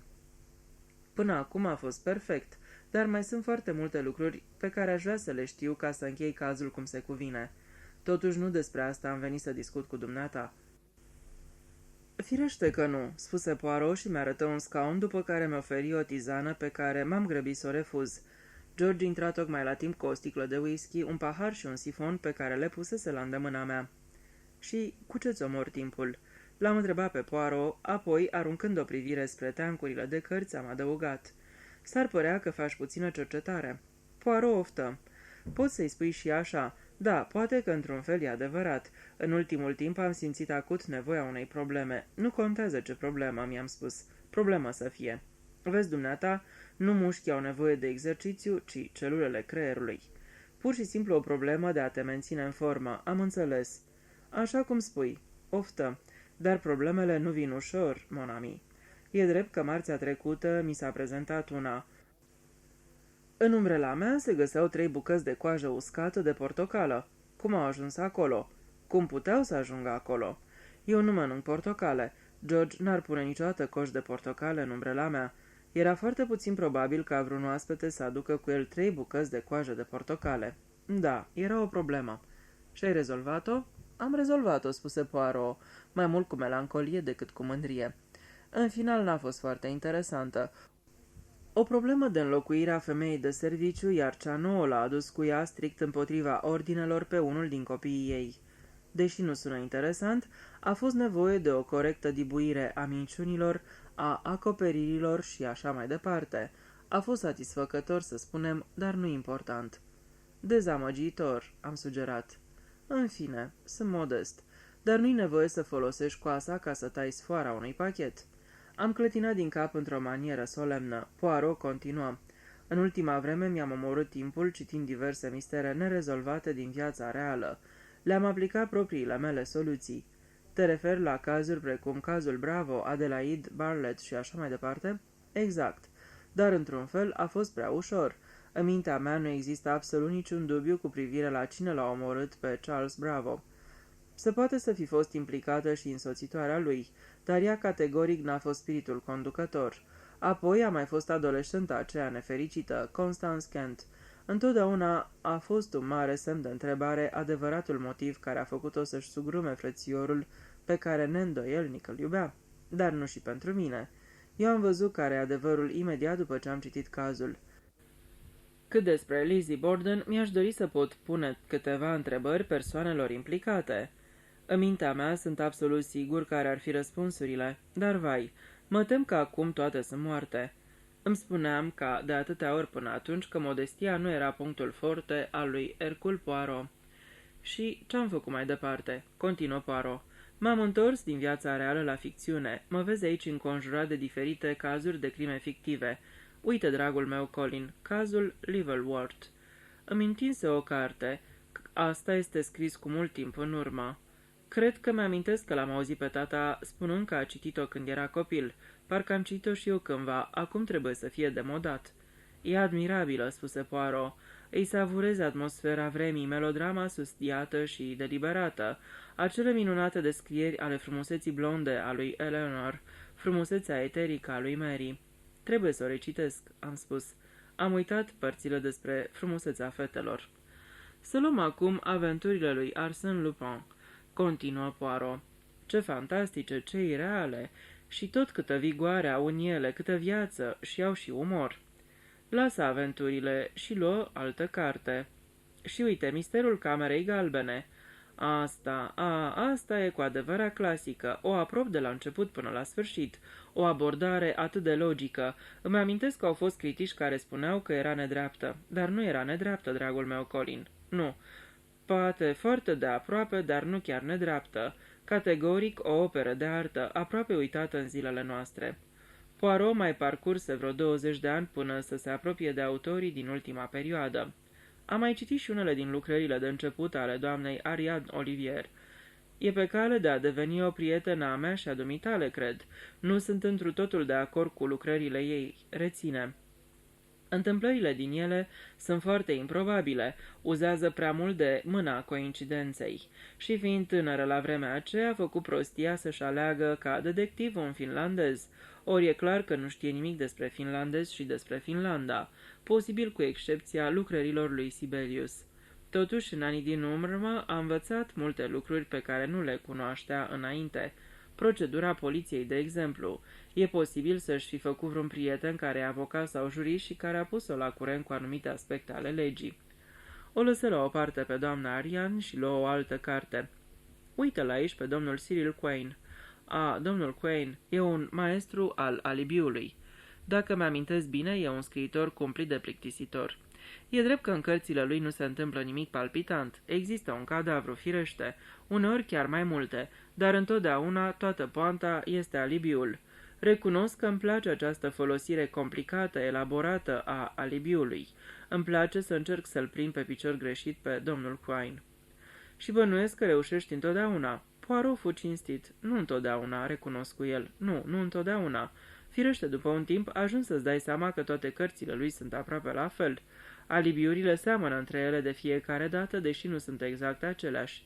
Și cu toate astea, mon cher Colin, la domnul Quine găsești ordine și metodă. Îl lăsă și lua altă carte. Uite-l și pe domnul Gary Gregson, prodigiosul scriitor de romane polițiste. Am înțeles că a scris cel puțin 64. El este aproape opusul domnului Quine. În cărțile domnului Quine nu se întâmplă mai nimic, în cărțile domnului Gary Gregson se întâmplă prea multe. Se întâmplă lucruri neplauzibile și într-o confuzie în masă. Sunt foarte colorate. E melodramă agitată cu un făcăleț. Vărsări de sânge, cadavre, indicii, palpitații, toate de avalma. Totul senzațional, totul foarte diferit de viața adevărată. De fapt, nu e genul meu.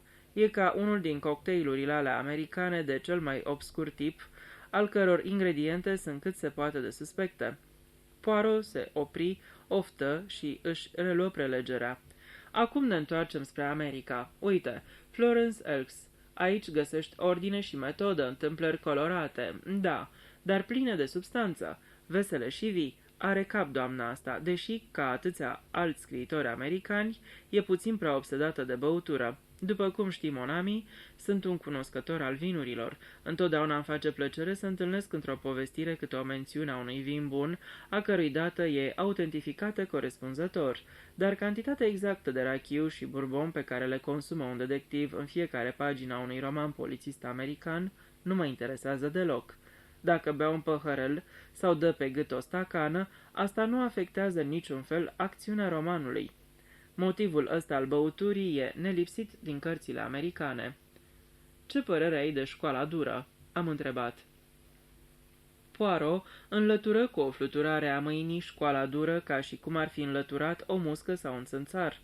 Violența de dragul violenței? De când e interesantă asta? Am văzut violența din belșug la începutul carierei mele de ofițer de poliție. Ba, tot atât de bine ai putea citi o carte cu texte medicale. Pe total, eu plasez cărțile polițiste americane pe un loc de frunte. Cred că sunt mai ingenioase, mai imaginative decât scrierile englezești. Să o luăm pe Louisa O'Malley, de exemplu. Alese din nou o carte. Ce model de grozavă erudiție sunt scrierile ei și totuși ce neliniște crescândă trezește în cititorii ei. Atmosfera aceea lugubră a lumii interlope, sau dimpotrivă, apartamentele luxoase, viața sobră în care n-ai bănui că ar putea să lăsșui crima. E foarte bună această Louisa O'Malley, într-adevăr foarte bună. Oftă se lăsă pe spate, clătină din cap și bă ultima înghițitură de tizană.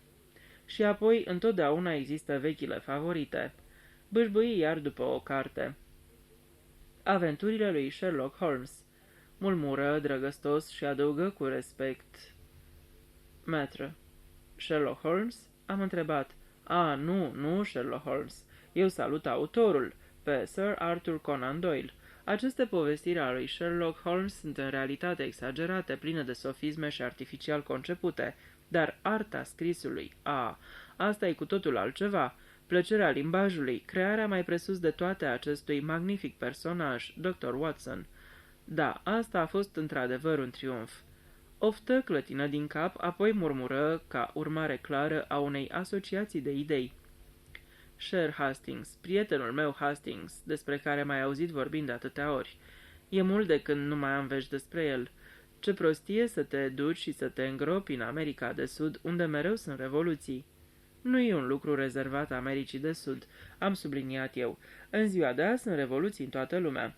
Să nu discutăm despre bomba aceea, spuse Hercule Poirot. Dacă trebuie să fie, dar să nu discutăm despre ea. În realitate am venit să discut cu dumneata ceva total diferit. Ești pe cale să te însori, asta e. Sunt încântat, mon cher, sunt încântat. Ce-ți veni, Poirot? L-am întrebat. Nici vorbă de așa ceva. Se întâmplă, zilnic se întâmplă. Poate, dar nu mie, am spus cu fermitate. De fapt, am venit să-ți spun că am dat peste o mică problemă într-o crimă. Serios? O mică problemă într-o crimă, spui? Și mi-a adus-o mie. De ce? Păi, eram ușor stânjenit. Eu m-am gândit că o să-ți facă plăcere. Poirot se uită gânditor la mine. Își mângâie mustața, apoi spuse: Stăpânul este adesea bun cu câinele lui. Iese afară și aruncă în joacă o minge câinelui său.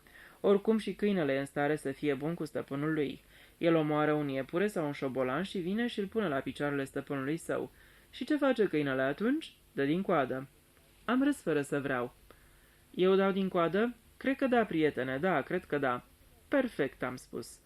Ei, și ce spui că face stăpânul? Vrea el să vadă șobolanul cățelușului? Vrea el să știe totul despre el? Firește, normal. Deci dumneata crezi că mă va interesa o crimă. Așa e? Toată poanta e că pur și simplu n-are logică. Asta e imposibil, exclamă Poirot. Totul are o logică, totul. Ei bine, încearcă și găsește-i logica. Eu nu pot. Nu că ar avea vreo legătură cu mine. S-a întâmplat pur și simplu să pic în treaba asta. Reține, s-ar putea ca totul să se dovedească a fi foarte simplu, odată ce mortul va fi identificat. Vorbești fără ordine și metodă, spuse cu severitate Poirot. Dă-mi voie să-și cer să-mi dai faptele. Spui că e vorba de o crimă, da? Crimă în toată legea, l-am asigurat. Ei bine, uite cum stă treaba. I-am descris cu lux de amănunte evenimentele care avuseseră loc în Wilbraham Crescent 19. Hercule Poirot se lăsă pe spate în fotoliu. Avea ochii închiși și bătea ușor cu un deget în brațul fotoliului, în timp ce mi-asculta monologul. Când în final m-am oprit, continuă să rămână tăcut câteva clipe. Apoi, fără să deschidă ochii, întrebă: Sens blag? Oh, absolut, am răspuns. Epatant. Hercule Poirot savură cuvântul pe limbă și îl repetă silabă cu silabă. Epatant. După care continuă să bată în fotoliu și clătină ușurel din cap. Ei bine, am rostit nerăbdător după câteva clipe de așteptare. Ce-ai de spus? Dar dumneata ce vrei să spun? Vreau să-mi dai o soluție. Întotdeauna am înțeles de la dumneata că e perfect posibil să stai tolonit în fotoliu, să te gândești și să vii cu răspunsul. Că nu e neapărat nevoie să te duci să întrebi lumea și să alegi după indicii. Da, întotdeauna am susținut asta.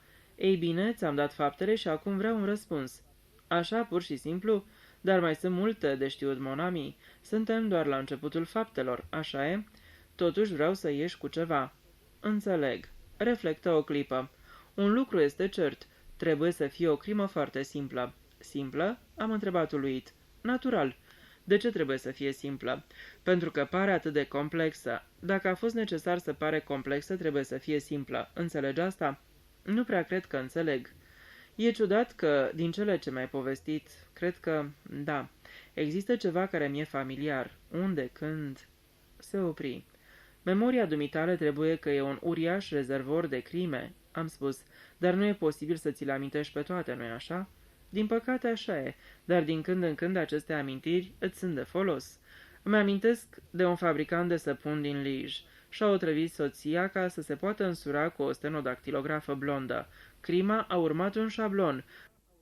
Mult mai târziu, șablonul s-a repetat. L-am recunoscut.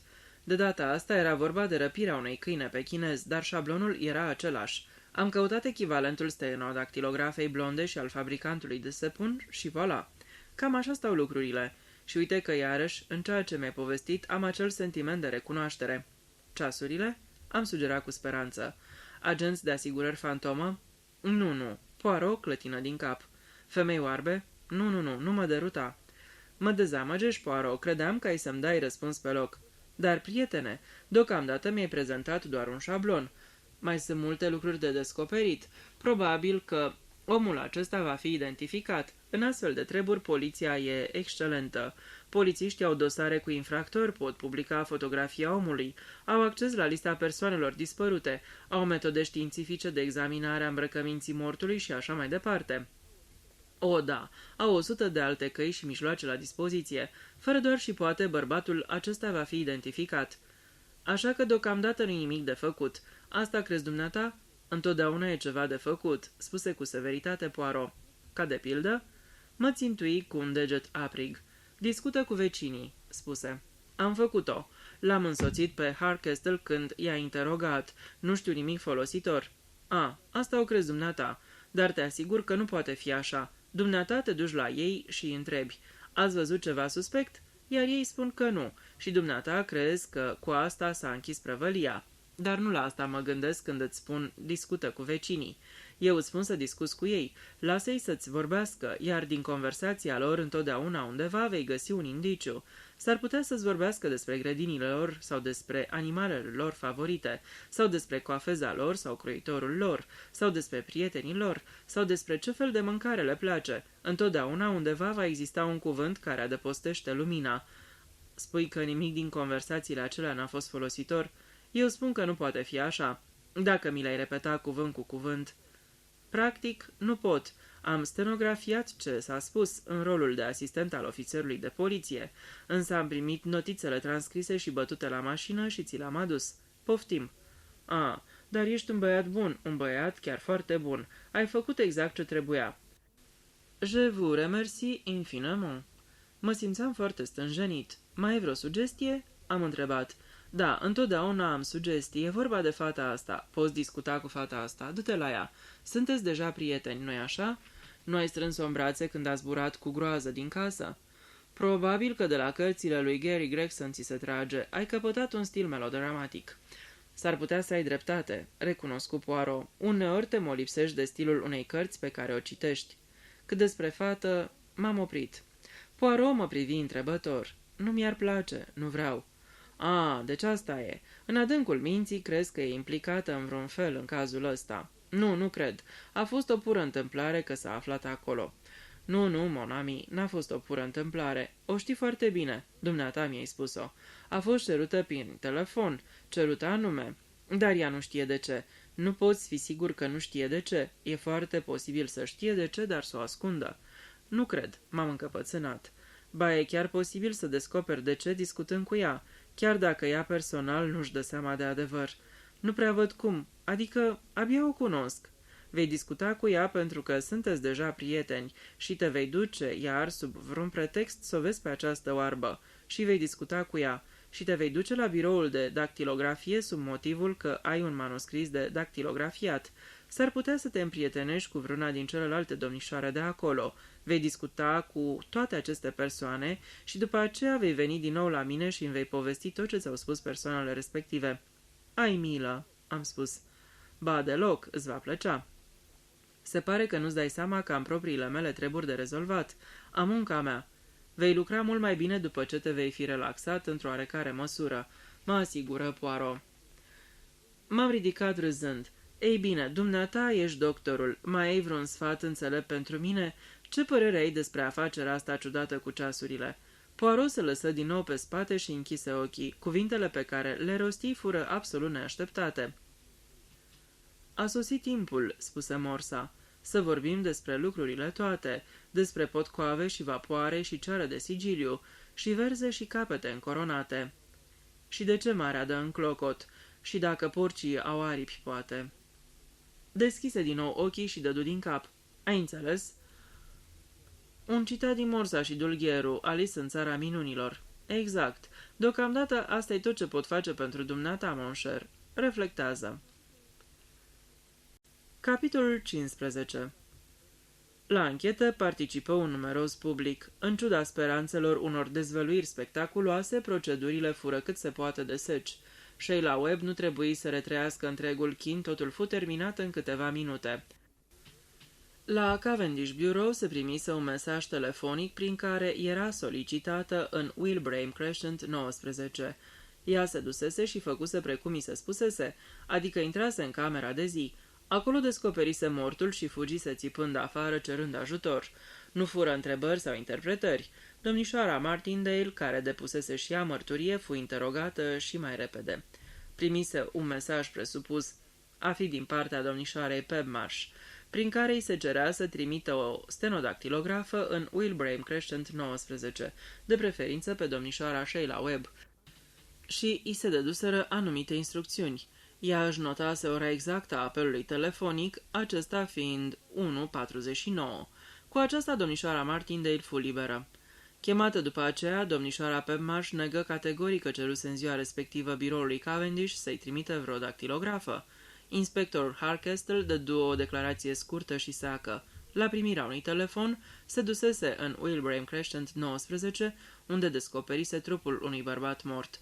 Atunci procurorul îl întrebă: "Ați reușit să identificați cadavrul?" "Nu încă, domnule. Din acest motiv trebuie să cer ca această anchetă să fie amânată." "Foarte bine." Apoi veni dovada medicală. Doctorul Rigg, medicul legist, povesti cum ajunsese în Wilbraham Crescent și descrise examinarea cadavrului. "Nu puteți da ora aproximativă a morții, doctore?" "L-am examinat la ora 3:30. Aș încadra ora decesului între 1:30 și 2:30. "N-ați putea fi mai precis?" "Prefer să nu o fac. Pe ghicite, ora cea mai probabilă ar fi 2 sau chiar mai devreme, dar există mulți factori care trebuie luați în considerare. Vârsta, starea sănătății și așa mai departe." "Ați făcut autopsia?" "Da." "Cauza morții?" "Bărbatul a fost înjunghiat cu un cuțit subțire, ascuțit, ceva în genul unui cuțit franțuzesc de bucătărie cu lama care se îngustează. Vârful cuțitului a pătruns." Aici doctorul început să vorbească în termeni tehnici în timp ce explica poziția exactă în care cuțitul intrase în inimă. "Moartea a fost instantanee?" "S-a produs în câteva minute, foarte puține." "Omul n-a strigat sau n-a luptat?" "Nu în împrejurările în care a fost înjunghiat." "Ce vreți să spuneți prin aceasta, doctore?" "Am examinat anumite organe și am făcut anumite teste. Trebuie să spun că atunci când a fost ucis era în stare de comă ca urmare a administrării unui drog." "Ne puteți spune ce drog era, doctore?" "Da, era hidroxid de clor." "Puteți spune cum i-a fost administrat?" "Aș spune că probabil în vreun anumit gen de alcool. Efectul hidroxidului de clor este foarte rapid." "Cunoscut în anumite cercuri ca amichifin, parcă," murmură procurorul. "Foarte corect," spuse doctorul Rigg. "Probabil că a băut lichidul fără să bănuiască nimic, iar câteva minute mai târziu și-a pierdut conștiința." "Și după părerea dumneavoastră a fost înjunghiat în timp ce era în stare de inconștiență?" "Asta e credința mea. Îmi bazez afirmația pe faptul că n-a existat niciun semn de luptă și pe înfățișarea lui liniștită." "De cât timp era inconștient când a fost omorât?" "Asta nu pot spune cu precizie și asta depinde de idiosincrazia victimei. Nu și-ar fi revenit în mai puțin de o jumătate de oră, ba chiar mai mult." "Vă mulțumim, doctore Rigg. Aveți vreo dovadă când a luat ultima masă acest bărbat?" "Nu luase prânzul, dacă la asta vă referiți. Nu mâncase nimic solid de cel puțin 4 ore. Mulțumesc, doctore Rigg." "Cred că asta e tot." Procurorul se uită în jur și spuse: "Ancheta se amână 2 săptămâni până pe 28 septembrie." Ancheta încheiată, lumea a început să iasă din sala tribunalului. Edna Brent, care împreună cu majoritatea fetelor de la biroul Cavendish fusese prezentă la anchetă, ezită în timp ce ajunse dincolo de ușă. Toată dimineața, biroul Cavendish era închis.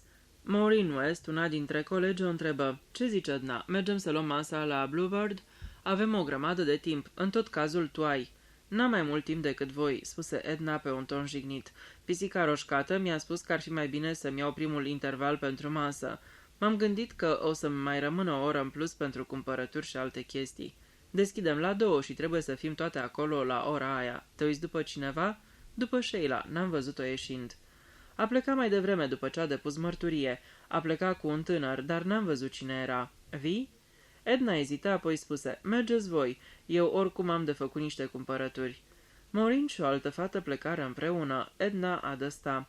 În cele din urmă își făcu curaj și se adresă unui tânăr polițist cu părul blond care stătea la intrare. "Pot să intru din nou?" îngână ea timid. "Vreau să vorbesc cu cel care a venit la birou, inspectorul nu știu cum." "Inspectorul Harkestel?" "Chiar așa, cel care a depus mărturie azi dimineață." Tânărul polițist se uită în sală și îl văzu pe inspector adâncit într-o discuție cu procurorul și cu șeful poliției comitatului. "Se pare că e ocupat în momentul de față, domnișoară. Dacă treci pe la sediu mai târziu, sau dacă vrei să-mi lași mie vreun mesaj." "E ceva important?" "O, nu știu dacă într-adevăr contează," spuse Edna. "Asta e, ei bine, doar că nu văd cum putea fi adevărat ce a spus ea, pentru că eu..." Se îndepărtă încrutându-se nedumerită. Ieși din Cornmarket și o luă de-a lungul lui High Street. Era încă încruntată și încerca să se gândească. Gânditul nu fusese niciodată punctul forte al Ednei. Cu cât încerca mai mult să-și limpezească gândurile, cu atât le zăpăcea mai rău. Odată rosti cu glas tare. Dar nu putea să fie așa, nu putea să fie cum a spus ea. Brusc, cu aerul cuiva care a luat o hotărâre, se întoarse din drum și o luă pe Albany Road în direcția lui Wilbraham Crescent. Din ziua în care presa anunțase că în Wilbraham Crescent 19 fusese comisă o crimă, zilnic în fața casei se aduna un mare număr de persoane ca să se uite în voie la casă, să comenteze felul în care auzise incitantul eveniment. Atrași ca de un magnet, oamenii de diferite categorii soseau în Wilbraham Crescent, se opreau, se uitau, comentau și apoi treceau mai departe.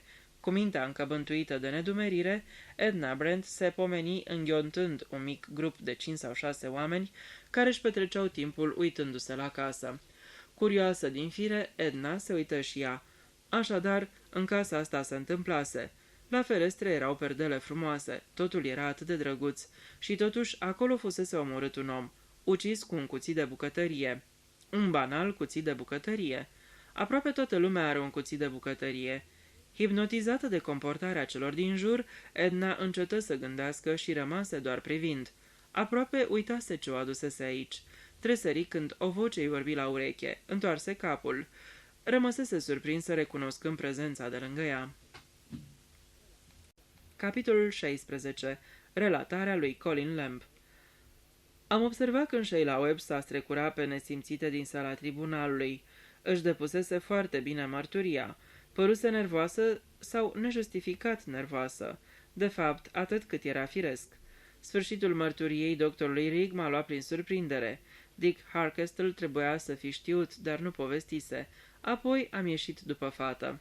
La urma urmelor n-a fost chiar atât de rău, nu-i așa? Am întrebat-o când am prins-o din urmă. Nu, a fost chiar simplu. Procurorul a fost tare drăguț. Ezită. Ce se va întâmpla mai departe? Va amâna ancheta pentru completarea probelor, probabil 2 săptămâni sau până la identificarea mortului. Crezi că îl vor identifica? Da, îl vor identifica sigur. Fata se cutremură. E frig astăzi. Nu era deosebit de frig. De fapt, mie mi se părea mai degrabă cald. Ce zici de un prânz timpuriu? I-am propus. Nu trebuie să te întorci la birou, nu-i așa? Nu, e închis până la 2. Atunci vino.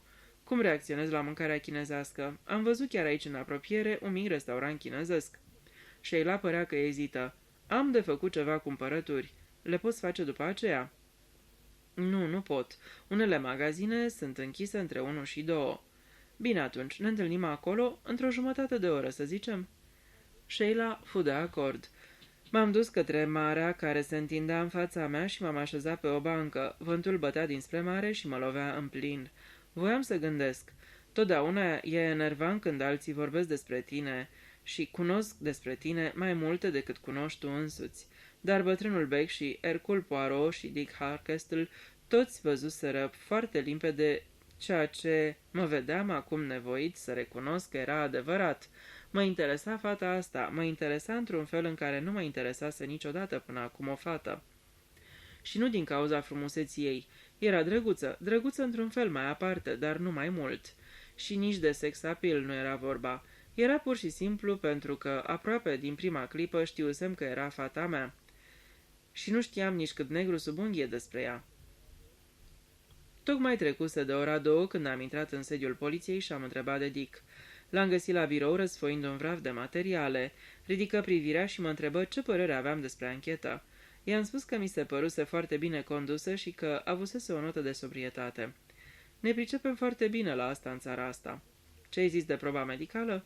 Destul de surprinzătoare. De ce nu mi-ai spus despre chestiile alea? Erai plecat. Ți-ai consultat specialistul? Da. Parcă îmi amintesc vag de el. O mustață impresionantă. Îți ia ochii, da, am recunoscut. E foarte mândru de mustața lui. Trebuie să fie foarte bătrân. Bătrân, dar nu dus cu sorcova. De fapt, de ce te-ai dus la el? Din pură bunătate umană? Ai așa o minte bănuitoare de polițai, Dick. În principal de asta, dar recunosc că și din curiozitate. Voiam să aud ce are de spus despre povestea noastră. Vezi tu, mereu a susținut că e ușor să rezolvi un caz doar stând în fotoliu, cu degetele simetric lipite, cu ochii închiși și gândindu-te. Voiam să-i dovedesc că treaba asta e un bluf. A săvârșit ritualul ăsta în fața ta? Da. Și ce a spus? Dick părea curios. A spus că trebuie să fie o crimă foarte simplă. Simplă pe dracu, spuse Harkestel stârnit. De ce simplă? Din câte am înțeles, pentru că întregul scenariu e atât de complex. Nu înțeleg, spuse Harkestel clătinând din cap. Sună ca întreburile alea istețe pe care le spun tinerii din Chelsea, dar eu nu înțeleg. Altceva? A spus să mă duc să discut cu vecinii. L-am asigurat că o făcusem. În lumina dovezilor medicale, vecinii sunt acum și mai importanți. Bănuiala fiind că a fost drogat în altă parte și a dus la numărul 19 ca să fie omorât. M-a izbit ceva cunoscut în vorbele astea. Ceva în genul ăsta a spus și doamna, nu știu cum, femeia cu pisicile. La vremea respectivă mi s-a părut o remarcă foarte interesantă. Pisicile, spuse Dick și se cutremură. Apropo, am găsit arma crimei. Ieri. Serios? Unde? La pisicărie. Probabil aruncată acolo după crima de criminal. Fără amprente, presupun. Șterse cu grijă și putea fi cuțitul oricui, un cuțit folosit, ascuțit de curând. Deci așa stă treaba. Când a fost adus la numărul 19, a fost adus cu mașina? Sau cum? Putea să fi fost adus din una din casele care au grădini învecinate cu cea de la numărul 19. Nițel cam riscant, nu crezi?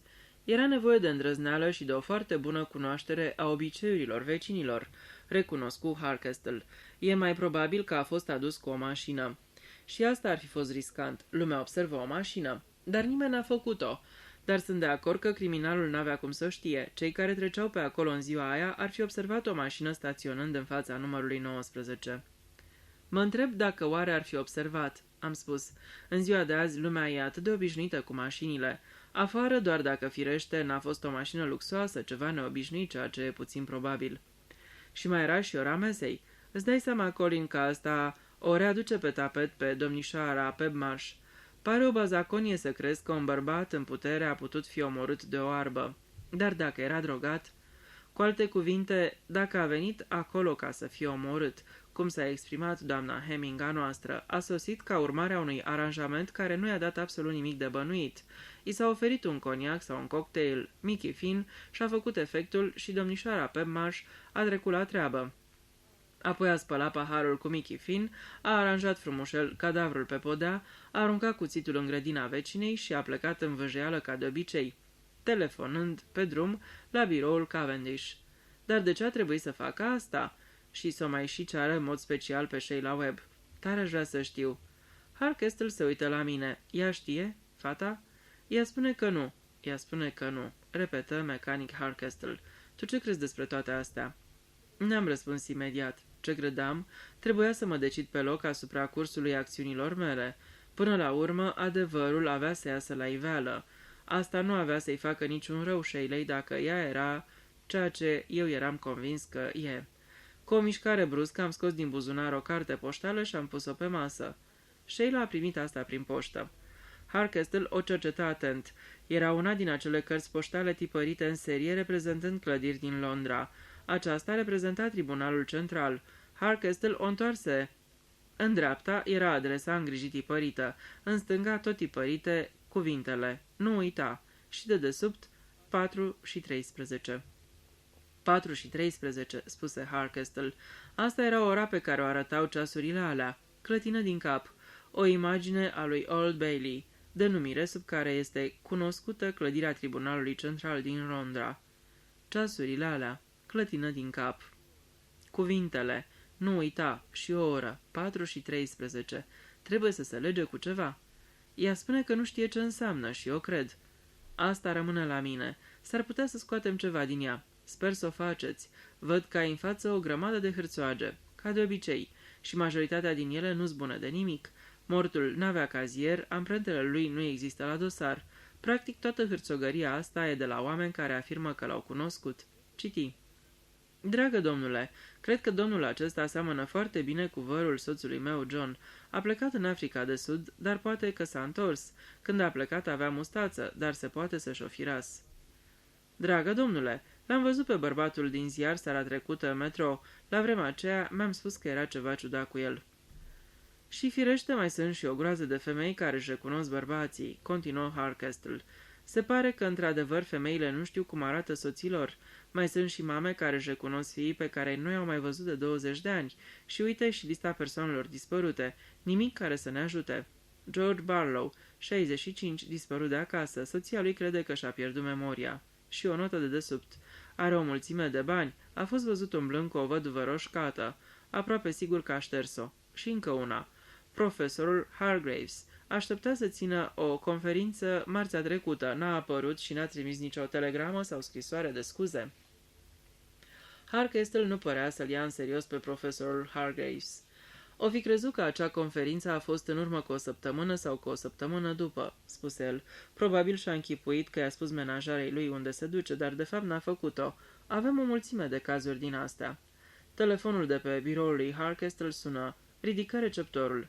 Da? Ce? Cine a găsit-o? Și-a dat numele? Înțeleg, dați-i înainte. Închise telefonul. Era schimbat la față. Era dur, aproape răzbunător. Au găsit o fată moartă într-o cabină telefonică din Wilbraham Crescent. Moartă? Cum? Strangulată cu propria ei eșarfă. Mi s-a făcut deodată frig. Ce fată? Nu... Harkestel se uită la mine cu o privire rece care nu-mi plăcu. Nu e iubita ta dacă de asta ți-e frică. Polițistul de acolo se pare că știe cine e. Spune că e o fată care lucrează în același loc cu Sheila Webb. O cheamă Edna Brent. Cine a găsit-o, polițistul? A fost găsită de domnișoara Waterhouse, femeia de la numărul 18. S-a dus să dea un telefon din cabina telefonică pentru telefonul ei era deranjat și a găsit-o pe fată zăcând grămadă. Ușa se deschise și un polițist spuse: Doctorul Riga telefona că e pe drum, domnule. Vă așteaptă în Wilbraham Crescent. Capitolul 17. O oră și jumătate mai târziu, inspectorul detectiv Harkestel stătea la biroul său, acceptând cu ușurare o ceașcă de ceai. Chipul său era încă răvășit și furios. Scuzați-mă, domnule. Pierce ar dori să vă spună ceva. Harkestel se adună. Pierce? Da bine, trimite-l aici. Intră Pierce, un polițist tânăr, ușor nervos. Scuză-mă, domnule, m-am gândit că poate s-ar cuveni să vă spun. Ce să-mi spui? Era după anchetă, domnule. Eram în post la ușă. Fata asta care a fost omorâtă, a vorbit cu mine. A vorbit cu tine? Ce ți-a spus? Voia să discute cu dumneavoastră, domnule. Harkestel se învioră brusc. Voia să discute cu mine? Ți-a spus de ce? Nu chiar, domnule. Îmi pare rău, domnule. Dacă... Am întrebat-o dacă putea să-mi lase un mesaj sau să treacă mai târziu pe la secție. Dumneavoastră erați ocupat cu procurorul și cu... La dracu! Exclamă Harkestel. Nu puteai să-i spui să mă aștepte până când eram liber. Îmi pare rău, domnule. Trebuia să o fi făcut, dar n-am crezut că era important. Nici ea nu credea că era important. A spus doar că o îngrijora ceva. O îngrijora? Harkestel rămase tăcut o vreme, răsucind în minte anumite lucruri. Asta era fata pe lângă care trecuse în drum spre doamna Lawton, fata care vrusese să discute cu Sheila Webb. Fata care îl recunoscuse și ezitase ca și cum nu era hotărâtă dacă să se oprească sau nu. Harkestel avea sentimentul că îi scăpase ceva important. Fata fusese îngrijorată? De ce? Probabil că acum n-avea să o mai știe niciodată. Continuă, Pierce. Povestește-mi tot ce-ți aduce aminte. Apoi adăugă cu blândețe. N-aveai cum să știi că era important. Pierce se uită la el cu un fel de recunoștință. Fata a venit la mine când toată lumea pleca și s-a oprit nehotărâtă ca și cum s-ar fi uitat după cineva. Parcă ar fi căutat pe cineva. Nu pe dumneavoastră, domnule, pe altcineva. Pe urmă mi-a spus că ar vrea să vorbească cu ofițerul de poliție, cel care a depus mărturie. Cum spuneam, am văzut că erați ocupat, așa că i-am explicat că nu se putea chiar în momentul acela și i-am spus să lase un mesaj sau să treacă mai târziu pe la secție. Cred că a spus că așa o să facă. I-am spus că dacă era ceva deosebit, da, Harkestel se aplecă în față. Iar ea a spus că nu tocmai. A spus doar că era ceva care nu înțelegea cum putea fi așa cum spusese ea. Nu înțelegea cum ceea ce spusese ea putea să fie așa? Repetă Harkestel. Exact, domnule. Nu mai știu exact cuvintele. Poate a spus... Nu văd cum putea fi adevărat ce a spus ea. Părea îngândurată și nedumerită, dar când am întrebat-o, a spus că nu era chiar important. Nu era chiar important, spusese fata. Aceeași fată care nu mult după aceea fusese strangulată într-o cabină telefonică. Era cineva prin apropiere când a vorbit cu tine? Era multă lume, domnule. Ieșea din sală, știți. Nu-ți amintești de nicio persoană anume care să fi fost pe aproape cât a stat de vorbă? Cineva care a depus mărturie, de exemplu? Nu mi-amintesc, domnule. Ei bine, asta e. Ești liber, Pierce. Și dacă ți-amintești ceva mai târziu, vino imediat la mine. Rămas singur, făcu un efort să se lepede de sentimentele de mânie și de autocondamnare. Fata asta știuse ceva. Poate chiar nu știuse, dar auzise sau văzuse ceva care o îngrijorase, o preocupase. Iar preocuparea sporise după ce participase la anchetă. Ce putea să fie? Ceva ținând de mărturii, ceva din mărturia Sheilei Webb. Se dusese anume la Sheila acasă cu 2 zile în urmă, dar putea să stea de vorbă cu Sheila la birou. De ce voia să o vadă în particular? Știa ceva despre Sheila Webb, ceva care o nedumerea? Voia să-i ceară Sheilei vreo explicație între 4 ochi, nu de față cu celelalte? Așa se părea, categoric. Asta trebuie să fi fost. Îl chemă pe sergentul Cray și îi dădu câteva instrucțiuni. Pentru ce credeți că s-a dus fata în Wilbraham Crescent? Întrebă sergentul Cray. Asta mă tot întreb și eu, răspunse Harkestel. E posibil să se fi dus doar din curiozitate să vadă cum arată casa. Nu-i ceva neobișnuit. Jumătate din populația din Crowding pare să sufere de curiozitate. Pe de altă parte, se poate să se fi dus la cineva care locuiește acolo. După plecarea sergentului Cray, Harkestel scrise 3 numere pe coala de sugativă. Scrise 20 și puse după el un semn de întrebare. Adăugă 19, apoi 18. Scrise și numerele corespondente, Hemming, Pebmarsh, Waterhouse. Apoi studie cele 3 posibilități. Luă mai întâi numărul 20. Cuțitul cu care se comisese crima fusese găsit acolo. Era foarte probabil ca acel cuțit să fi fost aruncat din grădina de la numărul 19, dar ei nu știau asta. Putea să fi fost ascuns în tufe de însăși proprietarea sa de la numărul 20. Când a fost chestionată, singura reacție a doamnei Hemming a fost cea de indignare. Ce ticăloșie să arunci un cuțit scârbos ca ăsta după pisicile mele, spuse ea. Cum putea fi conectată doamna Hemming cu Edna Brent? Nu putea, decise inspectorul. Trecu la domnișoara Pebmarsh. Să se fi dus oare Edna Brent în Wilbraham Crescent ca să o viziteze pe domnișoara Pebmarsh? Domnișoara Pebmarsh depusese mărturie la anchetă. Existase ceva în mărturia ei care stârnise neîncrederea Ednei, dar ea fusese preocupată înainte de anchetă. Știuse ceva despre domnișoara Pebmarsh? Știuse de pildă că era vreo legătură anume între domnișoara Pebmarsh și Sheila Webb? Asta s-ar fi potrivit cu ceea ce îi spusese lui Pierce. Nu putea fi adevărat ce a spus ea. Presupuneri, toate sunt presupuneri, gândi mânios inspectorul. Trecu la numărul 18. Domnișoara Waterhouse găsise cadavrul. Inspectorul Harkestel avea o deformație profesională privitor la persoanele care găsesc cadavre. Găsirea cadavrului îl scutea de multe complicații pe criminal, îl salva de născocirea hazardată a unui alibi, explica prezența amprentelor la fața locului. În multe privințe era o postură beton, cu o condiție însă. Nu trebuia să existe un motiv evident. Cu siguranță, domnișoara Waterhouse nu avea niciun motiv aparent ca să o înlăture pe Edna Brent. Domnișoara Waterhouse nu depusese mărturie la anchetă. Să fie avut oare Edna vreun motiv să creadă sau să fie convinsă că domnișoara Waterhouse fusese cea care se deduse la telefon drept domnișoara Pebmarsh și ceruse o stenodactilografă la numărul 19? Alte presupuneri. Și mai era firește însăși Sheila Webb. Harkestel puse mâna pe telefon și formă numărul hotelului la care stătea Colin Lamb. La un moment dat, la capătul firului, îi răspunse Colin în persoană. Harkestel la telefon. Cât era ceasul azi când ai luat masa cu Sheila Webb? Colin nu răspunse imediat. De unde știi că am luat masa împreună? A naibii de bună ghiceală. Așadar ai luat masa cu ea. Și de ce să nu o fi luat? Asta spun și eu. Te întreb doar cât era ceasul. V-ați dus direct la masă de la anchetă? Nu, ea avea de făcut cumpărături. Ne-am întâlnit la restaurantul chinezesc din Market Street la ora 1. Înțeleg. Harkestel se uită la însemnările sale. Edna Brent fusese omorâtă între 12:30 și 1. Vrei să știi ce am mâncat? Șezi binișor, voiam doar ora exactă, pentru dosar. Înțeleg, acum o ai. Urmă o pauză. Harkestel se aventură să risipească încordarea. Dacă n-ai niciun program în seara asta... Celălalt îl întrerupse. Plec, tocmai împachetam, am primit un mesaj, trebuie să plec peste hotare. Când te întorci? Asta nimeni nu poate ști. Peste o săptămână, poate mai târziu, poate niciodată. Ghinion. Sau nu e asta? Nu sunt sigur, spuse Colin și închise. Capitolul 18. Harkestle sosi în Wilbraham Crescent 19 tocmai când domnișoara Pebmarsh ieșea din casă.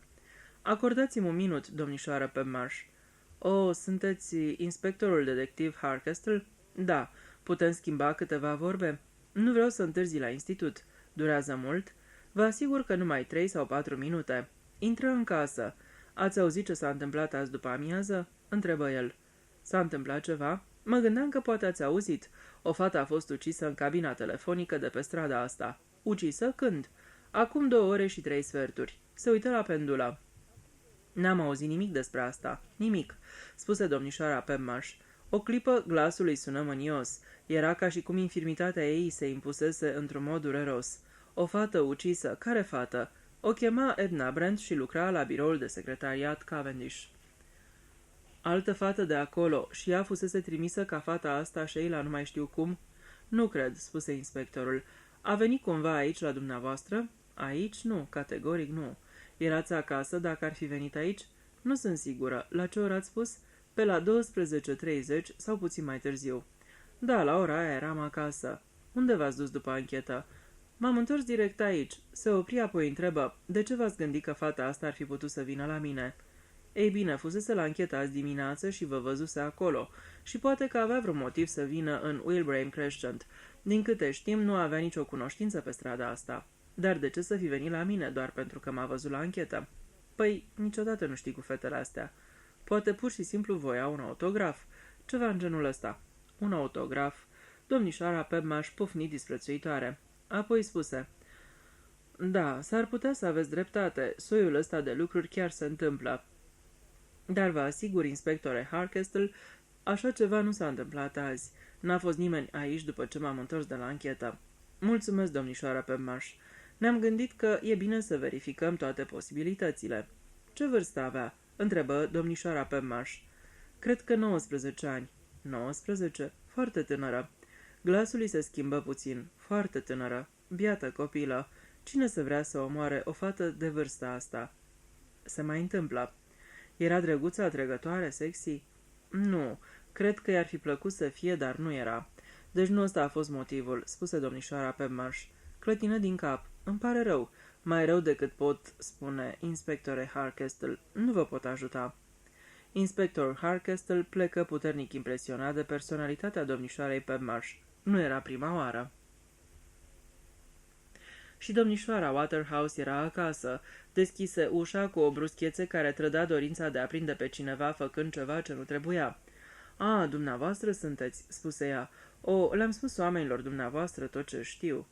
Sunt convins că ați răspuns tuturor întrebărilor care vi s-au pus, dar ele nu pot fi puse toate deodată," spuse Harkestle. Noi trebuie să intrăm și în detalii, să știți." Nu văd de ce, toată treaba a fost un șoc teribil," spuse domnișoara Waterhouse, uitându-se la el acuzator de parcă totul fusese opera lui. Dar intrați, intrați. Nu puteți să stați în prag toată ziua. Intrați și luați loc și întrebați-mă tot ce vreți, deși nu văd ce mi-ați mai putea întreba. După cum v-am spus, m-am dus să dau un telefon, am deschis ușa cabinei și am dat peste fată. N-am avut în viața mea un asemenea șoc. Am fugit și l-am adus pe ofițerul de poliție. Iar după asta, în caz că vreți să știți, m-am întors aici și am luat o doză de brandy medicinal. Medicinal? Spuse apriga domnișoara Waterhouse. Foarte înțelept, doamnă, spuse inspectorul Harkestle. Și cu asta basta, concluzionă domnișoara Waterhouse. Voiam să vă întreb dacă sunteți sigură că n-ați mai văzut-o niciodată pe fata asta. Se poate să o fi văzut de 10 de ori, dar nu ți minte, adică se poate să mă fi servit în Woolworths sau să fi stat lângă mine în autobuz sau să-mi fi vândut niște bilete la cinema. Era stenodactilografă la biroul Cavendish. Nu cred că am avut vreodată ocazia să folosesc o stenodactilografă. Probabil că a lucrat în biroul fratelui meu din Gainsford, în Swetton. Aici voia să ajungeți. O, nu pare să fie nicio legătură de acest gen. Mă întrebam doar dacă nu venea la dumneavoastră astăzi la amiază înainte de a fi omorâtă. Să vină la mine? Nu, bineînțeles că nu. De ce să vină? Asta nu știm, dar ce-ați spune dacă v-am spune că cineva a văzut-o azi intrând pe poarta dumneavoastră? Se uită la ea cu ochii inocenți. Intrând pe poarta mea? Prostii. Cel puțin, da. Ei bine, îmi închipui că s-ar putea să fi băgat prin ușă un manifest. Era un manifest acolo la amiază. Ceva despre o întâlnire despre dezarmarea nucleară, parcă. În fiecare zi e câte altceva. Dar eu n-am nicio vină, nu? Bineînțeles că nu. Acum despre telefon. Ați spus că telefonul dumneavoastră era deranjat. Cei de la telefoane însă spun că n-a fost așa. Ce să spună și ei? Am format numărul și în loc să facă apel a venit un zgomot ciudat, așa că m-am dus la telefonul public. Harkestel se ridică. Îmi pare rău că v-am tot deranjat, domnișoară Waterhouse, dar există ideea că fata asta a venit să facă o vizită cuiva de pe strada asta și că s-a dus la o casă nu departe de aici. Asta înseamnă că trebuie să cercetați toată strada. Eu aș crede că cel mai probabil s-a dus alături, adică la domnișoara Pebmarsh. De ce considerați că e cel mai probabil?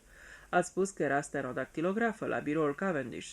Dacă mi-aduc bine aminte, s-a spus că domnișoara Pebmarsh solicitase o dactilografă acasă la ea zilele trecute, când a fost omorât omul acela. Așa s-a spus, însă ea neagă. Dacă mă întrebați pe mine, eu cred că s-a cam țăcănit. Domnișoara Pebmarsh, adică. Cred că a sunat și a cerut o stenodactilografă și pe urmă a uitat de tot. Doar nu credeți capabilă de crimă. Niciodată n-am făcut vreo aluzie la crimă sau altceva de felul ăsta. Știu că în casa ei a fost omorât un om, dar n-am sugerat nicio clipă că domnișoara Pebmarsh a avut vreo legătură cu asta. Nu. Ei bine, vă mulțumesc, domnișoara Waterhouse, spuse inspectorul Harkestel și plecă. În stradă se uită la ceas și hotărâ că mai avea încă timp să abordeze biroul de secretariat Cavendish. Știa că se redeschisese la ora 2. S-ar putea să obțină vreun ajutor de la una din fetele de acolo și avea să o găsească și pe Sheila Webb. La intrarea lui, una din fete se ridică imediat. Sunteți inspectorul detectiv Harkestel, nu-i așa? Domnișoara Martindale vă așteaptă. Îl conduse în biroul interior. Domnișoara Martindale îl atacă imediat. E revoltător, inspectore Harkestel, absolut revoltător. Trebuie să dați de capătul acestei afaceri și asta imediat. Niciun cârmăr, poliția vine și trebuie să acorde protecție oamenilor și tocmai de acest lucru avem noi aici nevoie. Vreau protecție pentru fetele mele și sunt hotărâtă să o obțin. Sunt sigur că aveți de gând să negați că 2 din fetele mele, 2 au fost victimele vreunei persoane irresponsabile care are un fix sau un complex legat de stenodactilografe sau de birouri de secretariat? Este clar că instituția asta este martirizată. Mai întâi Sheila Webb a fost atrasă printr-un tertip crud să găsească un mort, lucru care o poate face pe o fată sensibilă să-și piardă mințile. Iar acum asta, o fată de treabă și absolut inofensivă, omorâtă într-o cabină telefonică. Trebuie să-i dați de capăt, inspectore. Nimic nu vreau mai mult decât să dau de capătul acestei afaceri, domnișoara Martindale. Am venit să văd dacă îmi puteți da vreun ajutor. Ajutor? Ce ajutor pot să vă dau eu? Credeți că, dacă aș fi știut ceva, n-aș fi alergat la dumneavoastră până acum? Dumneavoastră trebuie să descoperiți cine a ucis-o pe sărmana Edna și cine i-a jucat festa aia nemiloasă Sheilei. Eu sunt severă cu fetele mele, inspectore, nu le permit să întârzie sau să le nevească. Le pun să muncească, dar n-am să permit să fie chinuite sau omorâte. Intenționez să le apăr și intenționez să am grijă ca cei care sunt plătiți de stat să le apere să-și facă treaba. Se uită la el ca o tigroaică.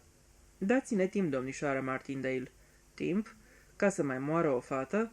Nu cred că trebuie să vă temeți de asta.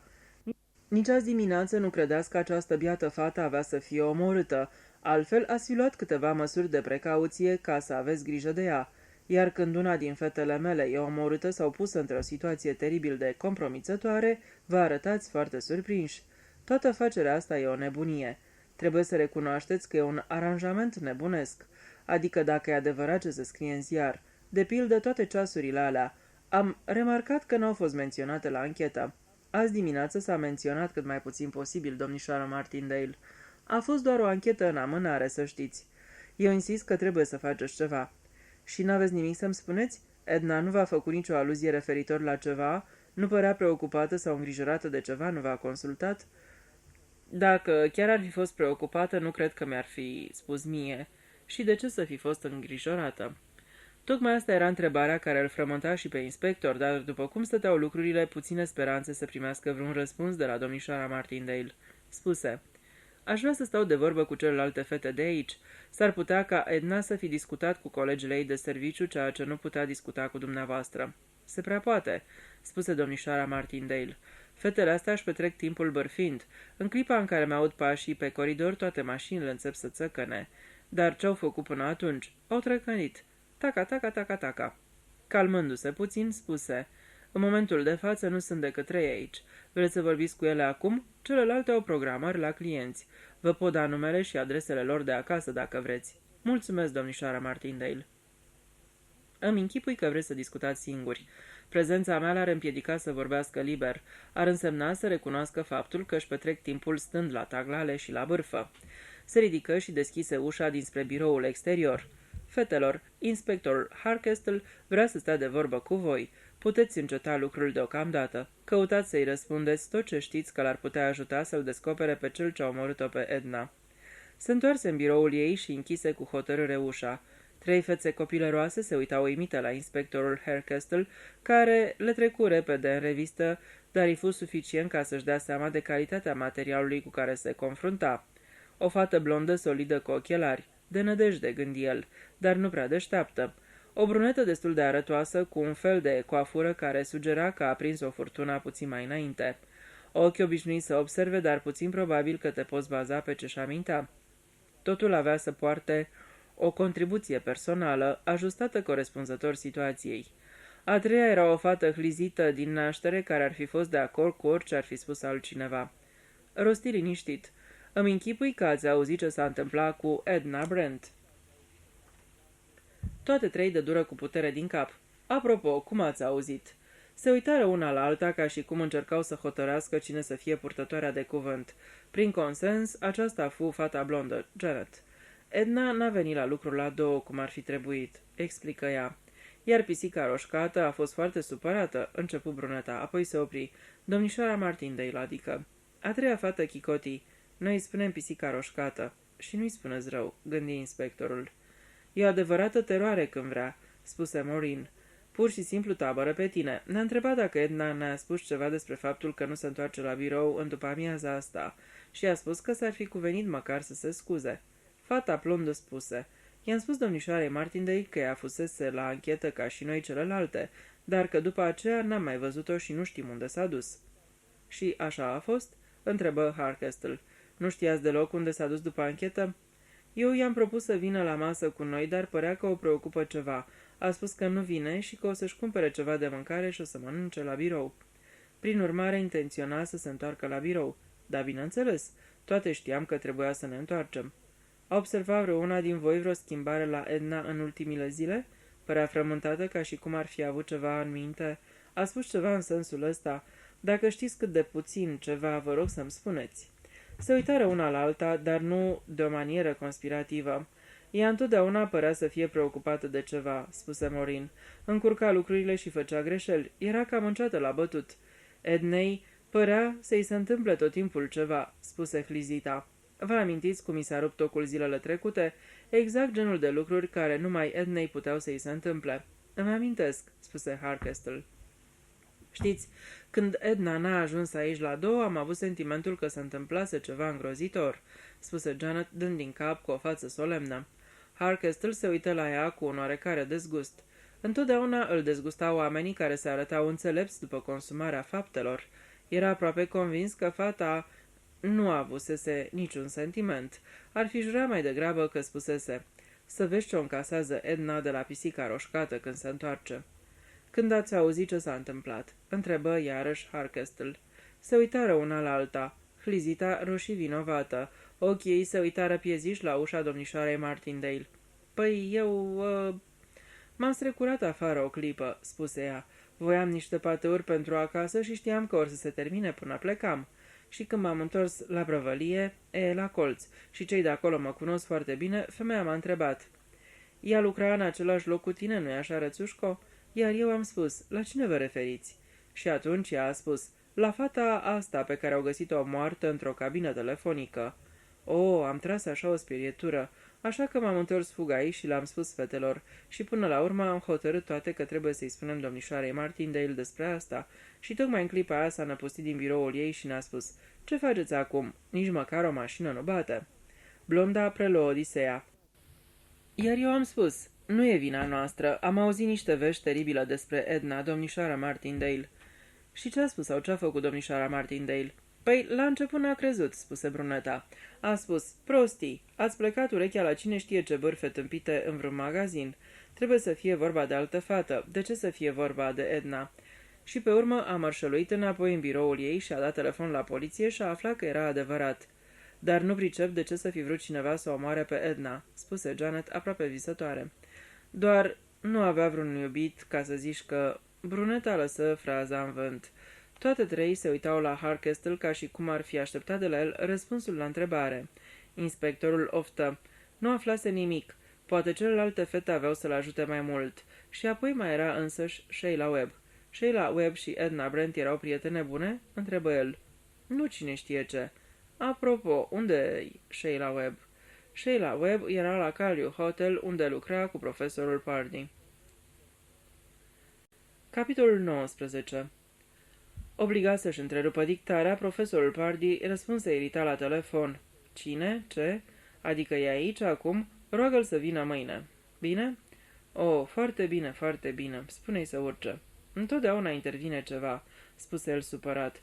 Cum să scoți o lucrare serioasă cu toate întreruperile astea? Se uită ușor nemulțumit la Sheila Webb și spuse, unde eram, draga mea? Sheila era pe punctul de a-i răspunde când se auzi o bătaie în ușă. Profesorul Pardee se întrerupse cu greu din hățișul evenimentelor petrecute cu aproximativ 3000 de ani în urmă. Da, da, intră, ce? Am menționat expres să nu fiu deranjat în după amiaza asta. Îmi pare foarte rău, domnule, chiar foarte rău că trebuie să o fac. Bună seara, domnișoară Webb. Sheila Webb se ridicase, lăsând la o parte carnetul. Hardcastle se întrebă dacă era doar o închipuire faptul că în ochii ei apăruse o bruscă expresie de îngrijorare. Ei bine, ce s-a întâmplat? Repetă profesorul Pardee pe un ton tăios. Sunt inspectorul detectiv Hardcastle, după cum poate să vă confirme și domnișoara Webb aici de față. Și? Vreau să schimb câteva vorbe cu domnișoara Webb. Nu suportă amânare? E un moment total nepotrivit, extrem de nepotrivit. Tocmai ajunsesem într-un punct critic. Domnișoara Webb va fi liberă cam într-un sfert de oră. O, poate într-o jumătate de oră. Cam așa ceva. Vai de mine, e deja 6. Îmi pare foarte rău, profesore Pardee. Tonul lui Hardcastle era ferm. Foarte bine, foarte bine. Ce este, vreo încălcare a regulilor de circulație, presupun? Ce conștiincios sunt agenții de circulație în ziua de azi. Zilele trecute, unul a susținut că mi-am lăsat mașina într-o parcare 4 ore și jumătate. Sunt sigur că nu poate fi așa. E ceva mai puțin grav decât o problemă de parcare, domnule. O, da, iar dumneata n-ai mașină, nu-i așa, draga mea? Da, îmi amintesc că ai venit aici cu autobuzul. Ei bine, inspectore, despre ce e vorba? Despre o fată pe nume Edna Brent. Se întoarse spre Sheila Webb. Dumneata cred că ai auzit de ea. Fata îl privi lung. Ochii frumoși, albaștri, ochi care îi aminteau de cineva. Edna Brent, ați spus, ridică din sprincene. Da, o cunosc, firește. Ce-i cu ea? Înțeleg că n-ai auzit vestea. Unde-i lua masa, domnișoară Webb? Obrajii fetei se colorară. Am luat masa cu un prieten la restaurantul Hootung, chiar dacă vă privește. Nu te-ai dus după aceea la birou? La biroul Cavendish, adică am trecut pe acolo și mi s-a spus că rămăsese stabilit să vin direct aici la profesorul Pardee la 2:30. Așa îi spuse profesorul, la 2:30. Și lucrăm chiar de atunci. Vai de mine, trebuia să fi comandat ceaiul. Îmi pare foarte rău, domnișoară Webb. Din cauza mea ai pierdut ceaiul. Trebuia să-mi aduci aminte. Nu contează, domnule profesor, nu contează deloc. Mare scăpare din partea mea, dar asta e. Nu vă mai întrerup. Continuați, inspectore. Așadar, dumneata nu știi ce s-a întâmplat cu Edna Brent? Ce s-a întâmplat cu ea? Întreba ascuțit Sheila Webb. Ce vreți să spuneți? A avut vreun accident sau a călcat-o ceva? Tare periculoasă e viteza, interveni profesorul. Da, i s-a întâmplat ceva. Se opri, apoi spuse cu toată brutalitatea. A fost strangulată într-o cabină telefonică în jur de ora 12:30. Într-o cabină telefonică? Întrebă cu un oarecare interes profesorul. Sheila Webb nu spuse nimic. Se uită lung la el cu ochii largi, cu gura ușor căscată. Fie că e prima dată când auzi treaba asta, fie că ești o actriță a dracului de bună, își spuse Hardcastle. Vai, vai, exclamă profesorul. Strangulată într-o cabină telefonică. Asta mi se pare foarte extraordinar. Eu n-aș fi ales un asemenea loc. Adică dacă era să fac una ca asta. Biata fată. Ce nenorocire pentru ea. Edna, omorâtă. Dar de ce? Domnișoară Webb, nu știai că alaltăieri Edna era foarte nerăbdătoare să te vadă și că s-a dus acasă la mătușa dumitale și te aștepta să te întorci? Mi-a spus mătușa, dar n-am crezut că era ceva special. Ce era? Dăduse Edna de vreun necaz? Nu știm, probabil nu vom ști niciodată. Afară doar dacă ne poți spune dumneata. Să vă spun eu de unde să știu. N-ai nicio idee ce vroia Edna Brent să discute cu dumneata? Absolut nicio idee. N-a făcut nicio aluzie, nu ți-a povestit nimic la birou? Nu mi-a. De fapt, ieri n-am fost deloc la birou. A trebuit să mă duc la Landis Bay, unul din autorii noștri, unde am stat toată ziua. Nu ți s-a părut frământată în ultimul timp? Edna arăta întotdeauna frământată sau nedumerită. Avea o minte foarte nesigură, adică niciodată nu era sigură dacă ce credea ea era corect sau nu. Și era și împrăștiată. Odată a sărit 2 pagini întregi din cartea lui Armand Levin. Le-a sărit la bătut, adică, și după aceea a fost teribil de îngrijorată și nu știa ce să facă. Pentru că îi trimisese cartea înainte de a-și da seama ce se întâmplase. Înțeleg. Și v-a cerut tuturor sfatul cu privire la ce trebuia să facă? Da. I-am spus că era bine să-i scrie repede un bilet și să-i spună ce se întâmplase, rugându-l să nu o reclame la domnișoara Martindale, dar ea a spus că nu-i plăcea să facă asta. În mod obișnuit cerea sfatul când apărea vreo problemă de genul ăsta? Da, întotdeauna, dar necazul era că nu întotdeauna aveau toate aceeași părere despre ceea ce trebuia să facă. Era ceva absolut natural să vină la vreuna din voi când avea vreo problemă? Se întâmpla des? Da. Nu crezi că de data asta putea să fi fost ceva mai grav? Nu cred. Ce putea fi atât de grav? Oare chiar e atât de degajată pe cât încearcă să pară? Se întrebă inspectorul. Nu știu despre ce voia să discute cu mine. Continuă Sheila, vorbi mai repede. Habar n-am. Și nu-mi imaginez de ce a ținut să vină la mătușa mea și să discute cu mine acolo. S-ar părea că era ceva despre care nu voia să discute la birou, nu-i așa? De față cu celelalte, să spunem. Voia probabil să-ți spună ceva doar între dumneata și ea. Putea să fie asta? Foarte puțin probabil. Sunt sigură că lucrurile nu puteau sta așa. Respirația ei se acceleră. Deci nu mă poți ajuta, domnișoară Webb. Nu, îmi pare rău. Îmi pare foarte rău de Edna, dar nu cunosc nimic care ar putea să vă ajute. N-ar putea fi ceva legat de ceea ce s-a întâmplat pe 9 septembrie? Vă referiți la omul acela din Wilbraham Crescent? Da. Cum putea să fie asta? Ce putea să știe Edna despre asta? Poate nimic foarte important, dar ceva. Și orice n-ar fi ajutat, orice, cât de mic. Făcu o pauză. Cabina telefonică în care a fost omorâtă era în Wilbraham Crescent. Asta sugerează ceva, domnișoară Webb? Absolut nimic. Dumneata personal ai fost azi în Wilbraham Crescent? Nu, n-am fost, spuse fata cu vehemență. Nici nu mă apropii de locul ăla. Încep să am sentimentul că e un loc oribil. Mi-aș dori să nu mă fi dus niciodată acolo, să nu fi fost implicată în toate astea. De ce m-a trimis pe mine? De ce m-au cerut anume pe mine în ziua aceea? De ce a trebuit să fie omorâtă Edna tocmai acolo? Trebuie să descoperiți. Intenționăm să descoperim, domnișoară Webb, spuse inspectorul. În glasul său se citea o ușoară amenințare când continuă. Te asigur de asta. Tremur, draga mea, spuse profesorul Pardy. Cred că da, sunt convins că trebuie să bei un pahar de sherry. Capitolul 20. Relatarea lui Colin Lamb. Cum am ajuns la Londra, i-am raportat lui Beck. Își flutură trabucul spre mine. La urma urmelor s-ar putea să fie ceva în ideea asta tâmpită a dumitale cu semilunele. În sfârșit am dat de ceva, nu-i așa? Eu n-aș merge până într-acolo, dar am să spun că poate ai dat. Inginerul nostru constructor de la numărul 62, domnul Ramsay, nu este deloc ceea ce pare. În ultimul timp a preluat unele sarcini foarte ciudate. Firme autentice, dar firme fără prea mult trecut, iar trecutul pe care îl au e destul de bizar. Acum vreo 5 săptămâni Ramsay, pe nespusă masă, a plecat în România. Nu așa i-a spus soției sale. Posibil, dar acolo s-a dus. Și acolo e acum. Ne-ar plăcea să știi mai multe despre el. Așa că dă-i zor, flăcăule. Ai pregătite toate vizele de care ai nevoie și un pașaport nou și drăguț. De data asta vei fi în Eagle Trench. Împrospătează-ți cunoștințele despre plantele rare din Balcani. Ești botanist? Ceva instrucțiuni speciale? Nu. Îți vom da omul de legătură când îți iei documentele. Află tot ce poți despre domnul Ramsay. Se uită pătrunzător la mine. Nu pare atât de încântat pe cât ai putea să fii. Întotdeauna e plăcut când o bănuială ți se adeverește. M-am eschivat. Crescent e bine, numărul e greșit. La 61 stă un constructor fără pată în sensul nostru, adică... Bietul Hambur i-a greșit numărul, dar nu cu mult. I-ați verificat și pe ceilalți sau numai pe Ramsay? Vila Diana pare să fie tot atât de pură ca Diana, un lung trecut cu pisici.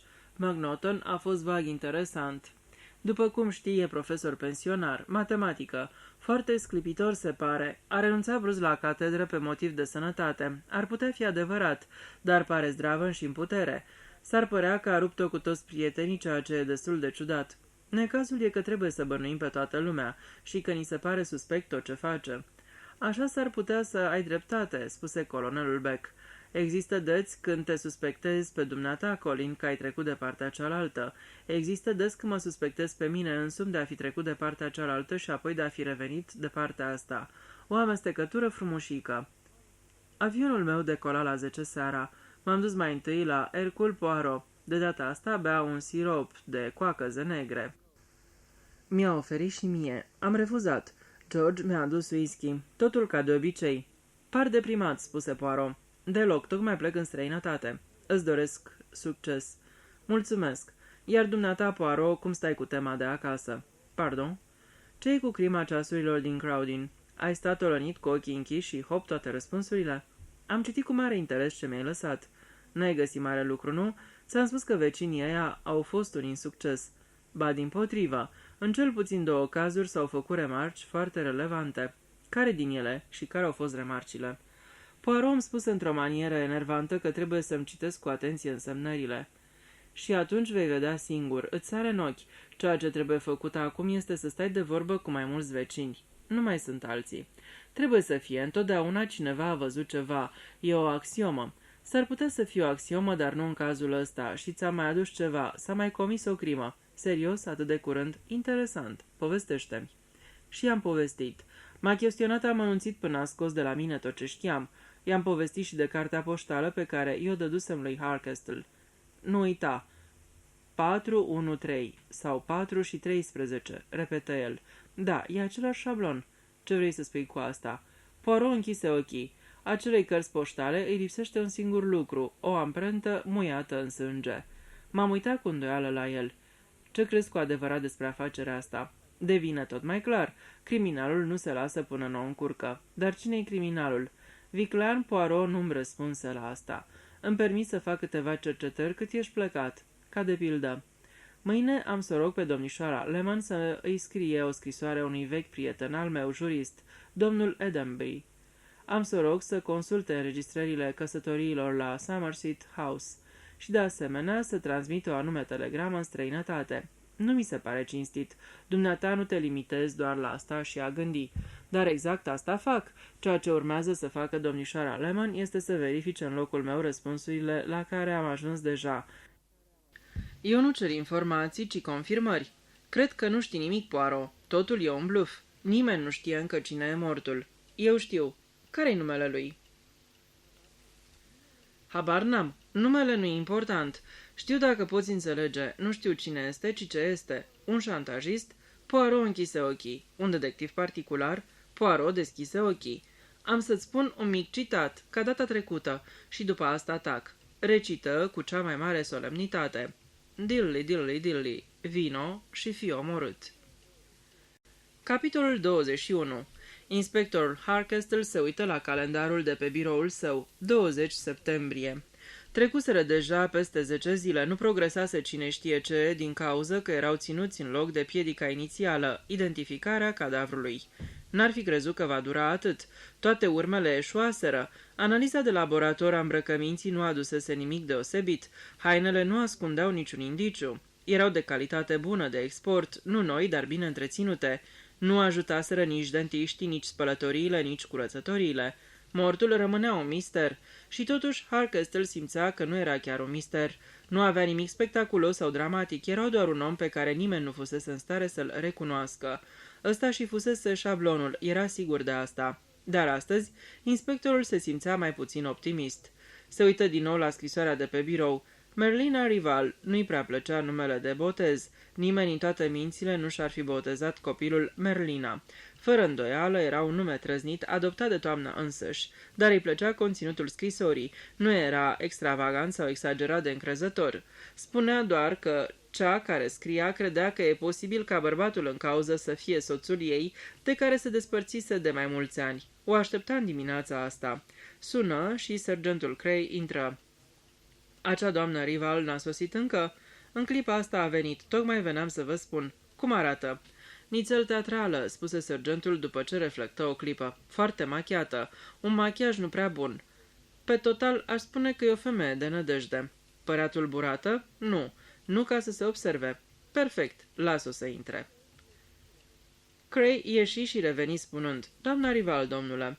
Inspectorul se ridică și dădu mâna cu ea. În jur de 50 de ani aproximă el, dar de departe, de foarte departe, ar fi putut arăta de 30.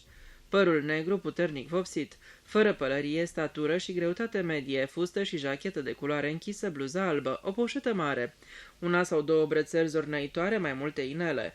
Pe total, un soi destul de bun. Probabil nu exagerat de scrupuloasă, dar ușor de trăi cu ea, rezonabilă, de generoasă și posibil blândă. De nădejde? Asta era întrebarea. Nu ar fi mizat pe asta, dar oricum nu-și putea permite să mizeze pe asta în astfel de lucruri. Mă bucur că vă cunosc, doamna Rival, și sper din toată inima să ne puteți ajuta.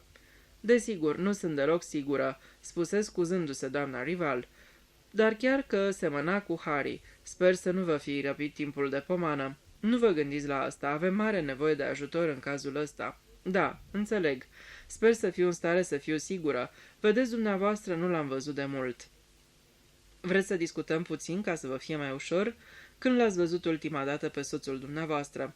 Tot timpul în tren am încercat să-mi precizez gândurile. E îngrozitor cum te lasă memoria când e vorba de timp. Cred că în scrisoare v-am spus că sunt 10 ani, dar e mai mult. Știu și eu, cred că sunt aproape 15. Timpul trece atât de repede. Deci, în mare, nu l-ați văzut de 15 ani. Când v-ați căsătorit? Cam cu 3 ani mai înainte. Și unde locuiați atunci? Într-un loc din Suffolk, numit Shippenboy. Un orășel drăguț, un târg. Și cu ce se ocupa soțul dumneavoastră? Era agent de asigurări, cel puțin se opri. Asta spunea el că era. Inspectorul ridică iute privirea. Și-ați descoperit că nu era adevărat? Nu, nu chiar, nu la vremea aceea. Abia după aceea m-am gândit că probabil nu era adevărat. Ar fi simplu pentru un bărbat să spună asta, nu? În anumite împrejurări, cred că da. Adică are o scuză să fie plecat mult timp de acasă. Soțul dumneavoastră era plecat mult timp? Da, la început nu prea m-am gândit la asta. Dar mai târziu? Femeia nu răspunse imediat, apoi spuse, nu putem trece peste asta. În definitiv, dacă nu e Harry. Inspectorul se întrebă la ce anume se gândea. În glasul ei se citea încordarea. Emoția, poate. Nu era sigur. Înțeleg că vreți să terminați mai repede. Bine, să mergem. Se ridică și o conduse afară la mașină. Pe drum, nervozitatea ei nu fu mai accentuată decât a altor persoane care mergeau în același loc.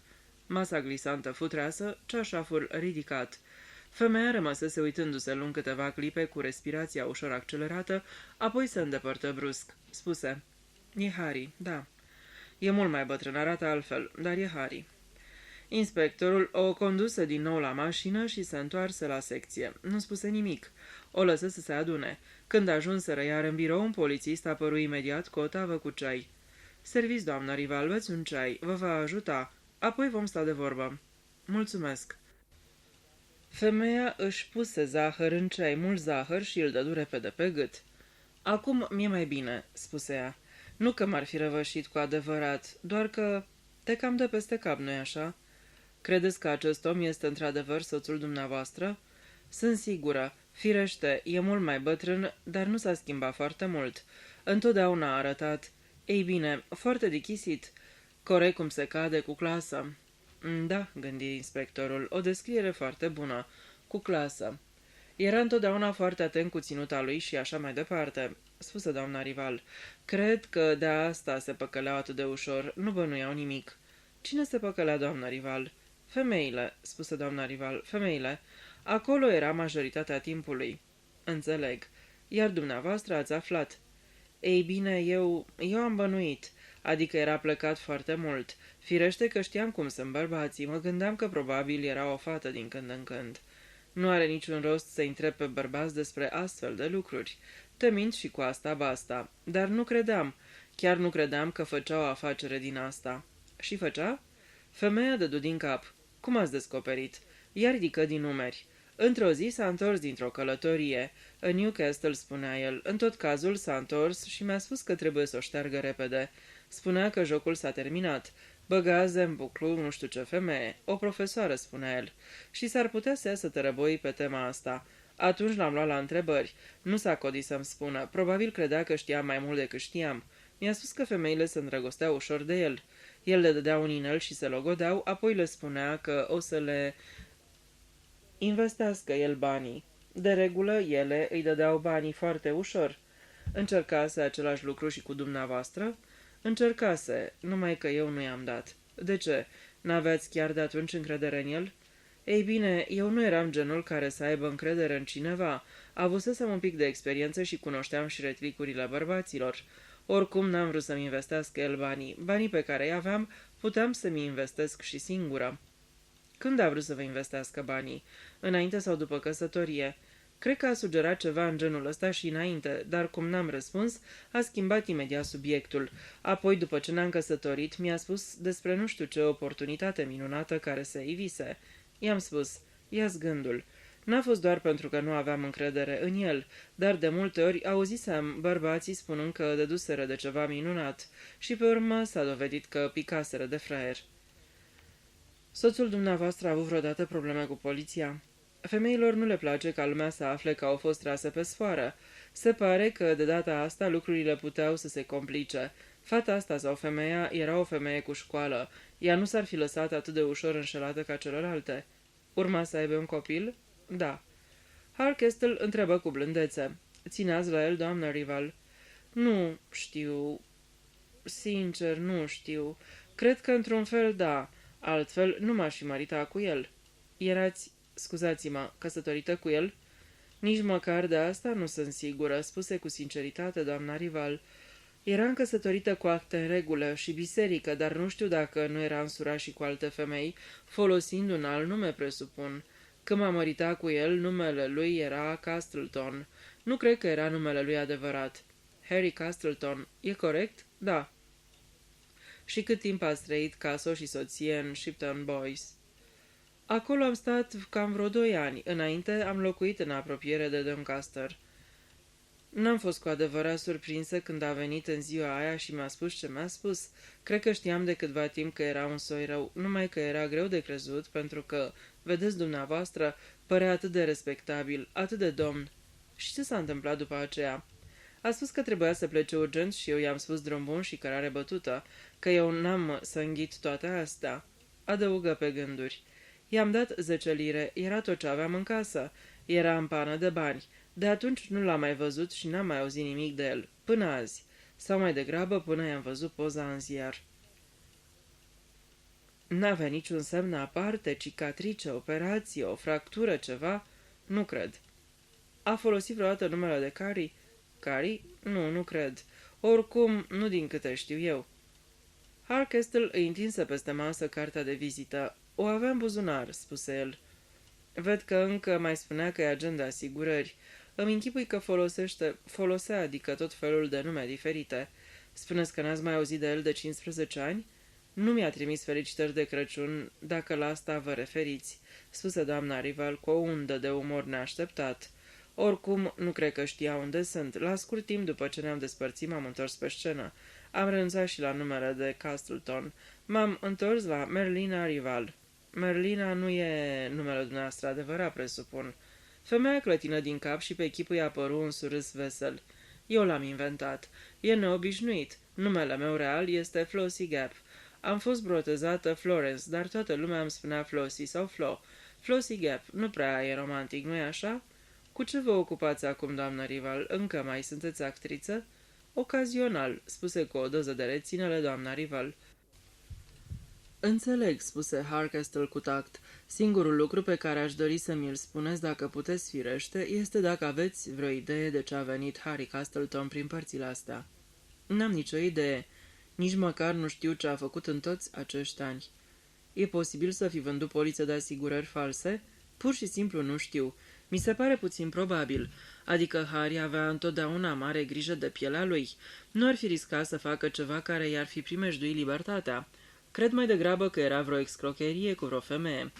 Credeți că putea fi vorba de vreo formă de șantaj? Nu știu.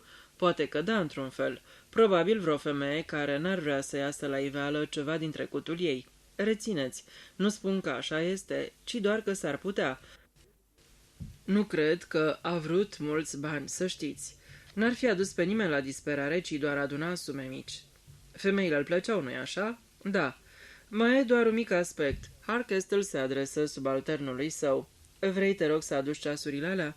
Ceasurile fură aduse pe o tavă acoperită cu o pânză. Harkestel îndepărtă pânza și le arătă doamnei rival. Ea recercetă cu sincer interes și admirație. Drăguțe, nu-i așa?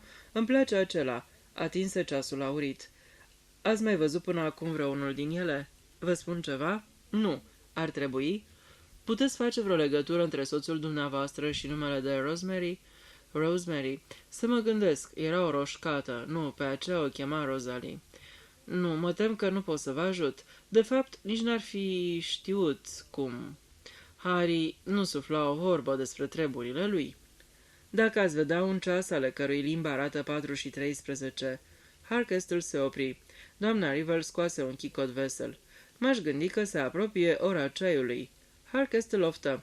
Ei bine, doamnă Rivel, vă suntem foarte recunoscători. După cum v-am spus, ancheta a fost amânată pentru poimine. Nu aveți nimic împotrivă să depuneți mărturie privitor la identificare, nu-i așa? Nu. Va trebui doar să spun cine era, nu? Nu o să trebuiască să intru în detalii. Nu va trebui să vorbesc despre modul lui de viață. Asta nu va fi necesar deocamdată. Nu va trebui decât să jurați că acesta era Harry Castleton, bărbatul cu care ați fost căsătorită. Data exactă trebuie să fie înregistrată la Somerset House. Unde v-ați căsători, vă amintiți? Într-un loc numit Donbrook. St. Michael, cred că era numele bisericii. Sper că n-au trecut mai mult de 20 de ani de atunci. Asta m-ar face să mă simt cu un picior în groapă. Se ridică și întinse mâna. Harkestel îi spuse la revedere. Se întoarse la birou și rămase acolo bătând în el cu un creion. La un moment dat, intră sergentul Cray. Satisfăcător? Întrebă el. Așa pare, răspunse Harkestel. Îl chema Harry Castleton. Probabil un pseudonim. Va trebui să vedem ce putem afla despre tip. Pare probabil că mai multe femei aveau motiv să se răzbune pe el. Și arată atât de respectabil. Se pare că ăsta a fost principalul lui atu în meserie. Se gândi din nou la ceasul cu Rosemary pe el. Amintire? Capitolul 22. Relatarea lui Colin Lamb. Așadar te-ai întors, spuse Hercule Poirot. Puse cu atenție semnul de carte în cartea pe care o cita. Pe măsuța de lângă el se afla de data asta o ceașcă de ciocolată fierbinte. Categoric, Poirot avea cele mai îngrozitoare gusturi privitor la băuturi. Cum te simți?" l-am întrebat. Deranjat, foarte deranjat. În apartamentele astea se fac renovări, redecorări, chiar și schimbări structurale. Nu le vor îmbunătăți? Le vor îmbunătăți, da, dar va fi extrem de supărător pentru mine. Mă va tulbura și va fi miros de vopsea. Se uită la mine cu un aer ofensat. Apoi, înlăturând cu o mișcare a mâinii viitoarele probleme, mă întrebă. Ai avut succes? Da? Am răspuns încetișor. Nu știu. Așa stau lucrurile. Am descoperit ce am fost trimis să descoper. Nu l-am găsit pe omul cu pricina. Personal nu știu ce se voia. Informații sau un cadavru. Pentru că ai pomenit de cadavru, am citit relatarea anchetei amânate. Crimă cu premeditare înfăptuită de persoana sau persoane necunoscute, iar cadavrul dumitale a primit în sfârșit un nume. Am dat din cap. Harry Castleton, cine mai fi și ăsta. A fost identificat de soția lui. Ai fost în Crowdin? Nu încă, mă gândeam să mă duc mâine. Aha, ai ceva timp liber. Încă nu, mai am treabă. Am făcut o scurtă pauză, apoi am spus. Nu prea știu ce s-a mai întâmplat cât am fost plecat peste hotare, afară de povestea cu identificarea. Ce crezi despre asta? Poirot ridică din numeri. Era de așteptat. Da, poliția e foarte bună. Iar soțiile foarte îndatoritoare. Doamna Merlina Rival, ce nume? Îmi reamintește de ceva, spuse Poirot. Oare de ce îmi reamintește? Se uită îngândurat la mine, dar n-am putut să-l ajut. Așa cum îl cunoșteam eu pe Poirot, putea să-i reamintească de orice. O vizită la un prieten într-o casă la țară, mormăi Poirot, apoi clătină din cap. Nu, e prea mult de atunci. Când mă întorc la Londra, vin și-ți povestesc tot ce aflu de la Harkestle despre doamna Rival. I-am promis. Poirot dădu din mână. Nu e nevoie. Vrei să spui că știi deja totul despre ea? Vreau să spun că nu mă interesează. Nu te interesează? Dar de ce? Nu pricep. Trebuie să te concentrezi pe ceea ce este esențial. Vorbește-mi în schimb despre Edna, fata care a murit în cabina telefonică din Wilbraham Crescent. Nu pot să-ți spun mai mult decât ți-am spus deja. Nu cunosc nimic despre fată. Poirot rosti acuzator. Deci tot ce știi sau ce poți să-mi spui despre fată este că era un biet iepuraș pe care l-ai văzut într-un birou de dactilografie unde își rupsese tocul de la pantof într-un grătar. Apropo, unde era grătarul? Zău, Poirot, de unde să știu eu? Puteai să știi dacă întrebai. Cum te aștepți să știi ceva dacă nu întrebi ceea ce trebuie? Dar ce contează unde și-a rupt tocul? S-ar putea să nu conteze. Pe de altă parte, ar trebui să știm exact locul unde s-a aflat fata, pentru că asta s-ar putea lega de vreo persoană pe care a văzut-o acolo, sau de vreun eveniment care a avut loc acolo. Ești cam exagerat. Oricum, ceea ce știu eu e că locul respectiv era foarte aproape de birou, pentru că așa a spus ea, și a mai spus că a cumpărat un corn și s-a întors în ciorap să-l mănânce la birou, și a sfârșit întrebându-se cum naiba avea să ajungă acasă. Și cum a ajuns acasă?" întrebă cu interes Poirot. M-am holbat la el. Habar n-am. Dar e revoltător că nu pui niciodată întrebările care trebuie. De aceea nici nu știi nimic din ceea ce este important. Mai bine ai veni în Crowdin și ai pune singur întrebările." Am spus sâvnos. Deocamdată e imposibil. Săptămâna viitoare e o licitație extrem de importantă, manuscrisele scriitorilor. Ai rămas la hobby-urile dumitale? Bineînțeles. Ochii se luminară, iar lucrările lui John Dixon Carr sau Carter Dixon, cum își spune uneori, m-am fofilat înainte să apuce să se lanseze invocând o întâlnire urgentă. N-aveam chef să ascult o prelegere pe tema foștilor maestri ai artei romanelor polițiste. Seara următoare stăteam pe treptele casei lui Harkestle și l-așteptam să sosească. Venirea lui m-a smuls din gânduri. Salut, Colin. Așadar ai reapărut. De când timp stai aici pe trepte? De vreo jumătate de oră. Îmi pare rău că n-ai putut intra în casă. Ba, puteam să intru foarte ușor, am spus cu indignare. Nu știi cât suntem de perfecționați. Și atunci de ce n-ai intrat? N-aș vrea să-ți scad prestigiul. I-am explicat. Un inspector de poliție face impresie proastă când în casă îi se pătrunde cu cea mai mare ușurință. Harkestle scoase cheia din buzunar și descuie ușa. Am intrat în camera de zi și Harkestle aduse băuturile. Începu să toarne în pahare. Spune-mi când să mă opresc. I-am spus nu prea curând și ne-am așezat la taifas. În sfârșit, lucrurile s-au pus în mișcare, spuse Harkestle. Am identificat cadavrul. Știu, am frânzărit ziarele. Cine era Harry Castleton? Un om extrem de respectabil în aparență și care își câștiga existența trecând printr-o formă de căsătorie sau doar logodindu-se cu femei credule și înstărite. Ele îi încredințau economiile lor, impresionate de înaltele lui cunoștințe în domeniul finanțelor, și la scurt timp după aceea amicul se topea pe nesimțite. Nu părea să fie genul ăsta de om. Ăsta era darul lui suprem. A fost vreodată urmărit de instanță? Nu, am făcut cercetări, dar nu-i prea ușor să obții multe informații. Își schimba des numele și deși la Scotland Yard se crede că Harry Castleton, Raymond Blair, Lawrence Dalton și Roger Byron sunt una și aceeași persoană, n-au putut dovedi. Vezi tu, femeile nu vor să spună. Au preferat să-și piardă banii. Omul era un excroc mărunțel. Ciupea de aici, de colo, mereu același șablon, dar incredibil de lunecos. Roger Byron, să spunem, dispărea în Southend și operațiunea era reluată în Newcastle de un tip pe nume Lawrence Dalton. Evita să fie fotografiat, toate astea merg cu mult înapoi, 15-20 de ani.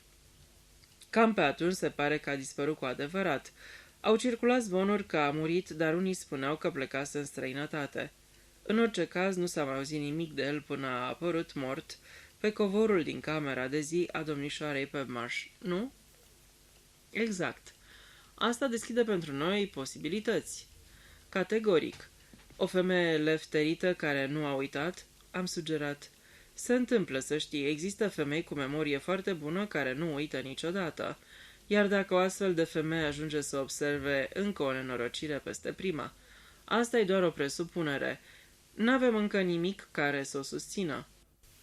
Cum arăta soția lui, doamna, oarecum o chema? Merlina Rival. Ce nume? Nu putea fi al ei. Numele ei adevărat e Flossie Gap, celălalt e inventat. E mai potrivit felului ei de viață. Ce e, târfă? Nu profesionistă. E ceea ce se numește cu tact damă de moravuri ușoare? Aș spune că era o femeie de treabă și foarte dornică să-și ajute prietenii. S-a descris că a fost actriță. De încredere? Cât se poate de încredere. L-a identificat fără nicio ezitare. Asta e o binecuvântare. Da, începusem să disper. Numai câte neveste am avut pe cap, începusem să cred că nu-i mai dau de capăt. Reține, cred că s-ar putea ca doamna Rival să știe mai multe despre soțul ei decât a suflat. Ea personal a fost implicată în vreo infracțiune? Nu pentru că azi ieri se poate să fie avut să aibă încă niște prieteni dubioși. Nimic serios, fleacuri. Ce e cu ceasurile? Nu i-au spus nimic. Cred că nu mința. Am aflat de unde provin. Portobello Market, adică cel aurit și cel din porțelan de Dresda. Ora asta ne ajută prea puțin. Știi ce e acolo sâmbăta? Tarabagiul crede că le-a cumpărat o doamnă americancă, dar eu aș spune că e doar o presupunere. Portobello Market este plin de turiști americani. Soția lui spune că le-a cumpărat un bărbat. Nu-și amintește cum arăta. Cel de argint provine de la un argintar din Bournemouth. O doamnă înaltă care voia un cadou pentru fetița ei. Tot ce-și amintește e că purta o pălărie verde. Și al patrulea ceas, cel care a dispărut, fără comentarii, spuse Harkestle. Știam precis ce voia să spună cu asta. Capitolul 23. Relatarea lui Colin Lamb. Hotelul la care stăteam era un loc mic și înghesuit lângă gară. Servea un grătar decent, dar asta era tot ce se putea spune despre el.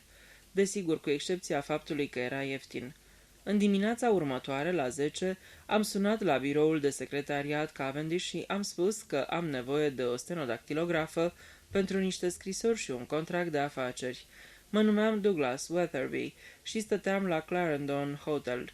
Întotdeauna hotelurile puchinoase au nume sonore.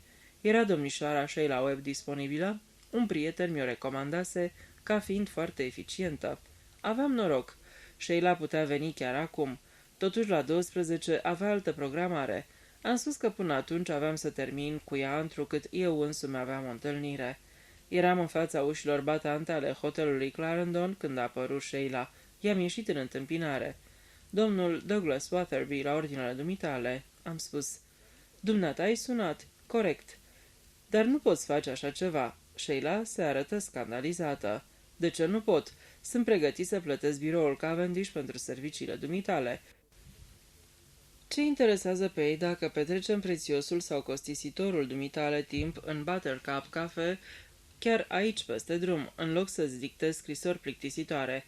Ei, haide, vino să bem o cafea indiferentă într-o atmosferă tihnită.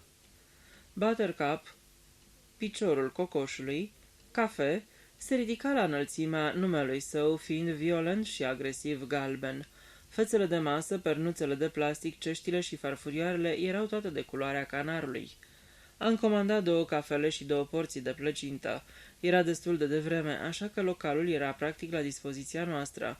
După ce chelnerița a luat comanda și s-a îndepărtat, ne-am uitat unul la altul. Ești bine, Sheila? Ce vrei să spui cu "sunt bine"? Ai trecut prin momente neplăcute? Da, nu știu. Mă gândeam că ești plecat. Am fost, m-am întors. De ce? Știi de ce?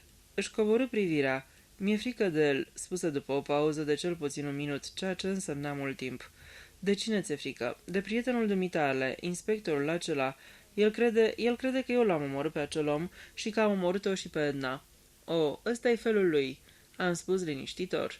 Întotdeauna lasă impresia că bănuiește pe toată lumea. Nu, Colin, nu-i deloc așa. N-are rost să încerci să mă înveselești. El, chiar de la bun început, a crezut că am legătură cu toate acestea. M-am decis să renunț la acea formulă de semipolitețe. Fată dragă, nu există nicio dovadă împotriva ta. doar pentru că în ziua aceea ai fost la fața locului, pentru că cineva te-a trimis la fața locului. Mă întrerupse. El crede că eu însumi m-am trimis la fața locului, crede că totul e o înscenare, crede că Edna știa ceva despre asta, crede că Edna m-a recunoscut la telefon când m-am dat drept domnișoara pe marș. Era vocea ta? Nu, bineînțeles că nu era. Eu n-am dat acel telefon, ți-am spus-o mereu. Ascultă, Sheila, indiferent ce le-ai spus celorlalți, mie trebuie să-mi spui adevărul. Așadar, nici tu nu crezi un cuvânt din ce spun. Acel tu mi-a sunat plăcut în urechi. Ba da, cred. S-ar putea să fi dat acel telefon dintr-un motiv absolut nevinovat.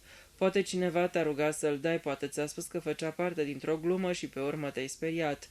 Și, odată ce ai mințit, a trebuit să continui să minți. Așa e? Nu. De câte ori trebuie să-ți spun? Totul e bine, Sheila, dar există ceva ce nu-mi spui. Voiam să ai încredere în mine. Dacă Harkestel are ceva împotriva ta, ceva despre care nu mi-a spus, mă întrerupse din nou. Te aștept să-ți spună totul, nu? Ei bine, nu văd de ce nu. În mare aparținem aceleiași profesii. În acel punct, chelnărița a venit cu comanda. Cafea era spălăcită, având cumva culoarea nuanței de nurcă la modă în ultimul timp. Nu știam că ai legături cu poliția, spuse Sheila, amestecându-și gânditoare cafeaua. Nu e chiar poliția. E o ramură total diferită, dar ce voiam eu să spun e că dacă Dick nu-mi spune lucrurile pe care le știe despre tine, e dintr-un motiv anume. E din cauză că are convingerea că mă interesezi. Ei bine, mă interesezi, ba mai mult de atât. Eu sunt alături de tine indiferent ce ai făcut. În ziua aceea ai ieșit din casă speriată de moarte. Erai cu adevărat speriată, nu te prefăceai. Nu puteai să joci un rol în felul ăla. Bineînțeles că eram speriată, eram îngrozită. Te-a speriat doar găsirea cadavrului sau a mai fost și altceva? Ce altceva putea fi? M-am aventurat. De ce ai șutit ceasul acela care avea scris într-un colț Rosemary? Ce vrei să spui? De ce să-l fi șutit? Asta te întreb și eu. De ce? Nici nu l-am atins. Te-ai întors în casă pentru că, ai spus și tu, îți uitasești mănușile. În ziua aceea nu purtai mănuși. Era o zi de septembrie foarte frumoasă. Nu te-am văzut cu mănuși. Perfect, deci, te-ai întors în cameră și ai înhățat ceasul. Să nu mă minți, așa ai făcut, nu? Rămasă tăcută câteva clipe, fărâmițând plăcinta în farfurie. Foarte bine, spuse ea aproape în șoaptă. Foarte bine, am făcut-o. Am luat ceasul și l-am băgat în poșetă și am ieșit. Dar de ce ai făcut asta? Din cauza numelui. Rosemary e numele meu. Numele tău e Rosemary, nu Sheila? Amândouă, Rosemary Sheila. Doar pentru atât, pentru că aveai același nume cu cel scris pe ceas? Îmi auzi neîncrederea, dar rămase pe poziție. Eram speriată, ți-am spus. M-am uitat la ea. Sheila era fata mea, fata pe care o voiam. Și o voiam pentru toată viața, dar n-avea rost să-mi fac iluzii în privința ei. Sheila era o mincinoasă și probabil întotdeauna avea să fie o mincinoasă. Era modul ei de a lupta pentru supraviețuire. Abilitatea de a nega. Era o armă copilărească și probabil nu avea să renunțe niciodată la o folosi. Dacă o voiam pe Sheila, trebuia să o accept așa cum era, să fiu aproape ca să-i susțin punctele slabe. Cu toții avem punctele noastre slabe, ale mele erau diferite de ale Sheilei, dar existau. M-am hotărât și am atacat. Era singura cale. Era ceasul tău, nu-i așa? Îți aparținea. Sheila Igni, de unde ai știut? Vorbește-mi despre asta. Povestea se derulă cu hopuri. Avusese ceasul de aproape toată viața. Până la vârsta de 6 ani, toată lumea îi spusese Rosemary, dar ea nu putea suferi numele ăsta și insistase să-i se spună Sheila. În ultima vreme, ceasul îi crease probleme. Îl luase cu ea să-l dea la repara la o ceasornicărie nu departe de birou. Dar îl pierduse undeva, în autobuz sau în lactobarul unde se duce la prânz pentru un sandwich. Cu cât timp înainte de crima din Wilbraham Crescent s-a întâmplat asta? Cam cu o săptămână, credea ea. Nu se necăjise prea mult din pricina asta, pentru că ceasul era vechi și totdeauna mergea prost, și era chiar mai bine că îl pierduse ca să-și cumpere unul nou. Nu l-am observat de la început, a continuat ea, nu când am intrat în cameră, și apoi am găsit mortul. Am paralizat. După ce l-am văzut, m-am ridicat și am rămas pur și simplu holbându-mă la ceasul meu care era pe masa de lângă cămin. Ceasul meu, și aveam sânge pe mână, și apoi a intrat ea și am uitat de toate pentru că era să calce pe el. Și așa am fugit, nu voiam decât să plec cât mai departe. Și după aceea Am început să gândesc. Ea a spus că nu i-a telefonase după mine. Atunci cine? Cine mă trimisese acolo și pusese ceasul meu? Am spus că mi-am uitat mănușile și le-am îndesat în poșetă. Cred că a fost o tâmpenie. Nu puteai face ceva mai prostesc. În unele privințe, Sheila n-ai minte deloc. Dar cineva caută să mă implice. Cartea aceea poștală, de pildă, trebuie că mi-a fost trimisă de cineva care știa că eu am luat ceasul. Și cartea poștală însăși, Old Bailey. Dacă tatăl meu a fost infractor, ce știi despre părinții tăi? Au murit într-un accident când eram bebeluș. Asta mi-a spus mătușa mea, asta mi-a spus întotdeauna, dar ea nu vorbește niciodată despre ei, nu spune niciodată nimic despre ei. Am întrebat-o de câteva ori și de fiecare dată mi-a spus cu totul altceva. Așa că, vezi tu, întotdeauna am știut că nu e ceva în regulă. Continuăm. Așa că eu cred că probabil tata a fost un infractor, poate chiar criminal, sau poate mama. Lumea nu-ți spune că părinții tăi sunt morți și poate, sau nu vrea să-ți spună nimic despre acei părinți, decât dacă există ceva prea îngrozitor ca să-l știi. Deci tu asta ți-ai imaginat. S-ar putea să fie o treabă mai simplă, s-ar putea pur și simplu să fiu un copil nelegitim. Și eu m-am gândit la asta. De regulă se încearcă să li se ascundă copiilor acest lucru. E o tâmpenie. Ar fi mult mai bine să li se spună adevărul. În ziua de azi asta nu prea contează, dar toată treaba este că eu nu știu. Nu știu ce se ascunde în spatele tuturor acestora. De ce mi s-a spus Rosemary? Nu e nume de familie, înseamnă suvenir, amintire, nu-i așa? Ceea ce ar putea însemna ceva drăguț. Da, ar putea, dar eu nu consider că a fost, nu simt. În tot cazul, după ce inspectorul m-a interogat în ziua aceea, am început să mă gândesc. De ce voise cineva să fiu acolo? Să fiu acolo cu un om străin care era mort? Sau mortul vrusese să-l întâlnesc acolo? Să fi fost tatăl meu care voia să fac ceva pentru el și atunci a venit cineva și l-a omorât? Sau cineva a vrut dintr-un bun început să pară că eu l-am omorât? Totul e atât de încălcit, înspăimântător. Se părea că totul fusese făcut de așa natură încât să mă implice pe mine. Faptul că eram acolo, mortul și ceasul cu numele meu.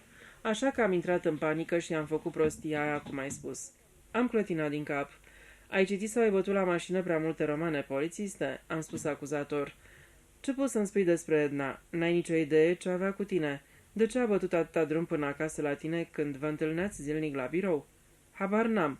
Nu se poate să fi crezut că eu aș fi avut vreo legătură cu crima. Nu se poate.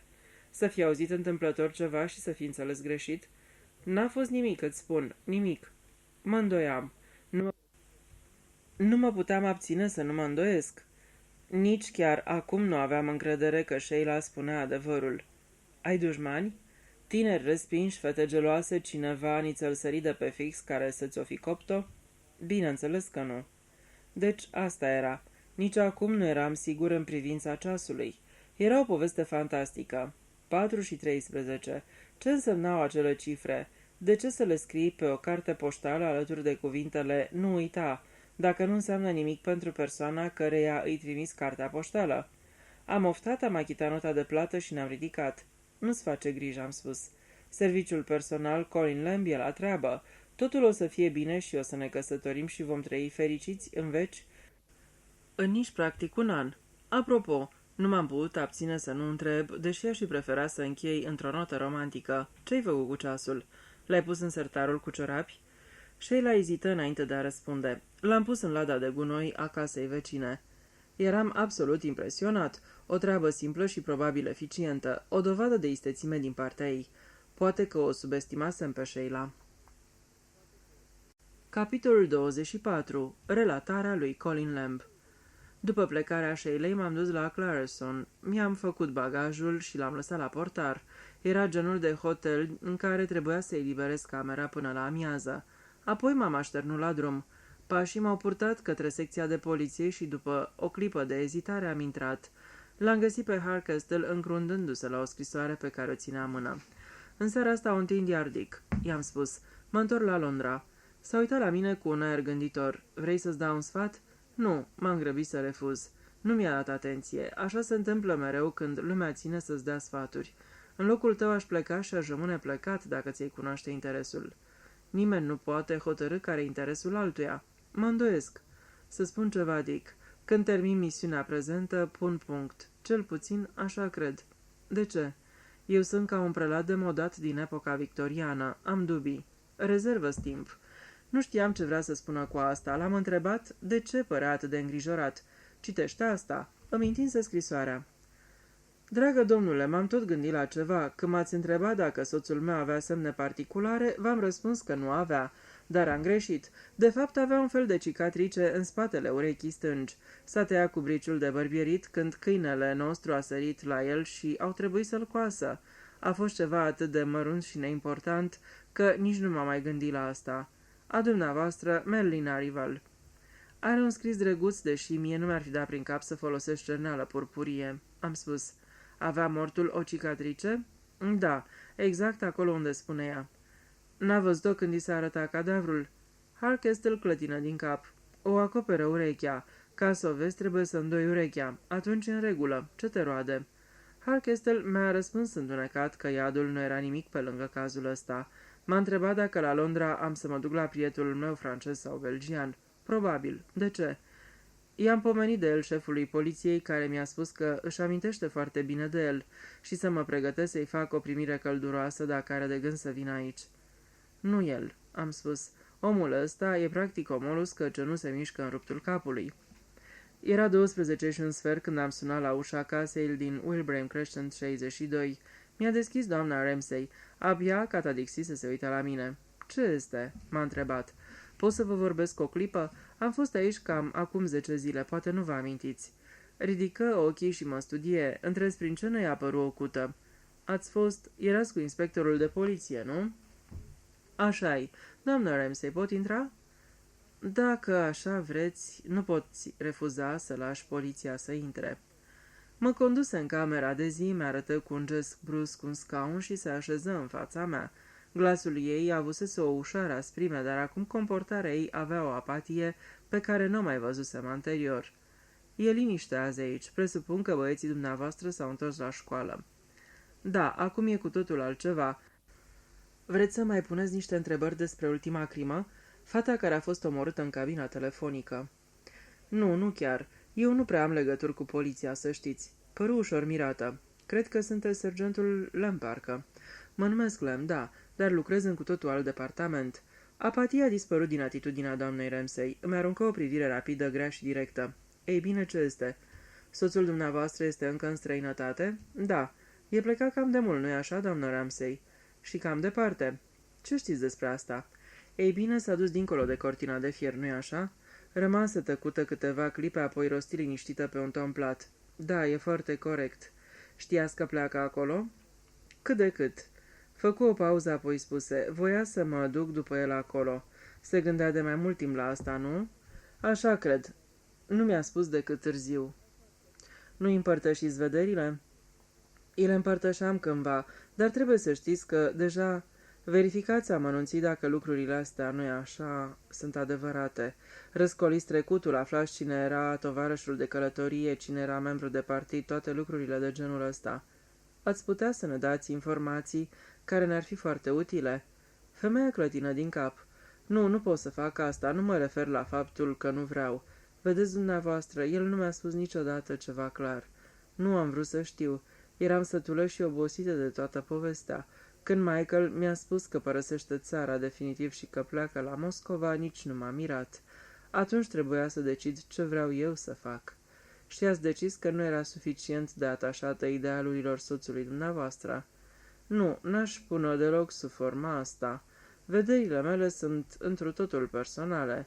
Cred că până la urmă așa se întâmplă cu femeile, afară doar dacă ești fanatică, iar femeile pot fi fanatice, dar eu nu eram.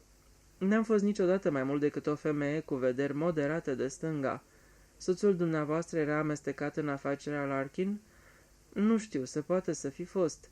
Niciodată nu mi-a vorbit despre asta. Se uită la mine cu o însuflețire bruscă. Ar fi bine să clarificăm lucrurile, domnule Lamb, sau lupul în blană de miel, sau cum vă chema. Îmi iubeam soțul și țineam la el destul ca să merg cu el la Moscova, indiferent dacă îi împărtășeam sau nu părerile politice. El voia să aduc băieții, eu nu voiam să aduc băieții. Simplu ca bună ziua, așa că am hotărât să rămân aici, cu ei. Nu știu dacă am să-l mai văd sau nu vreodată pe Michael. El și-a ales modul lui de viață, eu mi l-am ales pe al meu, dar un lucru l-am știut foarte clar. Voiam ca băieții să crească în propria lor țară. Sunt englezi. Vreau să crească așa cum cresc băieții englezi de rând. Înțeleg. Și cred că asta e tot, spuse doamna Ramsay ridicându-se. Cred că a fost o alegere grea, am spus cu blândețe. Îmi pare rău pentru dumneavoastră. Și chiar îmi părea. Probabil și-a dat seama că o compătimeam sincer pentru că a zâmbit slab. Poate vă pare rău cu adevărat. Recunosc că a fost o lovitură destul de grea pentru mine, dar am trecut peste ce a fost mai rău. Acum trebuie să văd ce am de făcut, dacă să rămân aici sau să plec în altă parte.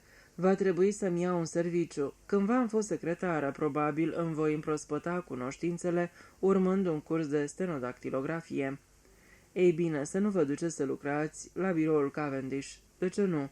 Fetelor care sunt angajate acolo li se întâmplă lucruri destul de nefericite. Dacă credeți că știu cât de cât despre asta, vă înșelați, nu știu. I-am urat noroc și am plecat. Nu aflasem nimic de la ea. Nici nu crezusem cu adevărat că am să aflu, dar trebuie să legi capetele rămase libere. Ieșim pe poartă cât pe ce să intru în coliziune cu doamna McNaughton, căra o sacoșă plină cu cumpărături și părea că abia se ține pe picioare. Dați-mi voie să vă ajut, am spus, luându-i-o. La început vreau să mi-o smulgă, apoi își întinse capul, se chiorâ la mine și mi-o lăsă. Dumneavoastră sunteți tânărul de la poliție, spuse. Nu v-am recunoscut de la început. I-am cărat sacoșa până la ușă, iar ea trobotea mărunțel pe lângă mine. Sacoșa era neașteptat de grea. M-am întrebat ce era în ea. Nu sunați, îmi spuse, ușa nu-i încuiată. Nimeni în Wilbraham Crescent nu părea să încuie. Și cum mai merg lucrurile? M-a întrebat ea, vorbăreață, poate că s-a însurat mult sub condiția lui. Nu știam despre ce vorbea. Cine s-a... Am fost plecat. O, înțeleg. Ați filat pe cineva, presupun. Mă refeream la doamna Rivel. A fost la anchetă. Așa o femeie comună. Nu părea prea supărată de moartea soțului ei. Nu-l mai văzuse de 15 ani, i-am explicat. Angus și cu mine suntem căsătoriți de 20 de ani, e mult. Și acum nu mai e la universitate, e tot timpul în grădină. Trebuie să fie greu să știi cum să-ți omori timpul. În acel moment a apărut de după colțul casei domnul McNaughton cu un hâlreț în mână.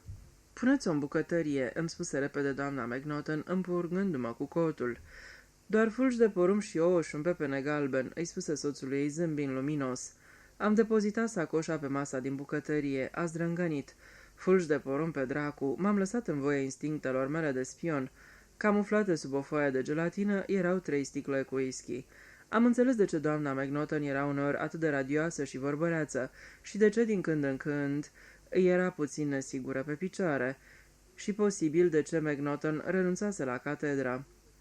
Era dimineața vecinilor. În timp ce mă îndreptam spre Albany Street, m-am întâlnit cu domnul Bland. Părea într-o formă foarte bună, m-a recunoscut imediat. Ce mai faceți? Cum merge cu crima? Înțeleg că ați identificat cadavrul. Se pare că a tratat-o destul de urât pe nevasta lui. Apropo, scuzați-mă, nu sunteți de pe aici, nu? I-am spus vag că venisem de la Londra. Deci iardul e interesat, nu? M-am eschivat să-i răspund. Am înțeles, e secret, totuși n-ați fost la anchetă. I-am spus că fusesem în străinătate. Și eu, tinere, și eu. Îmi făcu cu ochiul. Veselul Paris? L-am întrebat, făcându-i și eu cu ochiul. Îmi dădu un ghiont în coastă, exact ca doamna McNaughton. Să nu-i spuneți nevestii. Am șters o nițel cu o mititică foarte drăguță, blondă. M-am distrat pe cinste. Călătorie de afaceri? Am râs amândoi. Am trecut de numărul 61 și am luat-o pe Albany Street. Eram nemulțumit de mine. Cum spusese Poirot, trebuia să fi scos mai multe de la vecini. Era total nefiresc ca nimeni să nu fi văzut ceva. Poate că Harkestel nu pusese întrebările potrivite, dar puteam găsi eu unele mai bune. În timp ce dădeam colțul în Albany Road, mi-am făcut în minte o listă cu întrebări. Suna cam așa. Domnul Carey, Castleton, fusese drogat. Când? Domnul Carey, Castleton, fusese ucis. Unde? Domnul Carey, Castleton, fusese dus la numărul 19. Cum? Cineva trebuie să fi văzut ceva. Cine? Cineva trebuie să fi văzut ceva. Ce? Am cotit iar la stânga. Acum aflam pe cealaltă parte a lui Wilbraham Crescent. Să trec pe la domnișoara Pemmarsh, să sun și să spun, ei bine, ce să spun, să trec pe la domnișoara Waterhouse, dar ce naiba puteam eu să-i spun ei? Poate pe la doamna Hemming. Doamnei Hemming nu prea conta ce-i spuneai. N-ar fi ascultat, iar ce spunea ea, oricât de hazardat și irelevant, ar fi putut duce la ceva. Mi-am continuat drumul uitându-mă la numere. Probabil și Carrie se uitase la numere în ziua în care fusese omorât. Wilbraham Crescent era mai liniștit ca niciodată. Toată lumea părea să fie în casă, la masă. Mi-am spus că era ora perfectă pentru o crimă. Oare criminalul se gândise la asta? Făcuse parte din planul lui? Am ajuns în final la numărul 19. La fel ca atâția gură cască, m-am oprit și m-am uitat lung. Nu se zărea nimeni nicăieri. Niciun vecin, niciun privitor.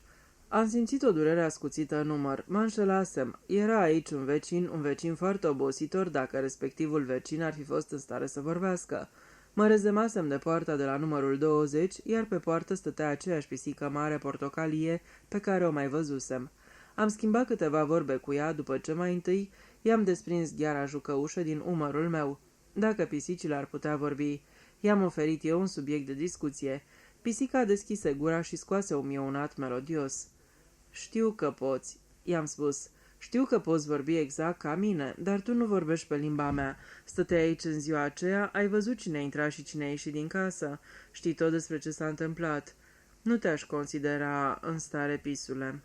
Pisica luă partea proastă a remarcii mele, se întoarse cu spatele la mine și începu să-și penduleze coada. Scuză-mă, maestatea ta, am spus. Mi-a aruncat o privire rece peste umăr și a început să-și pele fața cu hărnicie. Vecini. Am reflectat cu amărăciune. Eram cam în criză de vecim în Wilbraham Crescent. Ceea ce voiam eu, ceea ce voia Harcastle, era o drăguță băbuță bărfitoare care trage cu ochiul și care n-are nimic de făcut toată ziua, sperând mereu să vadă ceva scandalos. Necazul e că astfel de băbuțe par să fi dispărut cu totul în zilele noastre. M-am uitat peste drum. De ce nu putea fi vreun vecin acolo? De ce trebuia să fie neapărat un șir de case și nu un bloc de beton cu aspect inuman? Privirea mea a fost atrasă de un fulger de lumină undeva pe la jumătatea înălțimii clădirii. Asta m-a nedumerit. M-am uitat în sus. Da, uite că apare din nou. O fereastră deschisă și cineva uitându-se pe ea. O față ușor mascată de ceva ținut în fața ei. Fulgerul de lumină se repetă. Mi-am strecurat atunci mâna în buzunar. Am foarte multe lucruri în buzunare, lucruri care pot să-mi fie utile. Ați fi surprins să aflați cât de utile mi-au fost uneori. Printre ele aveam și un binoclu de buzunar pentru păsări. Nu foarte puternic, dar destul ca să-mi folosească. L-am scos și l-am dus la ochi. La fereastră era o copilă. I-am văzut o coadă lungă lăsată pe umăr. Avea un binoclu mic de operă și prin el mă studia cu atenție, lucru menit să mă facă să mă simt flatat. Totuși, cum nu exista nimic altceva la care să se uite, sentimentul de flatare nu prea era justificat. Oricum, în momentul respectiv, nu era altă discuție în Wilbraham Crescent. Pe drum apăru un foarte vechi Rolls-Royce condus cu demnitate de un șofer foarte în vârstă. Arăta demn, dar era cam dezgustat de viață. Trecu pe lângă mine cu solemnitatea unei întregi procesiuni de mașini. Am remarcat că mica observatoare își îndreptase acum binoclul asupra lui. Am rămas pe loc gândindu-mă. Întotdeauna am avut credința că, dacă ai răbdare să aștepți, nu se poate să nu te lovească norocul. Nu știu cât te poți baza pe treaba asta, dar eu cred în ea. M-am uitat din nou la blocul mare și pătat, notând cu grijă poziția ferestrei care mă interesa. Al 3-lea etaj. Am pornit în lungul străzii până am ajuns la intrarea blocului. De jur împrejurul blocului era o alee lată pentru mașini cu un spațiu verde și straturi cu flori îngrijite, plasate strategic în iarbă. M-am îndreptat spre intrare. Aș crede că majoritatea timpului era un portar acolo, dar în sacra oră dintre 1 și 2, holul de la intrare era pustiu. Exista o sonerie deasupra căreia scria mare portar, dar n-am sunat. Am intrat în lift și am apăsat pe butonul pentru etajul 3. Ajuns sus, a trebuit să verific cu grijă lucrurile. De afară pare destul de simplu să poziționez o anumită cameră, dar înăuntru e derutant. Totuși, aveam destulă practică la viața mea în astfel de lucruri și am fost sigur că nimerisem ușa care trebuia. Avea numărul 77. Ei bine, 7 e o cifră norocoasă. Să aruncăm așadar zarurile. Am sunat la ușă. Capitolul 25. Relatarea lui Colin Lamb. Am așteptat 1 sau 2 minute până să se deschidă ușa. O fată masivă blondă cu înfățișare de nordică mă privi întrebător. Își ascunsese repede mâinile murdare de făină, dar avea pe nas o urmă de făină, așa că mi-a fost ușor să ghicesc ce făcea. Scuză-mă, am spus, dar cred că stă aici o fetiță. I-a căzut ceva pe fereastră. Se uită încurajator la mine. Limba engleză nu era punctul ei forte. Mă scuzați. Ce ați spus? Un copil aici, o fetiță. Da, scăpa ceva pe fereastră. Dădeam ceva din mâini. L-am ridicat și l-am adus. Am întins mâna în care țineam un cuțit argintat pentru fructe. S-a uitat la el, fără să-l recunoască. Nu cred, n-am văzut. Erați ocupată cu gătitul, am spus înțelegător. Da, gătesc. Dădu cu putere din cap. Nu vreau să te deranjez, lasă-mă doar să îl dau. Scuzați? În sfârșit pricepu să priceapă. Mă conduse în lungul holului și deschise o ușă. Aceasta dădea într-o frumoasă cameră de zi. Lângă fereastră fusese tras un pat și pe el se afla o fetiță de vreo 9 sau 10 ani cu un picior în gips. Domnul acesta spune că tu ai scăpat. Din fericire, în acel moment veni dinspre bucătărie un puternic miros de ars. Ghidul meu scoase o exclamație de spaimă. Scuzați, vă rog, scuzați. Mergi, am spus cu toată inima, mă descurc. Zbură ca din pușcă. Am intrat în cameră, am închis ușa după mine și m-am îndreptat spre pat. Bună ziua, am spus. Bună ziua, îmi răspunse copila și începu să mă studieze cu o privire lungă și pătrunzătoare, care mai apoi mă descurajă. Era o fată destul de urâțică, cu un păr drept, pieptănat în 2 cozi. Avea o frunte bombată, bărbie ascuțită și 2 ochi cenușii inteligenți. Sunt Colin Lamb. Pe tine cum te cheamă? Îmi răspunse cu promptitudine. Geraldine Mary Alexandra Brown. Vai de mine, dar ai câteva nume, nu joacă. Cum ți se spune? Geraldine. Uneori Jerry, dar nu-mi place. Nici tăticul nu e de acord cu prescurtările. Unul din marele avantaje când ai de-a face cu copii este că au propria lor logică. Orice adult m-ar fi întrebat ce vreau. Geraldine era gata să intre în discuție fără întrebări preliminare. Era singură și se plictisea și apariția unui vizitator era o noutate plăcută. Presupun că tatăl tău e plecat, am spus. Îmi răspunse cu aceeași promptitudine și bogăție de detalii pe care le dovedise deja. Caring Haven Engineering Works, Beverbridge. Este exact la 14 mile și 3 sferturi de aici. Și mama ta? Mămica a murit. Răspunse Geraldine fără urmă de tristețe. A murit când eram un bebeluș de 2 luni. Era într-un avion care venea din Franța. S-a prăbușit. Toată lumea a murit. Înțeleg, așa că ai... M-am uitat spre ușă. Asta Ingrid, vine din Norvegia, e aici numai de 2 săptămâni. Încă nu știe niciun pic de engleză. Eu o învăț engleza. Iar ea te învață norvegiana? Nu prea. Îți place de ea? Da, e de treabă. Lucrurile pe care le gătește uneori sunt cam ciudate. Știți, mănâncă pește crud. Și eu am mâncat pește crud când am fost în Norvegia, câteodată e foarte bun. Geraldine mă privi cu multă îndoială. Azi încearcă să facă tartă cu melasă. Sună bine. Da, îmi place tarta cu melasă, adăugă politicoasă. Ați venit la masă? Nu tocmai. De fapt treceam pe afară și... Cred că ai scăpat ceva pe fereastră. Eu? Da, i-am întins cuțitul de fructe. Se uită la el mai întâi suspicios, apoi cu un semn de aprobare. E destul de drăguț, ce e? Un cuțit pentru fructe. L-am deschis. Înțeleg, cu el se pocoji merele și alte fructe. Da. Geraldine oftă, nu-i al meu, nu l-am scăpat eu. Ce v-a făcut să credeți că eu l-am scăpat? Păi te uitai pe fereastră și... Majoritatea timpului mă uit pe fereastră. Știți, am căzut și am rupt piciorul. Ghinion. Da, nu mi l-am rupt într-un fel interesant. Coboram din autobuz și acesta a pornit brusc. Dar acum nu mă mai doare. Trebuie să fie foarte plictisitor pentru tine. Da, este. Dar tăticul mi-aduce tot felul de lucruri. Plastelină și cărți și acoarele de toate, dar te plictisești să faci numai asta. Așa că îmi petrec mult timp uitându-mă pe geam cu ăsta. Îmi întinse cu enormă mândrie un mic binoclu de operă. L-am luat, l-am pus la ochi și m-am uitat pe fereastră. E grozav, am spus cu admirație. Într-adevăr era excelent. Tăticul lui Geraldine, dacă el îl cumpăra, să nu se zgârcise la bani. Era uimitor cât de clar puteai vedea Wilbraham Crescent 19 și casele învecinate. I l-am înapoiat. E excelent, i-am spus. Clasa 1. E adevărat, spuse cu mândrie Geraldine. Nu e pentru copii mici sau de prosteală. Știți, am un carnețel. Mi-l arătă. Scriu aici lucrurile și orele. E ca și cu număratul trenurilor. Am un verdict care numără și el trenurile. Numărăm și mașinile. Știți, încep de la 1 și vezi cât de departe ajungi. E un spor bunicel. Da, este. Din păcate, pe drumul ăsta nu trec multe mașini, așa că am renunțat deocamdată la asta. Îmi închipui că trebuie să cunoști totul despre casele alea de jos, cine locuiește în ele și așa mai departe. O aruncasem ca din întâmplare, dar Geraldine se grăbi să răspundă. O, da, firește nu le cunosc numele adevărate, așa că le-am pus eu numele mele. Trebuie să fie distractiv. Aceea e marchiza de Carabas, îmi arătă Geraldine cu degetul. Cea cu toți copacii aceia neîngrijiți. Știți, ca motanul încalțat, are o mulțime de pisici. Puțin mai devreme am vorbit cu una portocalie. Da, v-am văzut. Cred că ești foarte isteață, nu-ți prea scapă nimic, nu-i așa? Geraldine zâmbi mulțumită. Ingrid deschise ușa și intră gâfâind. Ești bine, da?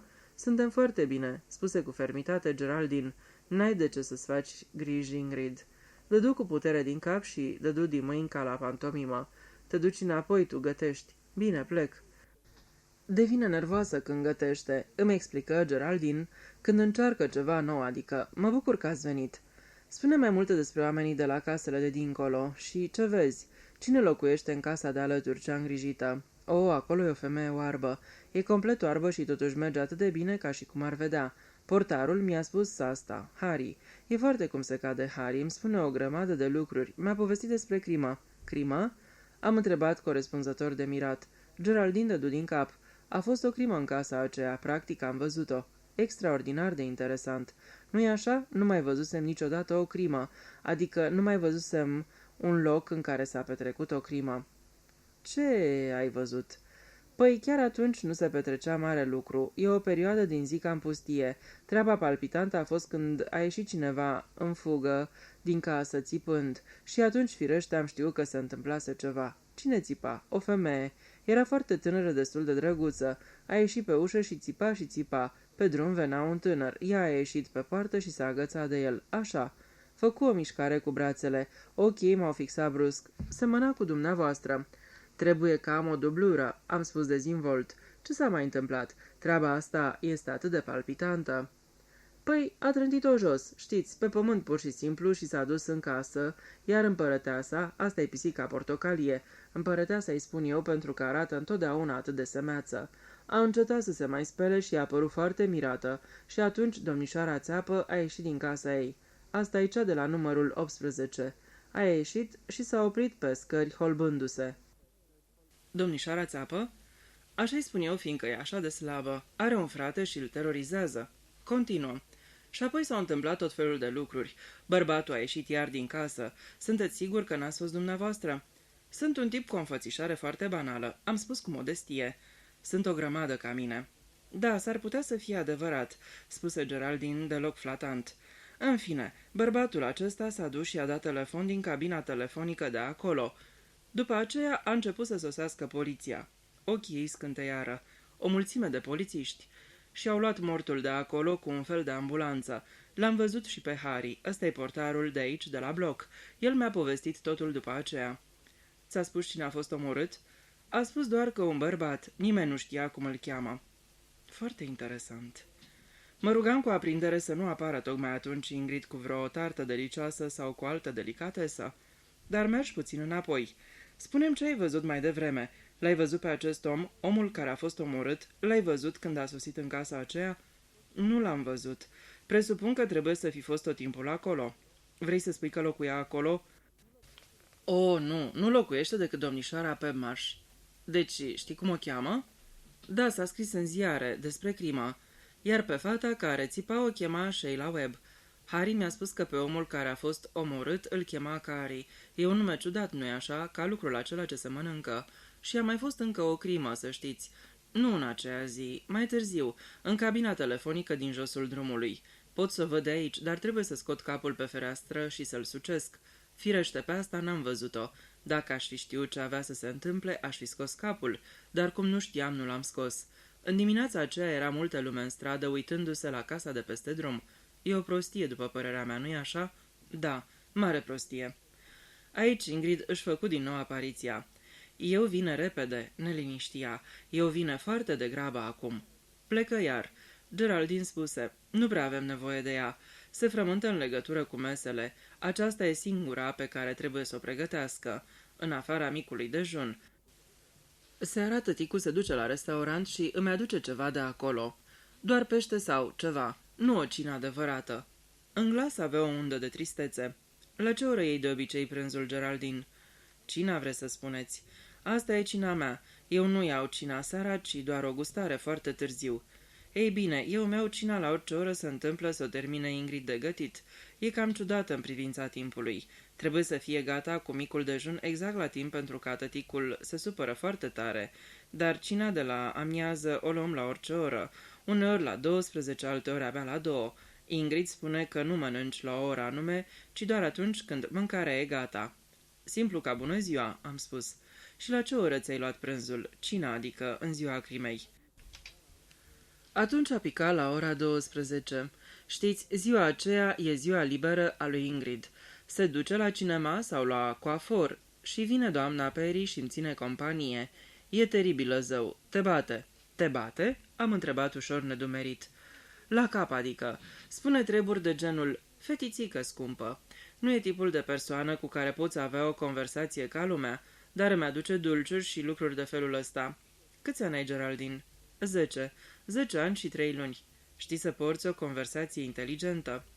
Asta pentru că trebuie să stau de vorbă foarte mult cu tăticu, spuse serioasă Geraldine.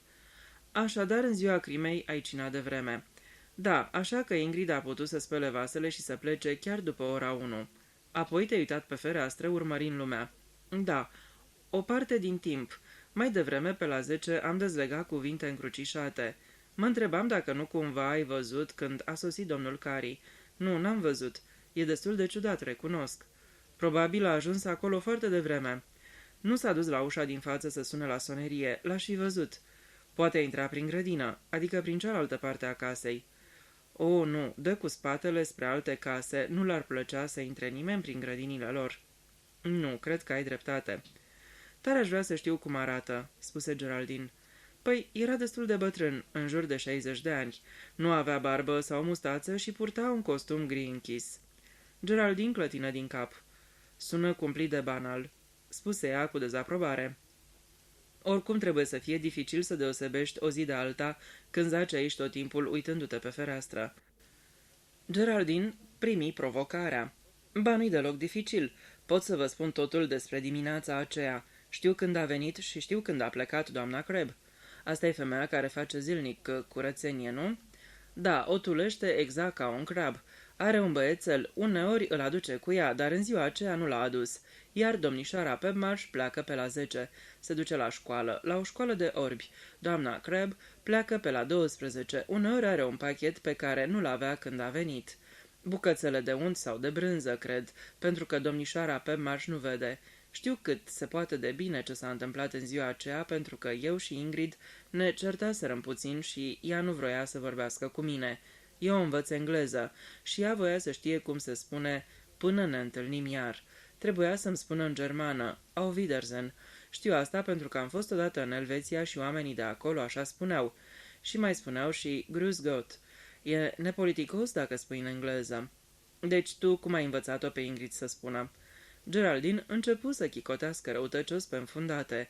Nu putea vorbi din cauza chicotitului. În final reuși. I-am spus să spună, du-te dracului de aici. Și așa i-a spus domnișoarei Bulstrode, care locuiește alături, și domnișoara Bulstrode s-a înfuriat. Așa a descoperit Ingrid și s-a supărat pe mine și n-am mai vrut să fim prietene până a doua zi la ceai. Am digerat informația. Deci te-ai concentrat pe binoclul tău. Geraldine dădu din cap. De asta știu că domnul Cary n-a intrat pe ușa din față. Mă gândesc că poate o fi intrat cumva în timpul nopții și s-a ascuns la mansardă. Credeți că e posibil? Cred că orice e posibil, dar nu mi se pare foarte probabil. Nu, spuse Geraldine. I s-ar fi făcut foame și nu-i putea cere domnișoarei Pebmarsh micul dejun dacă se ascundea la ea. Și n-a trecut nimeni pe acolo, absolut nimeni, cineva într-o mașină, un negustor, vizitatori. Zarzavagiul vine lunea și joia, iar lăptarul vine la 8:30 dimineața. Copila era cu adevărat o enciclopedie. Conopida și altele le cumpără domnișoara pe marș personal. N-a trecut nimeni în afară de spălătorie. E o spălătorie nouă, adăugă. O spălătorie nouă? Da, de regulă e Southern Downs Laundry. Majoritatea oamenilor o folosesc. În ziua aceea a fost o spălătorie nouă, Snowflake Laundry. N-am mai văzut-o până atunci. Trebuie că abia au deschis-o. M-am luptat din răsputeri să nu-mi trădez interesul, nu voiam să o fac să înceapă să înflorească. A dus rufele sau a venit după ele? Le-a adus, un coș foarte mare, mult mai mare ca de obicei. L-a luat domnișoara pe marș? Nu, bineînțeles că nu i-a plecase. La ce oră a fost asta, Geraldine? Exact la 1:35. Am notat, adăugă Geraldine cu mândrie. Deschise carnețelul și mi arătă cu degetul o însemnare. 1:35, venit spălătoria. Numărul 19. Ar trebui să fii la Scotland Yard, i-am spus. Au și femei detectivi? Tare mi-ar plăcea. Nu mă refer la femei polițiste. Cred că femeile polițiste sunt proaste. Nu mi-ai spus ce s-a întâmplat exact când a venit spălătoria? Nu s-a întâmplat nimic.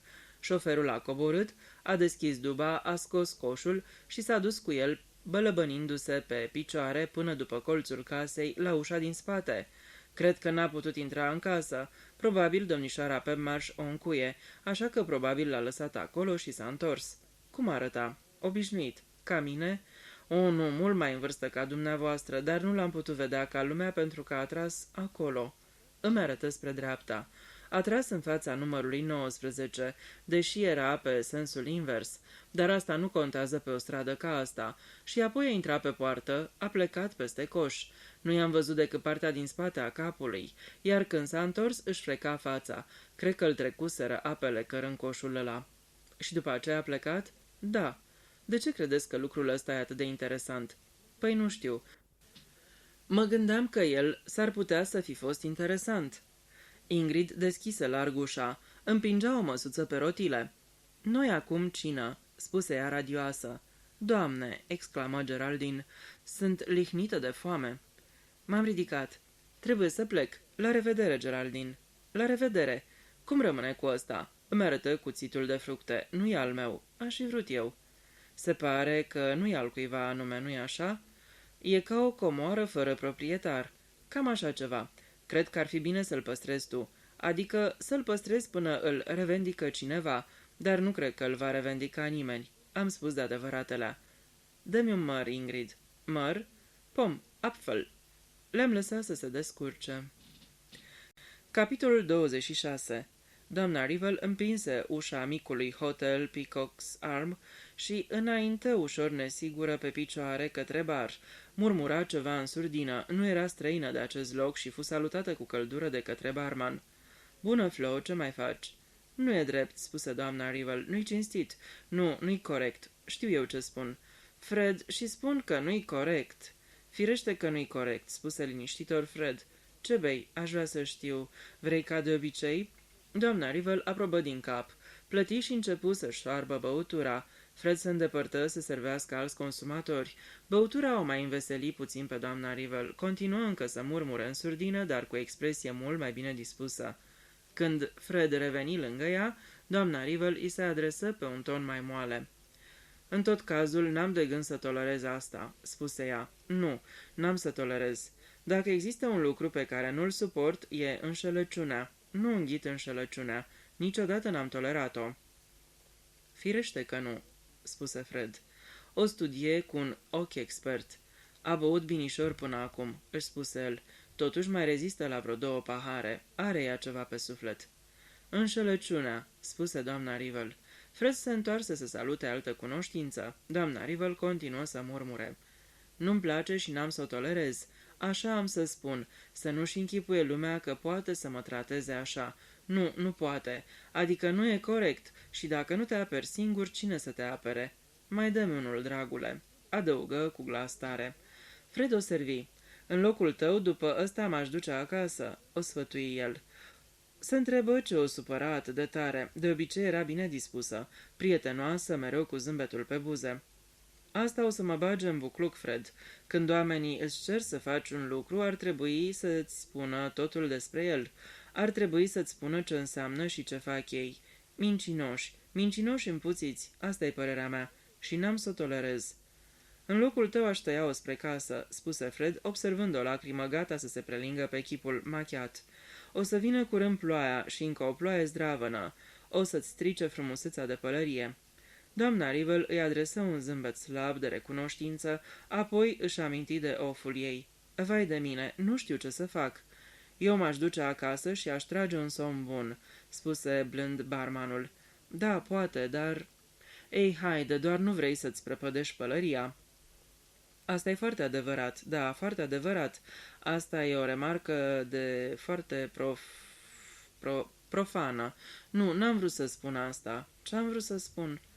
O remarcă profundă. Mulțumesc foarte mult, Fred. Cu plăcere. Doamna Rivel coborâ de pe scaunul înalt și o porni către ușă nu prea sigură pe picioare. Ceva pare să o fi necăjit pe Flo în seara asta, spuse unul dintre clienți. De obicei o fată veselă, spuse altul, dar toți avem suișurile și coborușurile noastre. Doamna Rivel ieșise din bar, se uită nesigură la cer. Da, probabil avea să plouă. Porni în lungul străzii ușor grăbită, coti la stânga, apoi la dreapta și se opri în fața unei case cu aspect cam murdar. În timp ce scotea o cheie și urca treptele de la intrare, de la ușa de la demisol, apăru un cap și se uită în sus la ea. Te așteaptă un domn sus. Pe mine? Doamna Rivel părea ușor surprinsă.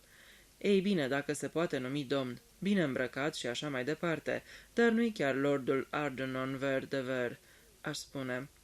Doamna Rivel reuși să nimerească broasca, răsuci cheia și intră. Casa mirosea a varză și pește și eucalipt. Mirosul din urmă era aproape permanent în acest hol. Proprietăreasa doamnei Rivel avea mare grijă de pieptul ei pe timp de iarnă și își lua măsuri de precauție încă de la mijlocul lui septembrie. Doamna Rivel urcă scările ținându-se de balustradă. Deschise ușa de la primul etaj, intră, apoi încremeni și făcu un pas înapoi. A, dumneavoastră erați. Inspectorul Harkestle se ridică de pe scaunul pe care stătea. Bună seara, doamnă Rivel. Ce doriți? Întrebă doamna Rivel cu mai puțină finețe decât ar fi făcut-o în mod normal. Datoria m-a adus la Londra și cum mai erau câteva lucruri, am sperat cam să vă găsesc. Femeia de la parter credea că s-ar putea să vă întoarceți repede. Ei bine, nu văd. Inspectorul Harkestle împinse un scaun. Luați loc, vă rog, spuse el politicos. Situațiile păreau inversate. El era gazda, iar ea oaspetele. Doamna Rivel se uita foarte lung la el.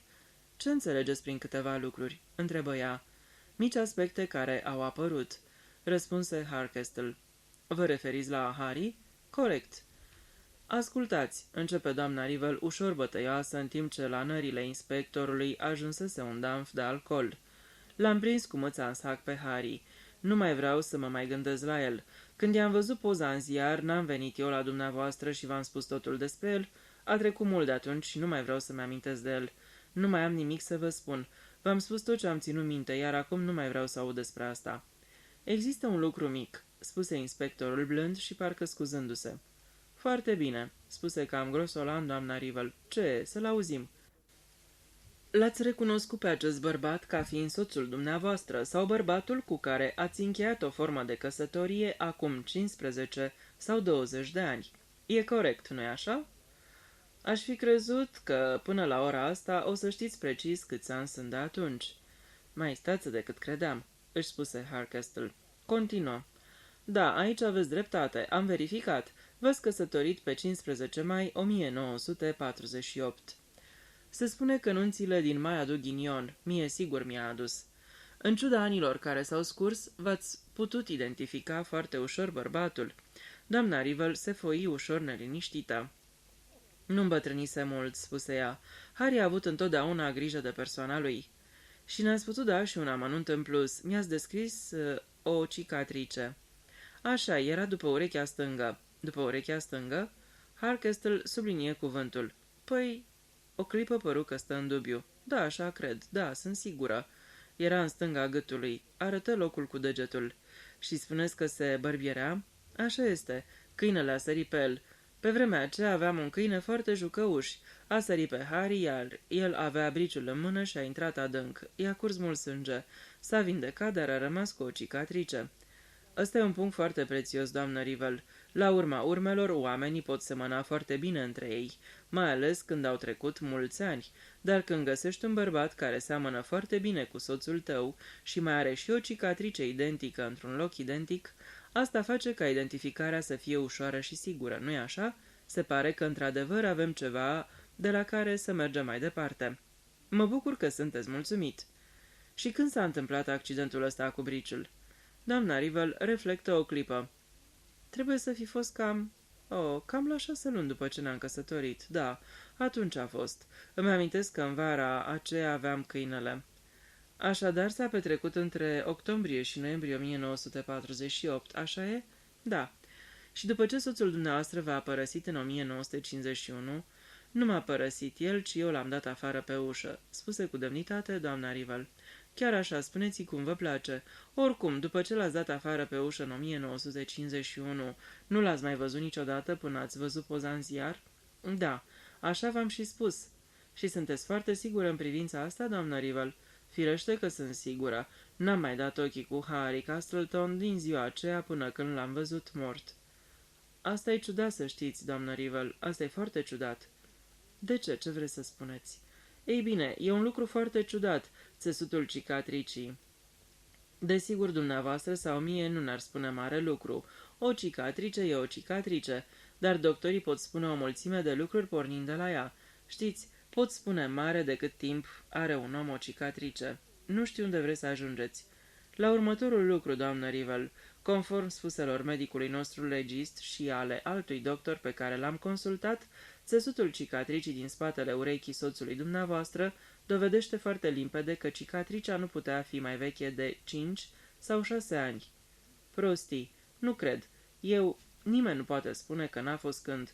Așa e, vedeți dumneavoastră, dacă rana care a făcut cicatricea s-a produs doar acum 5 sau 6 ani, asta înseamnă că, dacă omul era bărbatul dumneavoastră, el nu avea nicio cicatrice în 1951 când v-a părăsit. Poate că nu avea, dar oricum era Harry. Dar dumneavoastră nu l-ați văzut de atunci, doamnă Rivel, și din moment ce nu l-ați mai văzut, cum puteți ști că s-a ales cu o cicatrice acum 5 sau 6 ani? M-ați zăpăcit de tot, spuse doamna Rivel. Poate nu fi fost în 1948. Nu pot să ții minte toate lucrurile astea. În tot cazul, Harry avea cicatricea și o știu. Înțeleg, spuse inspectorul Harkestle și se ridică. Cred că ar fi bine să reflectați cu atenție la declarația pe care ne-ați dat-o, doamnă Rivel. Nu vreau să intrați în bucluc, să știți. Cum adică să intru în bucluc? Păi, sperjur. Sperjur, eu? Da, conform legii e un delict foarte grav, să știți. Ați putea merge chiar la închisoare. Firește, la anchetă n-ați fost sub stare de jurământ, dar s-ar putea să trebuiască să vă susțineți mărturia sub stare de jurământ într-un tribunal ca atare. Atunci, ei bine, aș vrea să vă gândiți foarte bine la ce ați declarat, doamnă Rivel. Poate că cineva v-a sugerat că ar trebui să ne spuneți povestea cu cicatricea? Doamna Rivel se ridică. Stătea foarte dreaptă, ochii îi scăpărau. În acel moment aproape că era magnifică. N-am auzit în viața mea o asemenea prostie. Absolut o prostie. Încerc să-mi fac datoria. Vin și vă ajut, vă spun tot ce țin minte. Dacă am făcut o greșeală, sunt sigură că e un lucru destul de firesc. În definitiv, cunosc foarte mulți, am mulți prieteni și uneori se poate să mai încurci lucrurile. Dar nu cred că am făcut o greșeală. Omul acela era Harry și Harry avea o cicatrice după urechea stângă. Sunt foarte sigură de asta. Și acum, inspectore Harkestle, mai bine ați pleca în loc să stați și să insinuați că vă spun minciuni. Noapte bună, doamnă Rivel. Mai gândiți-vă. Doamna Rivel întoarse capul. Harkestle ieși pe ușă. După plecarea lui, atitudinea doamnei Rivel se preschimbă imediat. Aerul sfidător dispăru, părea înspăimântată și îngrijorată. Să mă bage în asta, îngânăia. Să mă bage în asta. Nu, n-am să continu. Nu, n-am de gând să intru în bucluc pentru nimeni, să-mi îndruge aiureli.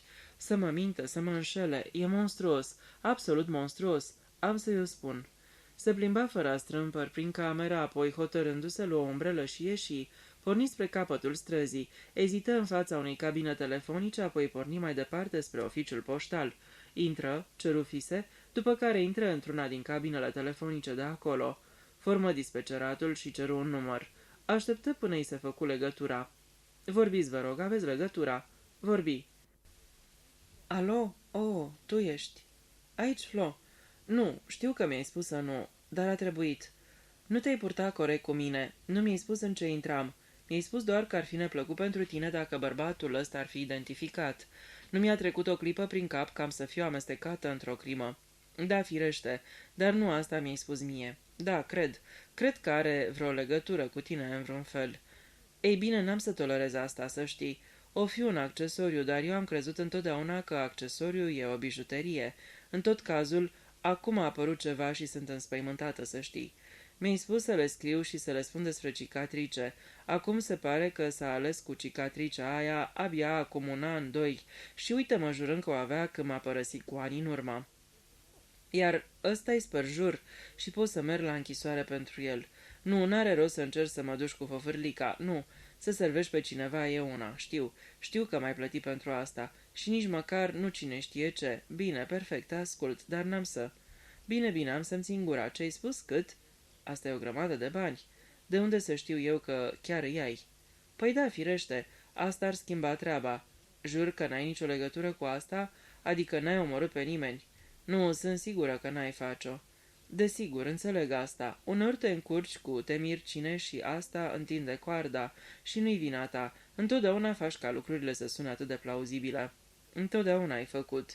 Bine, perfect, mă mai gândesc, dar trebuie să fie repede. Mâine? La ce oră?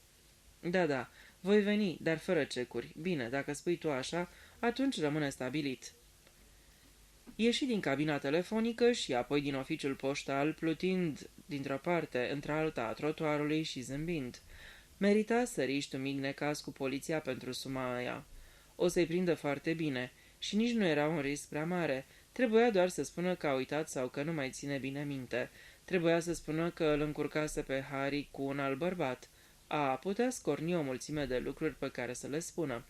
Doamna Rivel era mercantilă din fire. Acum era tot atât de bine dispusă pe cât fusese înainte de deprimată. Începu să se gândească serios pe ce avea să cheltuie banii. Capitolul 27. Relatarea lui Colin Lamb. Se pare că n-ai scos mare lucru de la nevasta lui Ramsay, se plânse colonelul Beck. Nu era mult de scos. Ești sigur? Da. Nu participă activ? Nu. Beck mă privi cercetător. Mulțumit? Mă întrebă. Nu prea. Sperai mai mult? Asta n-a umplut golul. Ei bine, va trebui să căutăm în altă parte. Să renunțăm la semilune. Da. Ești foarte monosilabic, ești mahmur? Nu-s deloc bun la treaba asta. Am răspuns încetișor. Vrei să te bat ușurel pe cap și să-ți spun, gata? Am râs fără să vreau. Așa-i mai bine, spuse Beck. Deci, despre ce-i vorba, necazuri cu fetele, presupun? Am clătinat din cap. Durează de câtva timp. De fapt, am observat, spuse în mod neașteptat Beck. În ziua de azi, lumea e într-o stare de derută. Problemele nu mai sunt așa de clare cum erau pe vremuri. Când se instalează descurajarea, e ca o rădăcină uscată. Dacă e așa, utilitatea dumitale pentru noi s-a terminat.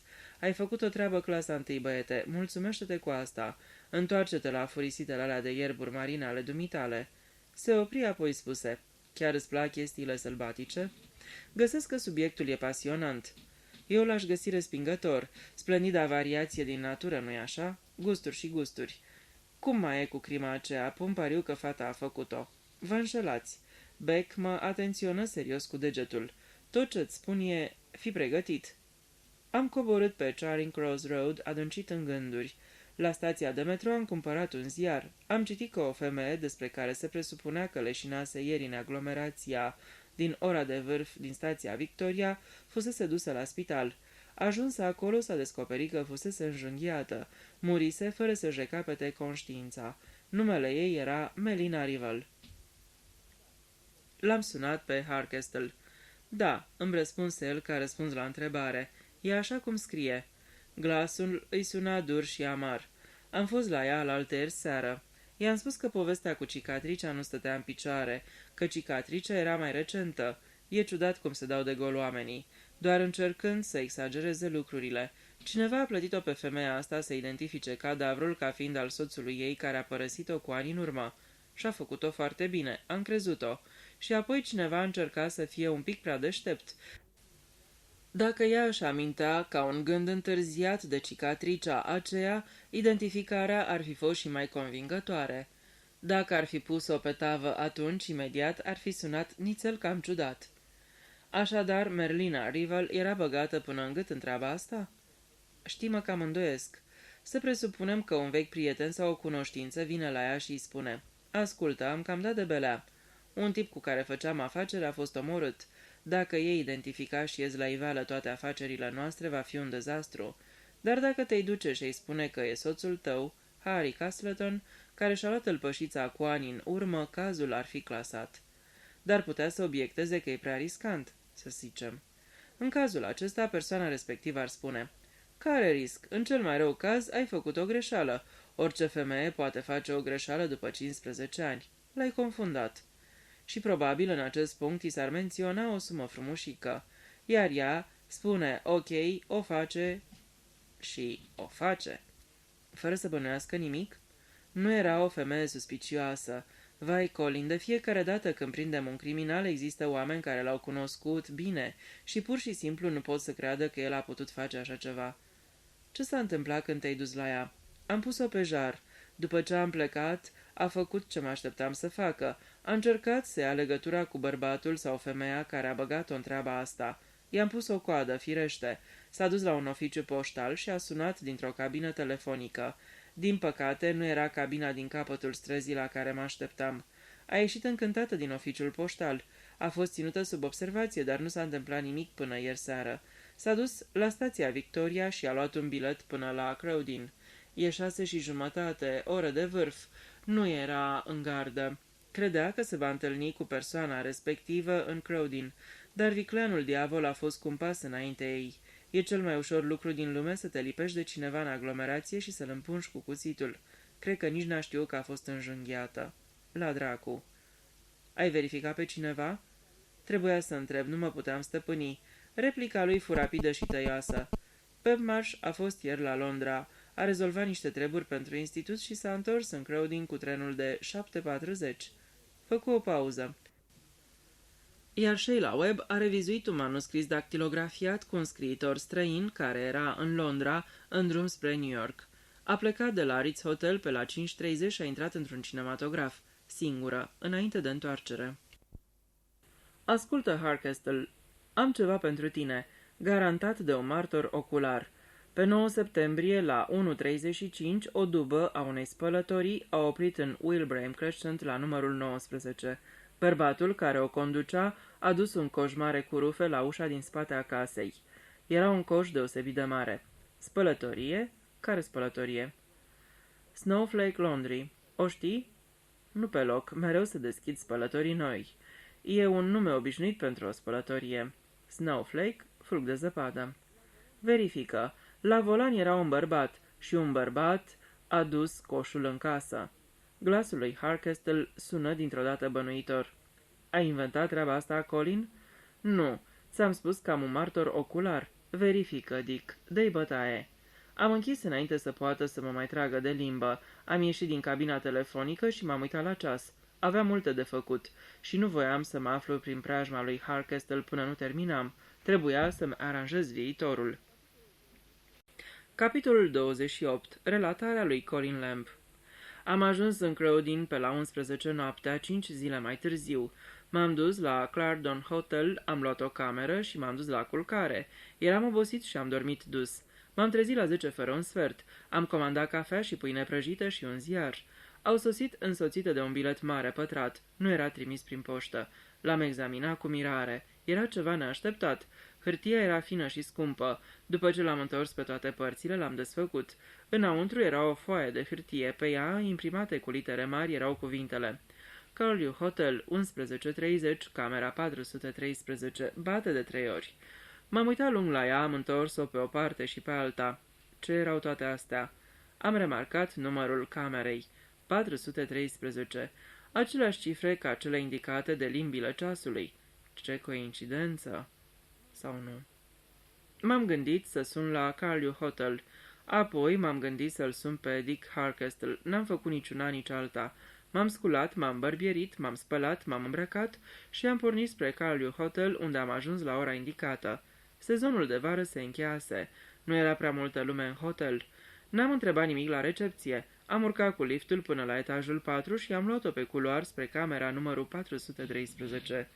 Am stat câteva clipe în fața ei, apoi simțindu-mă ca un nătărău, am bătut de 3 ori. Un glas mi-a răspuns. Intră. Am răsucit mânerul. Ușa nu era încuiată. Am pășit înăuntru și am încremenit. Era ultima persoană din lume pe care m-aș fi așteptat să o văd. În fața mea stătea Hercule Poirot. Îmi zâmbea cu gura până la urechi. O mică surpriză, nu-i așa?" spuse, dar una plăcută, sper." Poirot, vulpoi bătrân," am strigat, cum ai ajuns dumneata aici?" Într-o limuzină, extrem de confortabilă. Dar ce cauți aici?"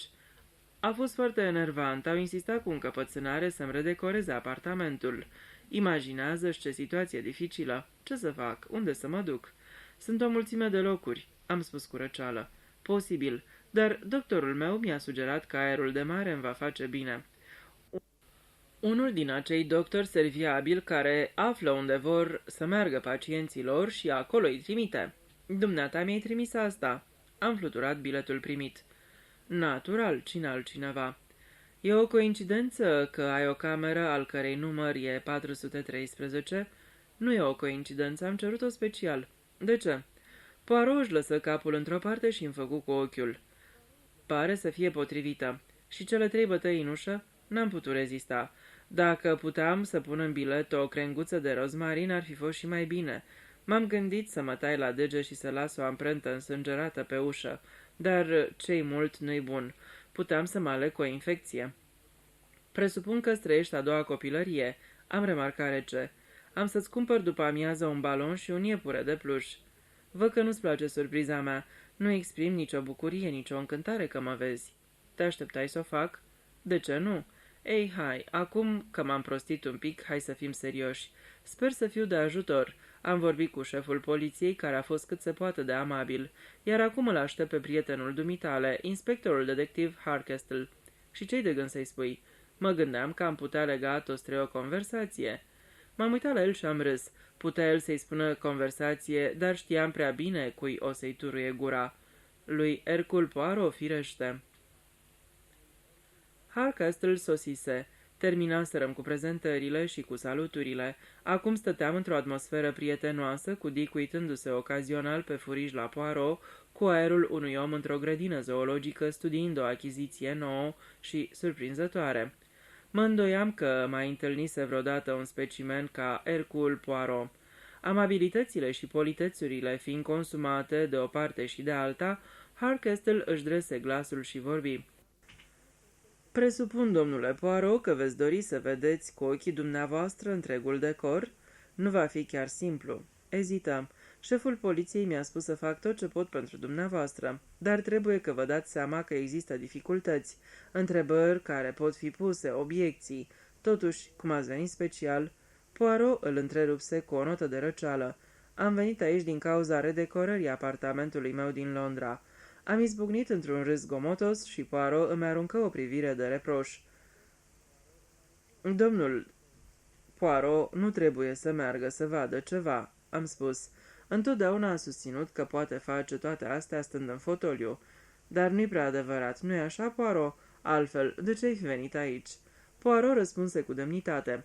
Am spus că nu e nevoie să fii ogar care să alergi de colo până colo adulmecând urma, dar trebuie să admit că pentru goană e adevărat nevoie de un câine. Un câine de aport, prietene, un câine de aport bun. Se întoarse către inspector, cu o mână își răsucea mustața cu un gest satisfăcut. Dați-mi voie să vă spun că eu nu sunt ca englezii, obsedat de câini. Eu personal pot trăi și fără câine. Totuși vă înțeleg pasiunea pentru câini. Omul își iubește și își respectă câinele, îl răsfață, se laudă în fața prietenilor cu agerimea și inteligența câinelui. Acum imaginați-vă că și opusul se poate întâmpla. Câinele ține la stăpânul lui, îl răsfață pe acel stăpân și el se mândrește cu stăpânul lui, se mândrește cu agerimea și inteligența stăpânului său. Și așa cum un om se ridică și iese afară când de fapt nu vrea să o facă și își ia câinele la plimbare pentru că știe ce mult îi place câinelui plimbarea, tot așa și câinele se va strădui să-i ofere stăpânului său ceea ce tânjește acel stăpân să aibă. Așa a fost cu bunul și tânărul meu prieten Colin, aici de față. A venit la mine nu ca să-mi ceară ajutor în propria lui problemă. Pe asta avea încredere că o poate rezolva și singur și cred că a și făcut-o. Nu, pe el îl îngrijora faptul că n-am activitate și sunt singur, așa că mi-a adus o problemă care s-a gândit că m-ar interesa și mi-ar da ceva de lucru. M-a provocat cu ea. M-a provocat să fac ceea ce îi spusesem atât de des că era posibil de făcut, adică să stau liniștit în fotoliu și la timpul potrivit să rezolv problema. Se poate să fi fost și puțină răutate, o cantitate mică inofensivă în spatele acestei provocări. Voia să-mi dovedească, să spunem că, în definitiv, nu e atât de simplu. Dar, amice, e adevărat, ai vrut să-ți bagi joc de mine. Puțin doar. Nu-ți reproșez. Tot ce-ți spun e că nu-l cunoști pe Hercule Poirot al dumitale. Își bombă pieptul și își răsuci mustața. M-am uitat la el și am rânjit afectuos. Perfect atunci, am spus. Dă-ne răspunsul la problemă. Dacă îl știi. Dar bineînțeles că îl știu. Harkestel se holbă neîncrezător la el. Spuneți că știți cine l-a omorât pe bărbatul din Wilbraham Crescent, numărul 19? Categoric. Și cine a omorât-o și pe Edna Brent? Desigur. Cunoașteți identitatea mortului? Știu cine trebuie să fie. Harkestel avea o expresie foarte îndoită. Atenționat de șeful poliției, rămânea politicos, dar în glas îi se citea scepticismul. Scuzați-mă, domnule Poirot, afirmați că știți cine a ucis 3 persoane. Știți și de ce? Da. Aveți un caz început și încheiat? Asta nu. Tot ce vrei să spui e că ai o bănuială, am spus cu răutate. N-am să mă cer cu dumneata asupra acestui cuvânt, dragul meu Colin. Tot ce spun este știu. Harkestel oftă. Dar vedeți, domnule Poirot, eu trebuie să am dovezi. Normal, dar cu resursele pe care le aveți la dispoziție, vă va fi posibil să obțineți dovezi. Eu nu sunt atât de sigur. Ei, haideți, inspectore, dacă știți, știți cu adevărat. Nu este primul pas? Nu întotdeauna porniți de acolo. Nu întotdeauna, spuse Harkestel cu un oftat. Există oameni care azi umblă liber când ar trebui să fie în pușcărie. Ei o știu și o știm și noi. Dar ăsta e un procent foarte mic. Nu e... L-am întrerupt. Perfect, foarte bine. Dumneata știi. Acum lasă-ne să știm și noi. Îmi dau seama că ești încă sceptic, dar mai întâi lasă-mă să-ți spun următoarele. A fi sigur înseamnă că atunci când ai ajuns la soluția corectă, totul capătă înțeles. Îți dai seama că lucrurile nu se puteau întâmpla în niciun alt fel. Pentru Dumnezeu treci peste asta, am spus. Te cred pe cuvânt. Poirot se instală confortabil în fotoliu și îi făcu semn inspectorului să-i umple din nou paharul. Un lucru trebuie să fie clar înțeles, prieteni. Pentru a rezolva orice problemă trebuie să ai fapte. Pentru asta îți trebuie câinele care este un câine de aport, care îți aduce piesele una câte una și le lasă la picioarele stăpânului, am spus. Se admite. Stând în fotoliu nu poți rezolva un caz doar citind despre el în ziar, căci faptele trebuie să fie precise, ori ziarele sunt rareori precise, dacă nu niciodată. Ele scriu că ceva s-a întâmplat la ora 4, când de fapt a fost 4:15. Ele spun că un om avea o soră pe nume Elizabeth, când de fapt avea o cumnată pe care o chema Alexandra, și așa mai departe. Dar în Colin am un câine cu o abilitate formidabilă, o abilitate care pot spune l-a dus departe în cariera lui. El a avut întotdeauna o memorie remarcabilă. Îți poate repeta chiar și după 7 zile conversațiile care au avut loc. Le repetă cu acuratețe, adică nu le denaturează așa cum face aproape majoritatea din noi. Ca să dau un exemplu general, el n-ar spune, poșta a venit după ora 11, ci ar descrie exact ce s-a întâmplat, adică o bătaie în ușă și cineva intrând în cameră cu scrisorile în mână.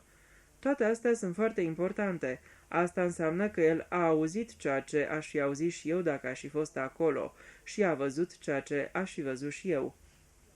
Numai că bietul câine n-a făcut deducțiile necesare.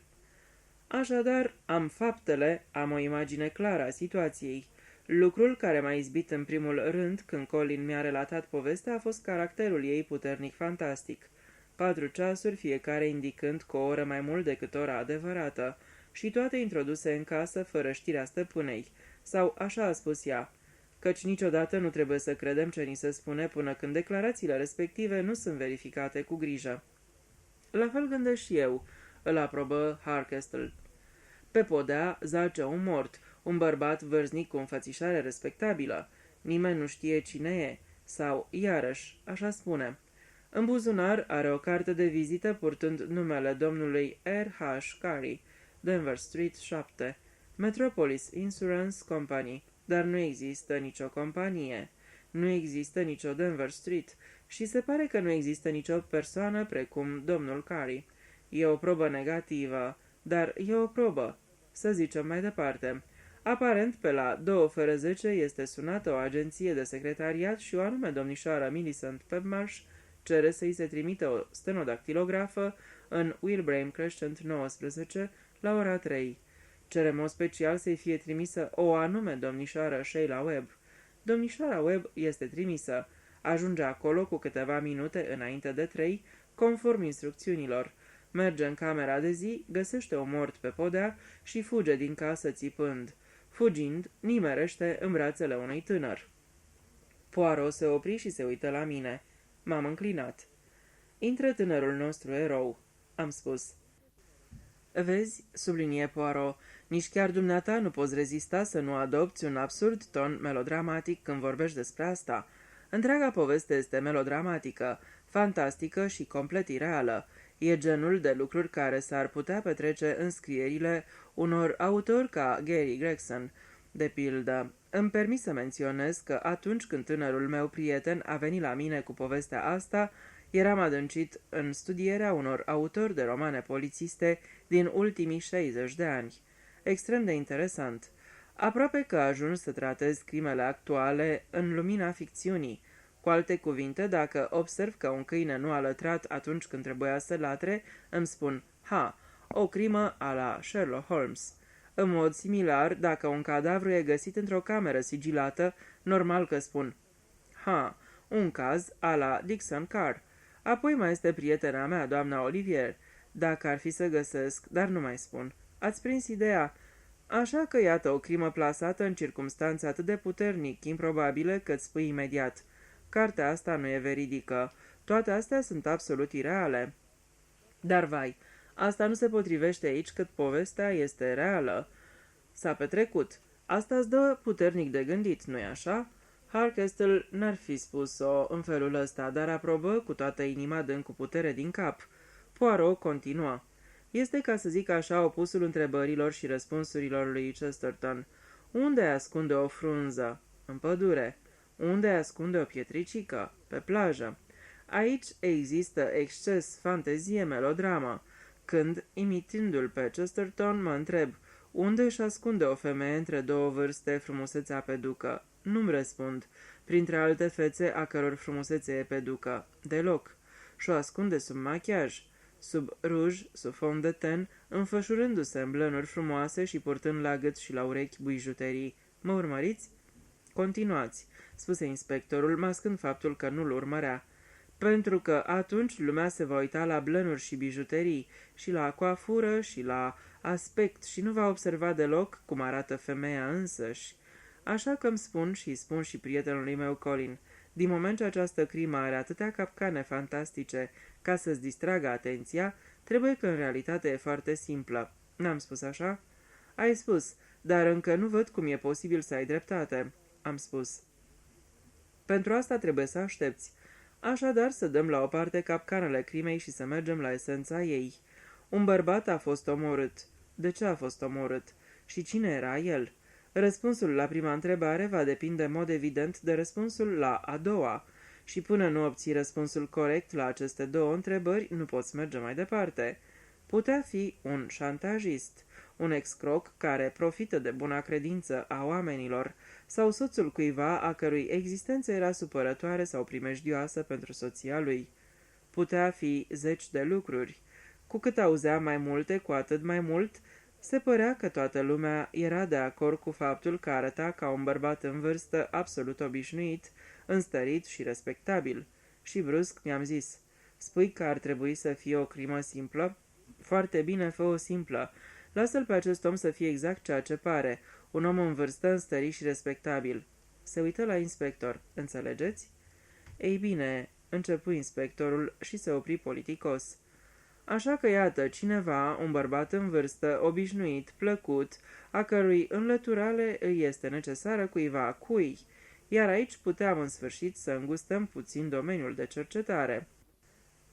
Există cunoștințe obținute la fața locului, despre domnișoara Pebmarsh și obiceiurile ei, despre biroul de secretariat Cavendish, despre o fată care lucrează acolo și care se numește Sheila Webb. Și îi spun prietenului meu Colin, vecinii, discută cu ei, află despre ei, despre mediul lor, dar mai presus de toate, angajează-te în conversații, pentru că dintr-o conversație nu obții doar răspunsuri la întrebări. Într-o flecăreală obișnuită se strecoară, scapă anumite lucruri.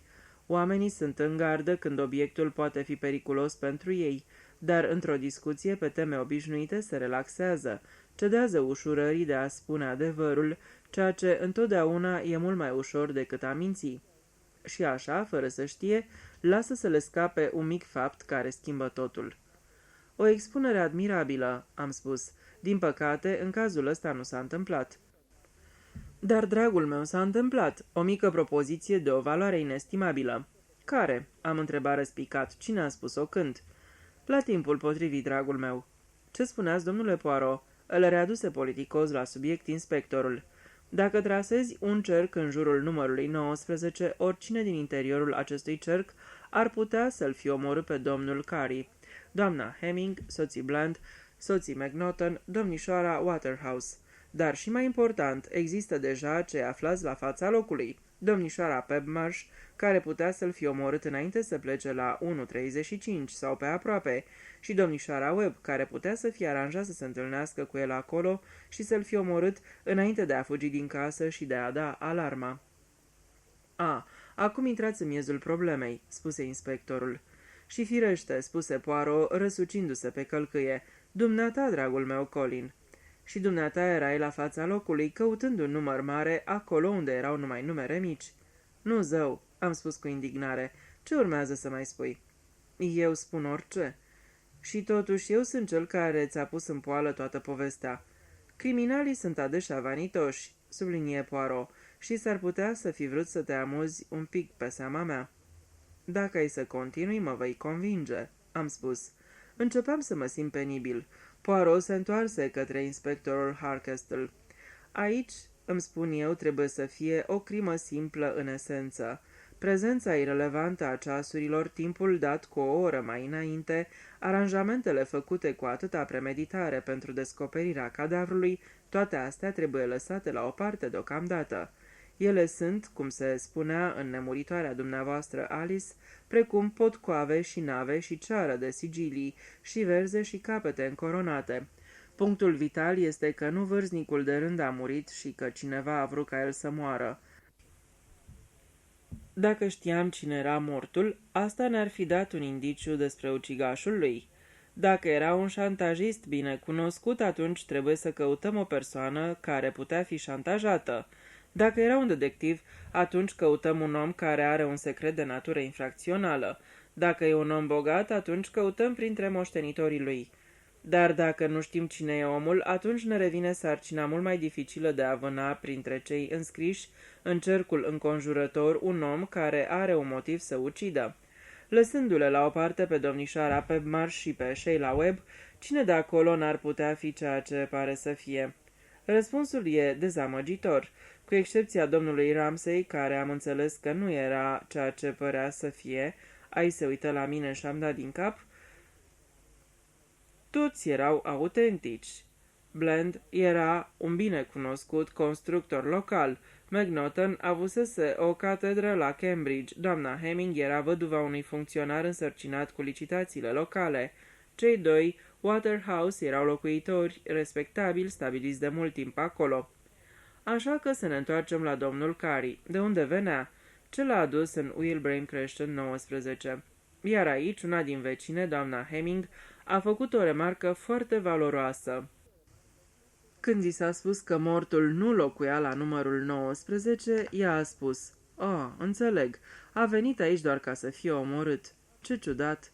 Ea avea darul adesea posedat de cei care sunt prea preocupați de propriile lor gânduri ca să mai fie atenți și la ceea ce spun alții, de a intra în miezul problemei.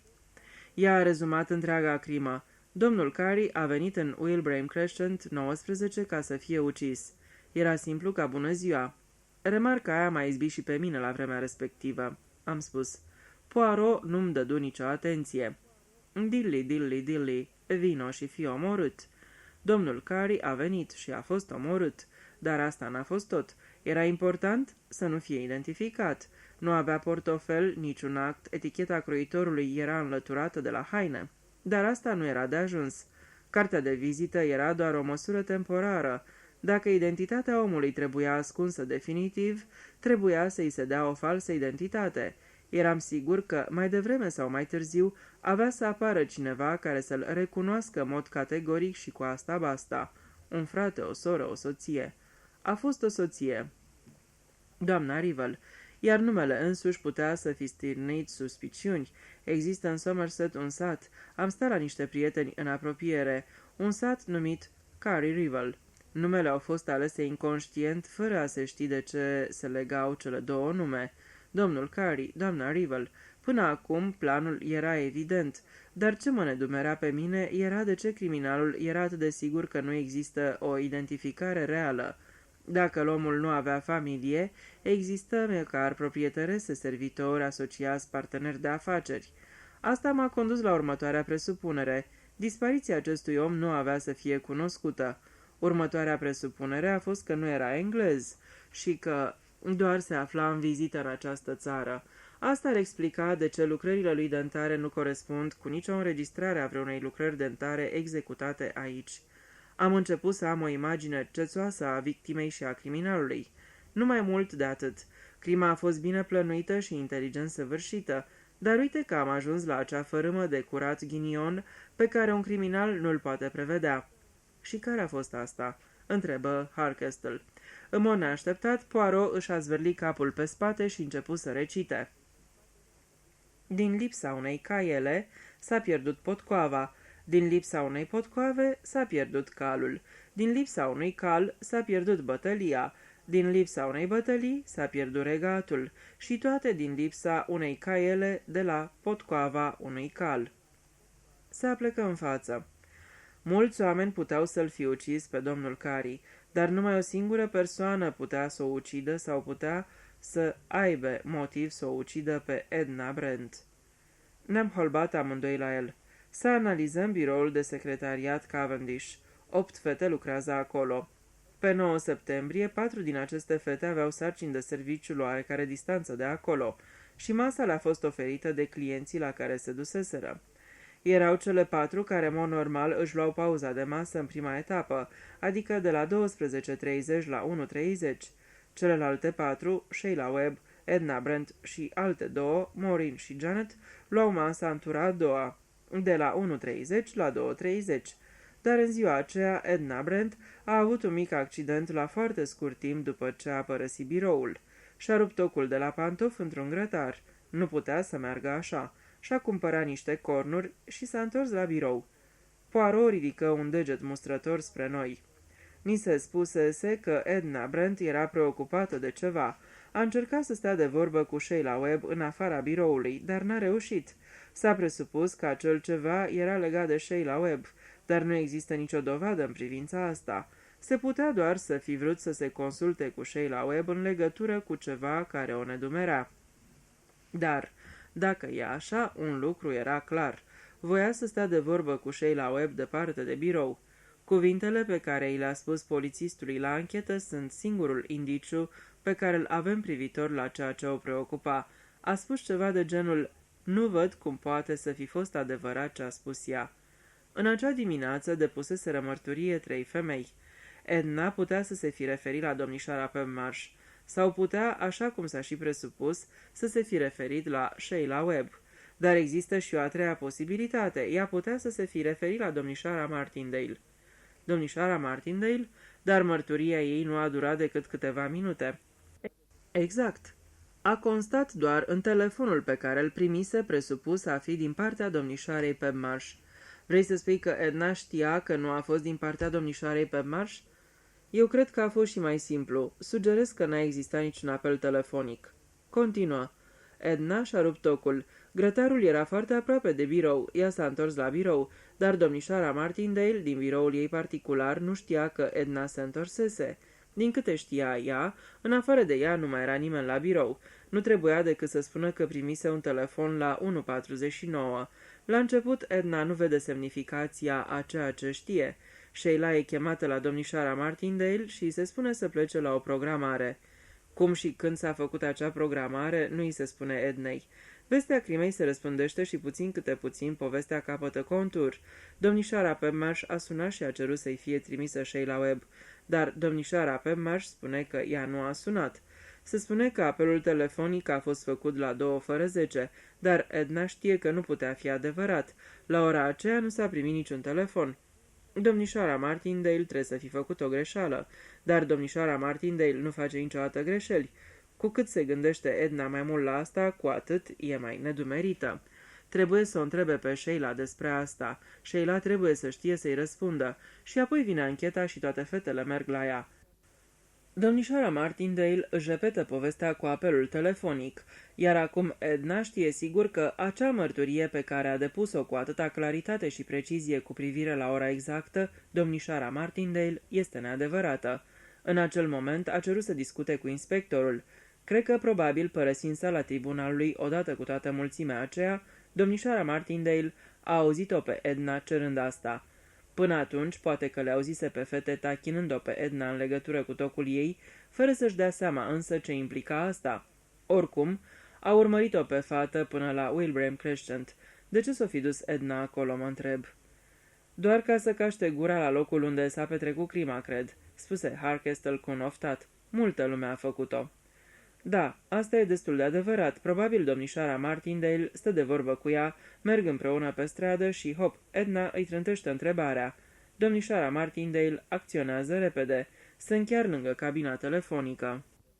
Ea spune: "Treaba asta e foarte importantă. Trebuie să suni imediat la poliție. Numărul secției de poliție este așa și așa. Sună și spune-le că venim amândouă acum acolo." Pentru Edna face ce îi se spune ea a doua natură. Intră, apucă receptorul, iar domnișoara Martindale intră după ea, trage de eșarfa pe care o purta fata la gât și o strangulează. Și nimeni n-a văzut asta? Poirot ridică din numeri. Putea să o facă, dar n-a făcut-o. E ora 1, vremea mesei. Iar cei care se aflau pe stradă erau ocupați să se uite la numărul 19. A fost un risc asumat cu îndrăzneală de o femeie îndrăzneață și lipsită de scrupule. Harkestel clătină din cap cu îndoială. Domnișoara Martindale, dar nu văd cum a fost posibil să intre ea în povestea asta. Nu, la început nu vezi, dar din moment ce fără îndoială domnișoara Martindale a omorât-o pe Edna, da, numai ea putea să o omoare pe Edna, atunci trebuie să fie amestecată în asta. Încep să bănuiesc că în domnișoara Martindale o avem pe Lady Macbeth a crimei, o femeie nemiloasă și lipsită de imaginație. Lipsită de imaginație? Se miră Harkestel. Da, total lipsită de imaginație, dar foarte eficientă, o bună planificatoare. Dar de ce? Unde-i motivul? Hercule Poirot se uită la mine și flutură un deget. Deci conversațiile cu vecinii nu ți-au fost de niciun folos, eh? Am descoperit o propoziție extrem de elocventă. Îți amintești că, după ce a vorbit despre viața în străinătate, doamna Bland a spus că ei place să trăiască în Crowding pentru că are o soră aici. Dar nu era de aștepta ca doamna Bland să aibă o soră. Ea moștenise o mare avere cu un an în urmă de la un unchi din Canada, tocmai pentru că era singura supraviețuitoare din familie. Harkestel se învioră brusc. Așadar, dumneavoastră credeți. Poirot se lăsă pe spate în fotoliu și își împreună vârfurile degetelor. Închise ochii pe jumătate și glăsui visător. Să spunem că sunteți un om foarte obișnuit și nu cu prea multe scrupule, aflat în greutăți financiare. Într-o zi sosește de la o firmă de avocați o scrisoare în care se spune că soția dumneavoastră a moștenit o mare avere de la un unchi din Canada. Scrisoarea este adresată doamnei Bland, iar singura dificultate este că doamna Bland care o primește nu e doamna Bland, adevărata destinatară a scrisorii. Ea este a doua soție, nu prima. Imaginați-vă ciuda, furia, și atunci apare o idee. Cine are să știe că nu e doamna Bland beneficiara de drept a scrisorii? Nimeni din Crowdie nu știe că Bland a mai fost însurat. Prima lui căsătorie a avut loc cu ani în urmă, în timpul războiului, când era peste ocean. Este de presupus că prima lui soție a murit la scurt timp după aceea, iar el s-a recăsătorit aproape imediat. Are certificatul de căsătorie original, diferite documente de familie, fotografii ale rudelor din Canada. Acum moarte. Totul va merge strună. Oricum merită să riști, riscă și le merge. Formalitățile legale sunt încheiate. Și iată-i pe soții Bland, bogați și prosperi, scăpați de necazuri financiare. Și atunci, un an mai târziu, se întâmplă ceva. Ce se întâmplă? Ipoteza mea este că cineva din Canada venea în această țară și că acest cineva o cunoscuse pe prima doamnă Bland destul de bine ca să nu poată fi păcălit de o substituire de persoană. Se poate să fi fost un membru în vârstă al familiei, de avocați ai familiei, sau un prieten apropiat al familiei, dar oricine era, el avea să știe. Probabil că s-au gândit la diferite mijloace de a evita întâlnirea, starea sănătății doamnei Bland sau că era plecată în străinătate, dar orice de genul ăsta n-ar fi făcut decât să stârnească bănuieli. Vizitatorul ar fi insistat să o vadă pe femeia pe care venise să o vadă. Și, așadar, crima. Da, iar aici îmi imaginez spiritul întreprinzător a fost sora doamnei Bland. Ea a gândit și a schițat întregul plan. O luați de bună că domnișoara Martindale și doamna Bland sunt surori? Este singura cale de a face ca lucrurile să aibă logică. Doamna Bland chiar că mi-a amintit de cineva când am văzut-o, spuse Harkestle. Au un fel de a fi foarte diferit, dar e adevărat, există o asemănare. Cum sperau să o scoată la capăt cu asta? Omul avea să fie dat dispărut. S-ar fi făcut cercetări. Dacă acest om călătorea în străinătate, probabil de plăcere, nu în interes de afaceri, programul lui avea să fie vag. O scrisoare dintr-un loc, o ilustrată din altul, ar fi trecut ceva timp până când lumea ar fi început să se întrebe de ce nu mai auzise nimic despre el. Dar atunci cine ar fi făcut vreo legătură între un om identificat și îngropat ca Harry Castleton și un bogat vizitator canadian care nici măcar nu fusese văzut prin părțile astea? Dacă eu aș fi fost criminalul, aș fi plecat într-o călătorie de o zi în Franța sau Belgia și m-aș fi descotorosit de pașaportul mortului într-un tren sau în tramvai, astfel încât cercetările ar fi avut loc în altă țară. M-a mișcat fără să vreau și ochii lui Poirot poposiră asupra mea. Da?" a întrebat. Bland mi-a pomenit că de curând a fost într-o excursie de o zi la Boulogne cu o blondă. Am înțeles. Ceea ce ar face ca lucrurile să pară firești, fără îndoială că are obiceiul ăsta. Asta este totuși o presupunere, spuse Harkestle. Dar se poate cerceta, spuse Poirot. Luă o foaie de hârtie cu antetul hotelului și o mână lui Harkestle. Dacă îi vei scrie domnului Enderby la Ennismore Gardens, SW7, el mi-a spus că va face anumite cercetări în Canada. Este un renumit avocat internațional. Și cum e cu afacerea cu ceasurile? Ceasurile, faimoasele ceasuri. Poirot zâmbi. Cred că veți descoperi că responsabilă cu ele este domnișoara Martindale. Cum crima a fost o crimă simplă, cum spuneam, trebuia făcută să pară fantastică. Acel ceas cu Rosemary pe care Sheila Webb l-a luat să-l dea la reparat. Nu cumva l-a rătăcit Sheila prin biroul de secretariat Cavendish? Nu cumva domnișoara Martindale și-a fondat toată fantasmagoria pornind de la el? Și datorită lui a fost aleasă Sheila Webb să descopere cadavrul? Harkestle izbucni. Și mai spuneți că femeia asta e lipsită de imaginație? Când a copt ea toate astea? Nu le-a copt ea. Asta e partea interesantă. Toate erau acolo așteptând-o. Dintr-un bun început am detectat un șablon pe care îl cunoșteam, un șablon familiar pentru că tocmai citisem despre asemenea șabloane. Am fost foarte norocos. După cum poate să confirme și Colin, săptămâna asta am participat la o licitație de manuscrise ale unor autori. Printre ele erau câteva ale lui Gary Gregson. N-aș fi îndrăznit să sper, dar norocul a fost de partea mea. Uite! Ca un scamator scoase din sertarul biroului 2 caiete groase ponosite. Totul e aici, printre multele intrigi de cărți pe care plănuia să le scrie. Nu a trăit să o scrie pe asta, dar domnișoara Martindale, care a fost secretara lui, știa totul despre ea. N-a făcut decât să o adapteze la scopurile ei. Dar ceasurile trebuie să fie avut inițial o menire, în intriga lui Gregson, adică. O, da, ceasurile lui erau puse la 5 și 1 minut, 5 și 4 minute și 5 și 7 minute. Asta era combinația unui safe. 5-1, 5-4, 5-7. Seiful era ascuns în spatele unui tablou, reprezentând-o pe Mona Lisa. În safe, continuă Poirot, cu dezgust, erau bijuteriile coroanei familiei regale rusești. Toată treaba o frumusețe. Da, i-a picat numai bine domnișoarei Martindale. I-a ales doar personaje locale și a adaptat povestea ca să se potrivească. Toate acele indicii amețitoare aveau să conducă unde? Exact nicăieri. A, da, o femeie eficientă. Te întrebi, Gregson i-a lăsat o moștenire, nu-i așa? Oare cum și din ce a murit? Hardcastle refuză să se arate interesat de trecut. Înhăță manuscrisele și foaia de hârtie cu antetul hotelului pe care o țineam în mână. Timp de câteva minute mă uitasem lung la ea fascinat. Hardcastle mâzgălise adresa lui Enderby, fără să-și dea osteneala să întoarcă foaia ca lumea. Adresa hotelului era în colțul din stânga jos, cu fundul în sus. Uitându-mă lung la foaie, mi-am dat seama ce prost fusesem. Ei bine, vă mulțumesc, domnule Poirot, cu siguranță că ne-ați dat ceva la ce să ne gândim. Dacă iese ceva din astea... Sunt cât se poate de încântat să vă fi fost de vreun ajutor. Poirot o făcea pe modestul. Va trebui să verific anumite lucruri. Normal, normal. Își luară la revedere și Hardcastle plecă. Poirot își îndreptă atenția către mine, ridică din sprâncene. Ei bine, ce te roade, dacă mi-este permis să te întreb?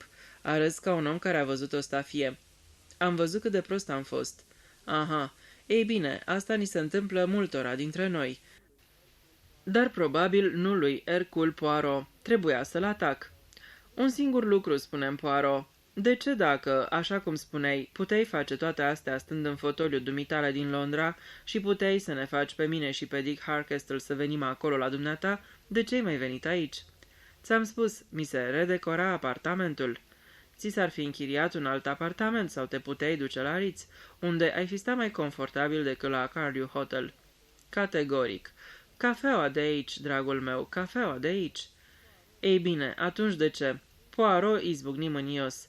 Ei bine, din moment ce ești prea prost ca să ghicești, am să-ți spun. Sunt om, nu-i așa? Pot fi și mașinărie dacă e nevoie, pot să stau tolonit și să gândesc. Pot rezolva așa problema, dar sunt om, iar problemele privesc ființele omenești. Și? Explicația este la fel de simplă ca și crima. Am venit din curiozitate omenească, spuse Hercule Poirot cu o tentativă de demnitate. Capitolul 29. Odată în plus mă aflam în Wilbraham Crescent. M-am oprit în fața porții casei cu numărul 19. De data asta nimeni n-a mai ieșit afară țipând.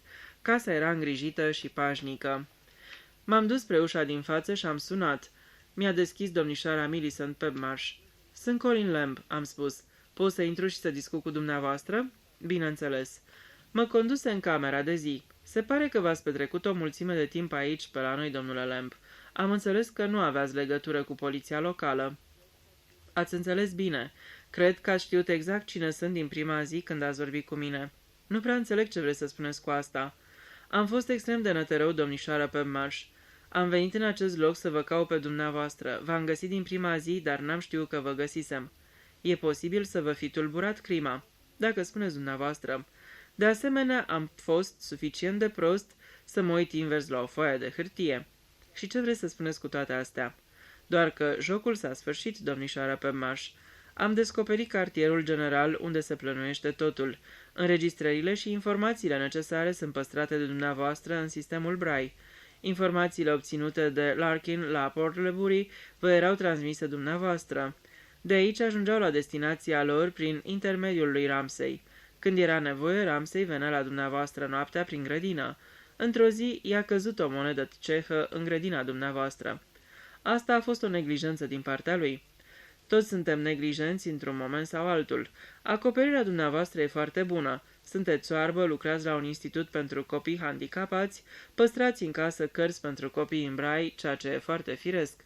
Sunteți o femeie cu o inteligență și o personalitate neobișnuite. Nu știu care e forța care vă animă. Să spunem dacă vă place că sunt o femeie care m-am consacrat unei cauze. Da, mă gândeam că ar fi asta. M-am uitat la ceas. Aveți 2 ore, domnișoară Pebmarsh. În 2 ore, membrii unei echipe speciale vor veni aici și nu vă înțeleg. De ce ați venit aici înaintea oamenilor dumneavoastră, ca să-mi dați ceea ce pare un preaviz? E un preaviz. Am venit aici singur și am să rămân aici până sosesc oamenii mei, ca să am grijă ca nimic să nu părăsească această casă, cu excepție. Această excepție sunteți dumneavoastră. Aveți un avans de 2 ore dacă alegeți să plecați. Dar de ce? De ce? Pentru că eu cred că există o șansă. Ați putea în scurt timp să-mi deveniți soacră. S-ar putea să mă înșel total. Se lăsă tăcere. Millicent Pebmarsh se ridică și se duse la fereastră. Nu-mi luam ochii de la ea. Nu-mi făceam nicio iluzie în privința ei.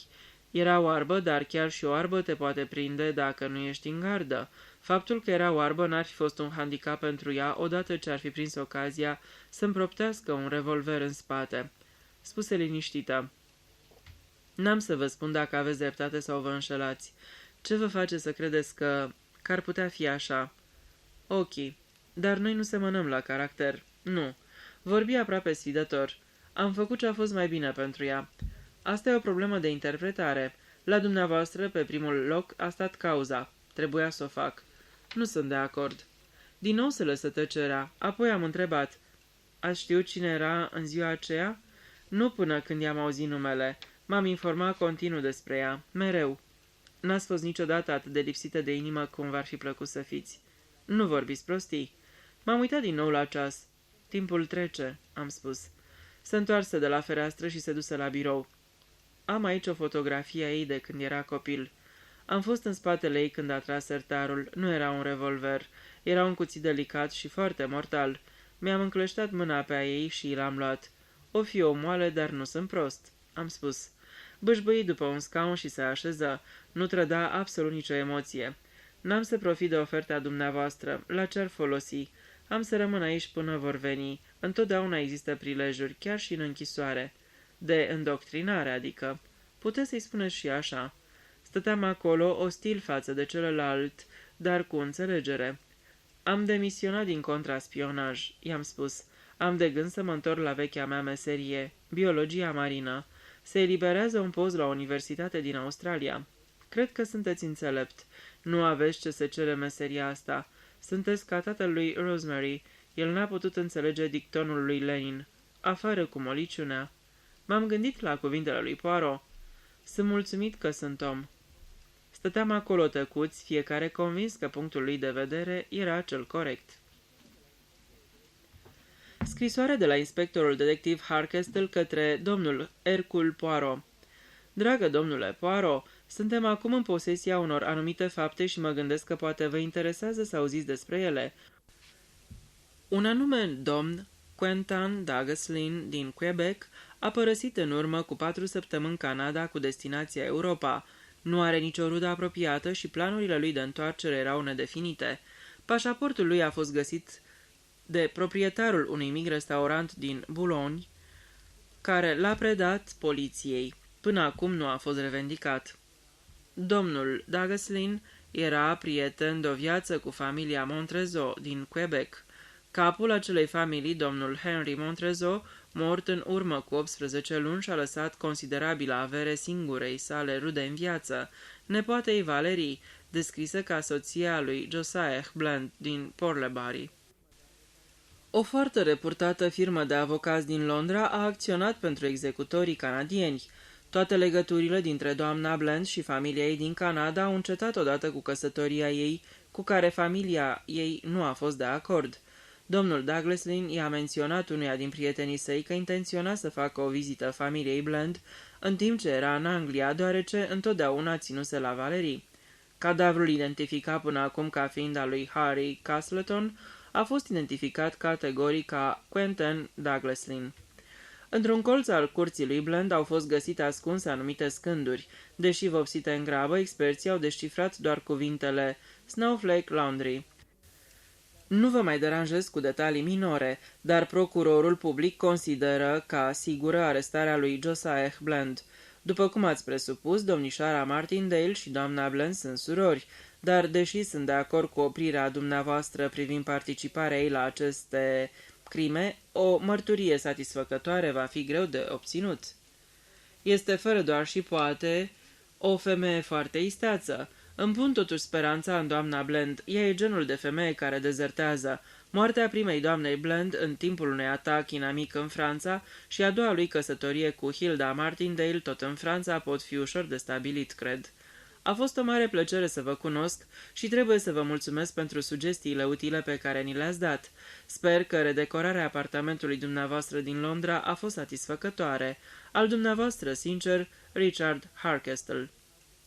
Altă scrisoare de la Harkestle către Poirot. Vești bune. Nevasta lui Bland a cedat. A recunoscut toată treaba. Dă vina în întregime pe sora și pe bărbatul ei. Ea n-a înțeles niciodată ce intenționau să facă decât când a fost prea târziu. A crezut că ei aveau de gând doar să-l drogheze astfel încât să nu-și dea seama că nu ea era femeia care trebuia. O poveste acceptabilă, dar eu aș spune că e destul de adevărat că nu ea a fost autoarea propunerii. Vânzătorii din Portobello Market au identificat-o pe domnișoara Martindale ca fiind doamna americană ce a cumpărat 2 din ceasuri. Doamna McNaughton spune acum că l-a văzut pe Douglas Lynn în duba lui Bland când acesta intra în garajul său. Oare chiar l-a văzut? Prietenul nostru, Colin, s-a însurat cu fata aceea. După părerea mea, e nebun. Toate cele bune. Al dumneavoastră, Richard Harkestle. Sfârșit.